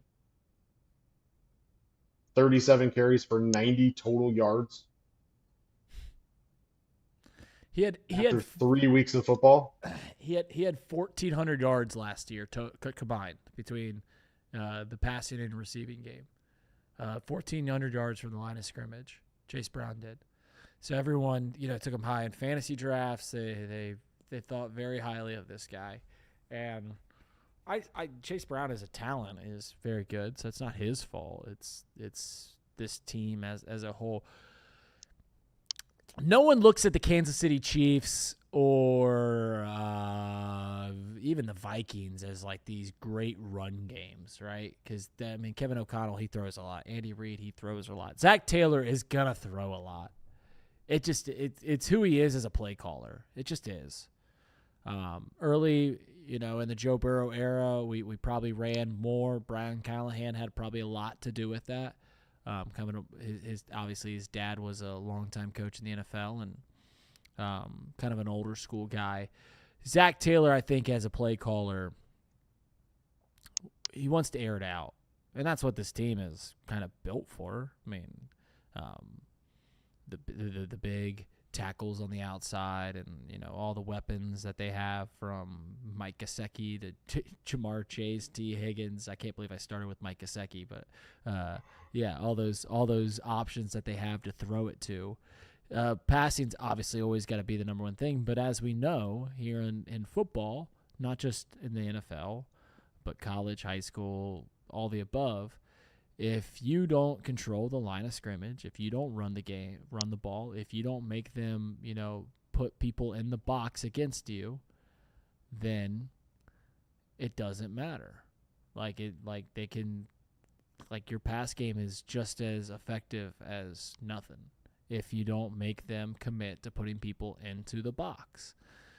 And right now, the opposing defenses don't have to really commit to the box, because we haven't shown them that that's going to be a threat.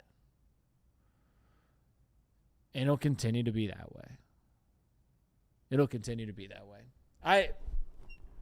Craig,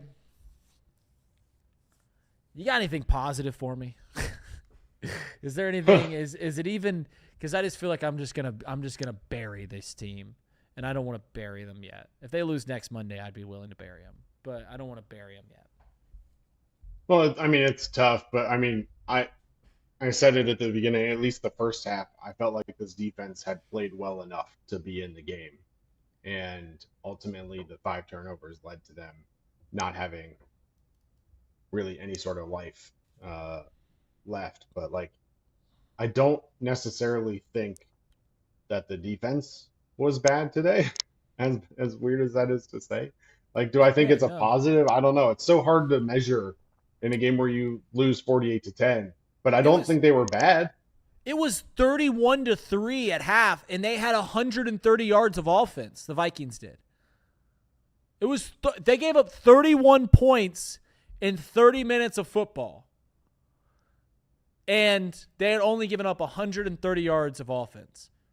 The opening drive even. I mean, not even all the touchdowns from the turnovers. The opening drive, they get, 30-plus yards from penalties? Like, the defense was fine today. The defense, they gave up in the second half a little bit, but they were fine. Like, the defense has continued to play fine. Yeah, I think they got gashed in the second half a little bit in the rushing game. But again, at that point, like more like mentally, I don't know that we expected them to really show up in that situation. So, I mean, that's your positive if we want to get into that. I mean, you hold Justin Jefferson to 5 catches for 75 yards, I guess. That's kind of a positive. Thanks. I guess. Yeah, I asked for spin zones in a 48-10 game, so I put you at a losing battle there, didn't I? Yeah. Brett Rippon didn't throw an interception. Let's wrap this thing up so that they can watch the ninth inning of the Cubs Reds game. Which good for you guys, bad for me. Let's wrap this thing up. Let's do it. Reds and Cubs now officially headed to the bottom of the eighth. Nick Martinez gets the out to end the Cubs threat there in the top. For those that are interested, Mets lost earlier today 3-2 to the Nationals. So if the Reds are able to close this one out and win the game, they're up 1-0 right now in the bottom of the eighth. They would officially control their own destiny. They would be in position to be in the playoffs. But let's take a look around the NFL real quick and do some updates from around the country. The New York Jets get a blocked field goal with under 2 minutes to go and return it for a touchdown to take a 27-26 lead over the Tampa Bay Buccaneers. The Buccaneers, with 1:49 left, drive 48 yards to get into field goal range, and Chase McLaughlin is pure and wins it for the Tampa Bay Buccaneers. 29-27 is your final in Tampa. Similarly, how about this, Reid? The Philadelphia Eagles have 2 field goals blocked, or blocked 2 field goals, I should say, in the final 10 minutes of play in Philadelphia, and are able to escape with a 33-26 win over the Los Angeles Rams. The first one was blocked with around 8 minutes to go. They took that 17 plays, 91 yards for a touchdown, and then they turn around. They allow a 10-play, 44-yard drive, and they look to go to a field goal to win it, and instead the Eagles block it and return it for a touchdown to win 33-26. The Commanders all over the Raiders 41-24. Marcus Mariota 15-21 with a touchdown. They rush for 3 touchdowns. Jeremy McNichols, Marcus Mariota, and Bill Brosky Merritt all with a touchdown in the win over the Raiders. The Jaguars escape with a win over the 0-3 Houston Texans, 17-10. Travis Etienne and Basil Tutin both with rushing touchdowns in that one. The Colts stomp the Titans 41-20 in Nashville. The Colts now 3-0. Jonathan Taylor, 17 carries, 102 yards, and 3 touchdowns in the winning effort for the Colts. The Steelers squeak it out over the Patriots. They win 21-14. Aaron Rodgers with 2 touchdowns in that one, as the Patriots are unable to come away with points on a final 2-minute warning or 2-minute drive in that one. In the Panthers, I don't know what happened with the Falcons today, but the Panthers 30-0 over the Falcons. Rushing touchdowns from Rico Dowdle and Bryce Young. Tet McMillan, I talked about him at halftime, only finished the game with 3 catches for 48 yards. Kind of a knocker there. Not a ton of offense on either side of the ball. Carolina wins 30-0 with only 224 yards of total offense. And then the surprise of the day, the Browns get a last-second field goal to beat the Packers 13-10. Quinshon Judkins had his coming out party, 18 carries, 94 yards, and a touchdown for the rookie running back out of Ohio State. And Reid, we look ahead to next week. I don't know that we really want to get too much into this, but week 4, Bengals will visit the Broncos for Monday Night Football. It's an 8:15 p.m. kick. We'll be here for you. Pregame show half an hour before the game, as always. And then we'll have our watch along throughout on Monday Night Football. So appreciate you all tuning in. Yeah, feel free to make the trip out to Denver if you want. I'll cover the show here. Go for it. Okay. No, it's you and me. We'll do okay. We'll do it from the game. Perfect. We'll you buying? We'll get high as a mile in Denver, and we'll have some fun. Absolutely. Bengals defense will have their work cut out for them, as the Broncos do have a nice offense there. Bo Nix at quarterback. J.K. Dobbins has looked good at running back, and then obviously the weapons with Cortland Sutton, Troy Franklin, and Marvin Mims all on the offensive side of the ball. So Bengals look to rebound. Bengals defense will have their work cut out for them in this one. Final thoughts, Reid, other than let's put this behind us and hope that next week's a little bit more fun? Final thoughts are this. The Cincinnati Bengals got to win, I think, next week. I think they got to win it because I don't like our odds against the Lions or the Packers. I think we maybe can beat the Steelers in a couple of weeks to get to like 3-3. But I think they've got to win this week, or else things could get really ugly in a hurry. And I'll say this also about the other sports team in town that are about to sweep my beloved Chicago Cubs. I'm a Cubs fan for everyone watching. I'll say this.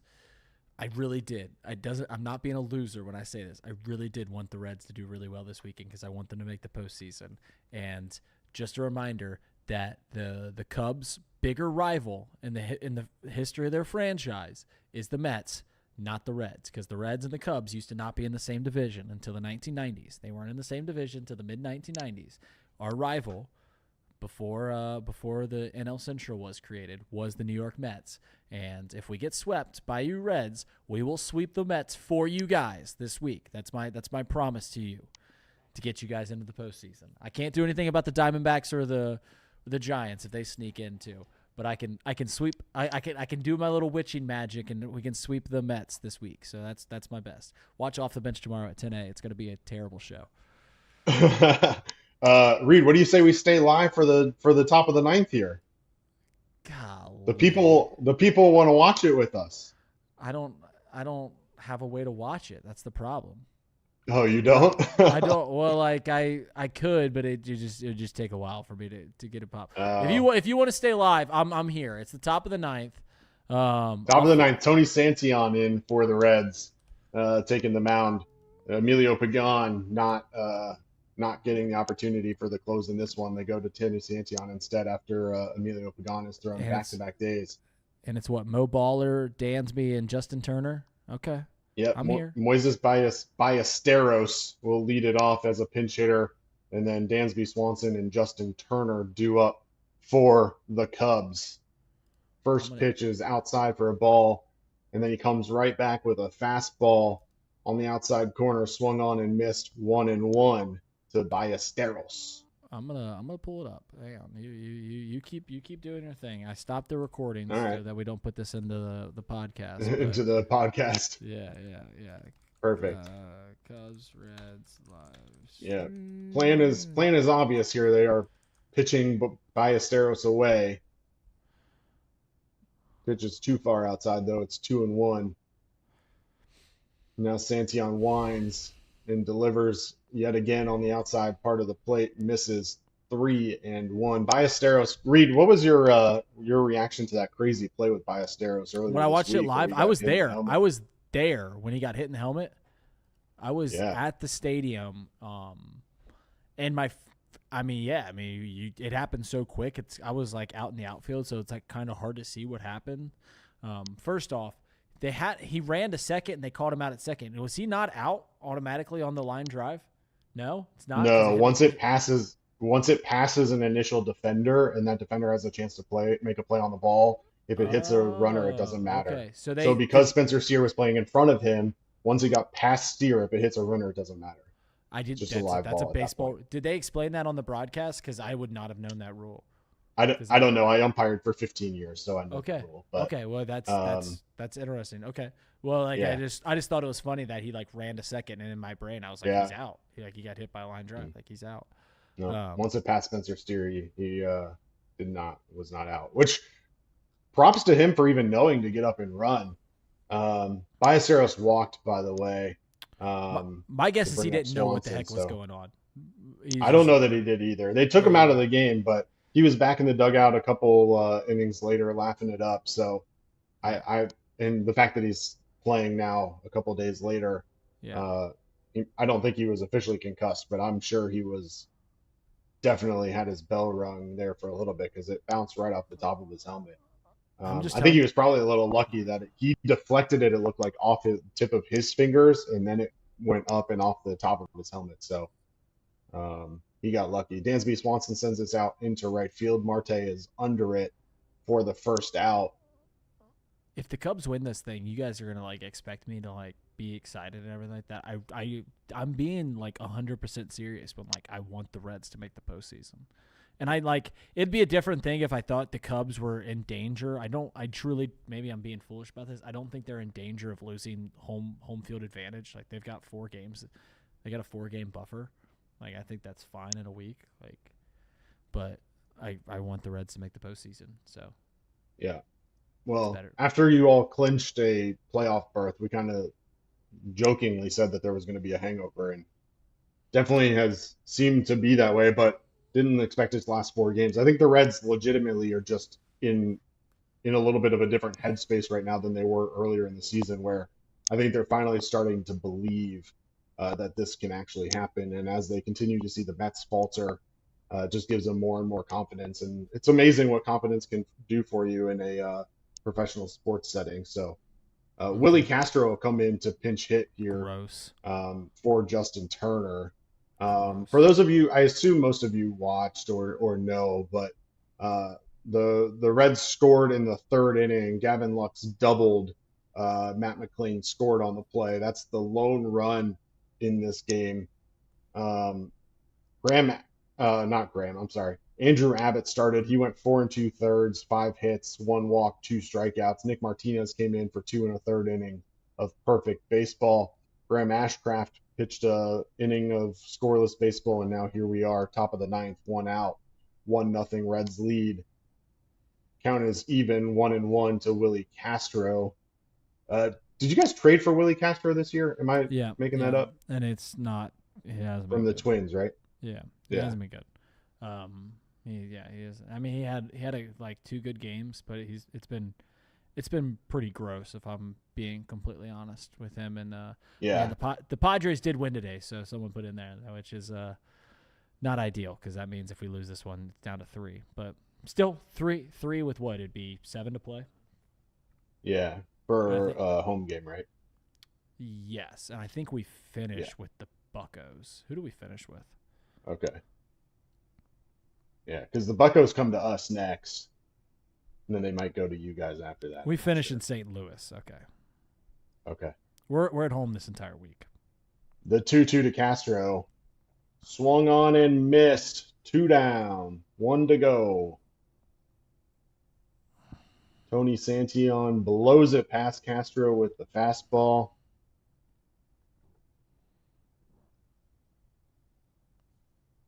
All right. Come on, Michael Bush. 97 miles an hour. There's still Cubs fans debating if this was a bad trade or not. This Michael Bush trade. Really?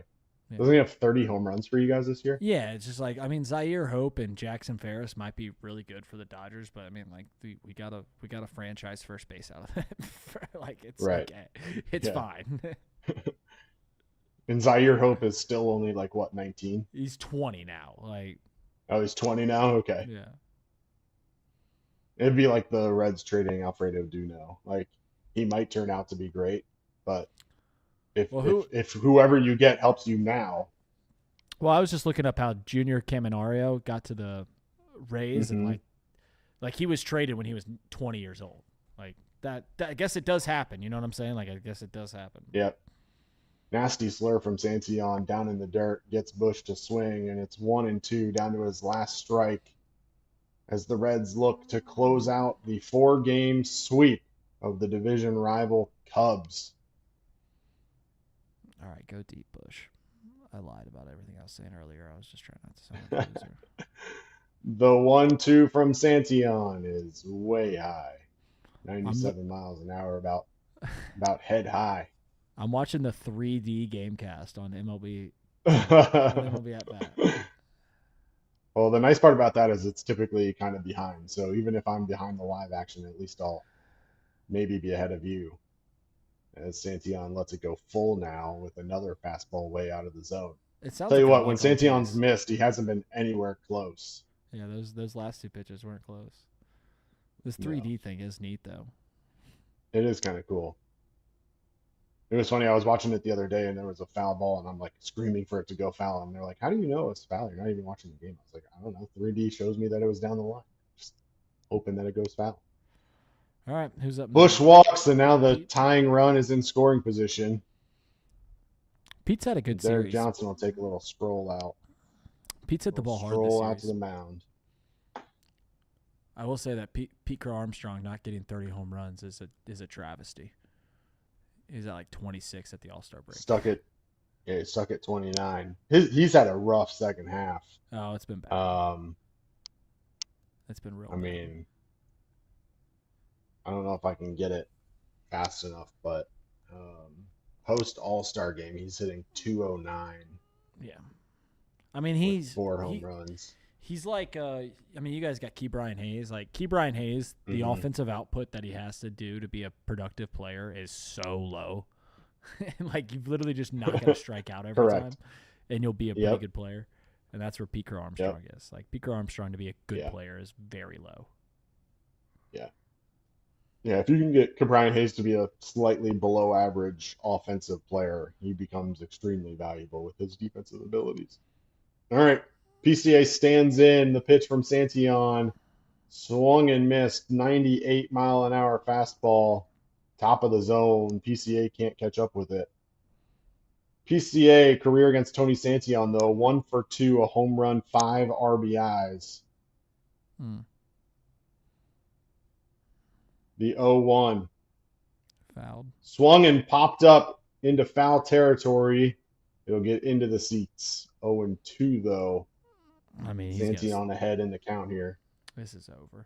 You can bury 3 pitches in a row, and he'll swing at one of them. Yeah. His plate discipline not great. He's struck out 3 times this year on balls that have hit him. while he like that was in the first half when he was an MVP candidate. All right, here we go. Santillan looks to shut it down. 0-2 pitch. Ooh. Swung and fouled straight back. He was right on that one. As Santillan fell on the mound. I didn't see what happened there, but PCA was right on that one, just under it.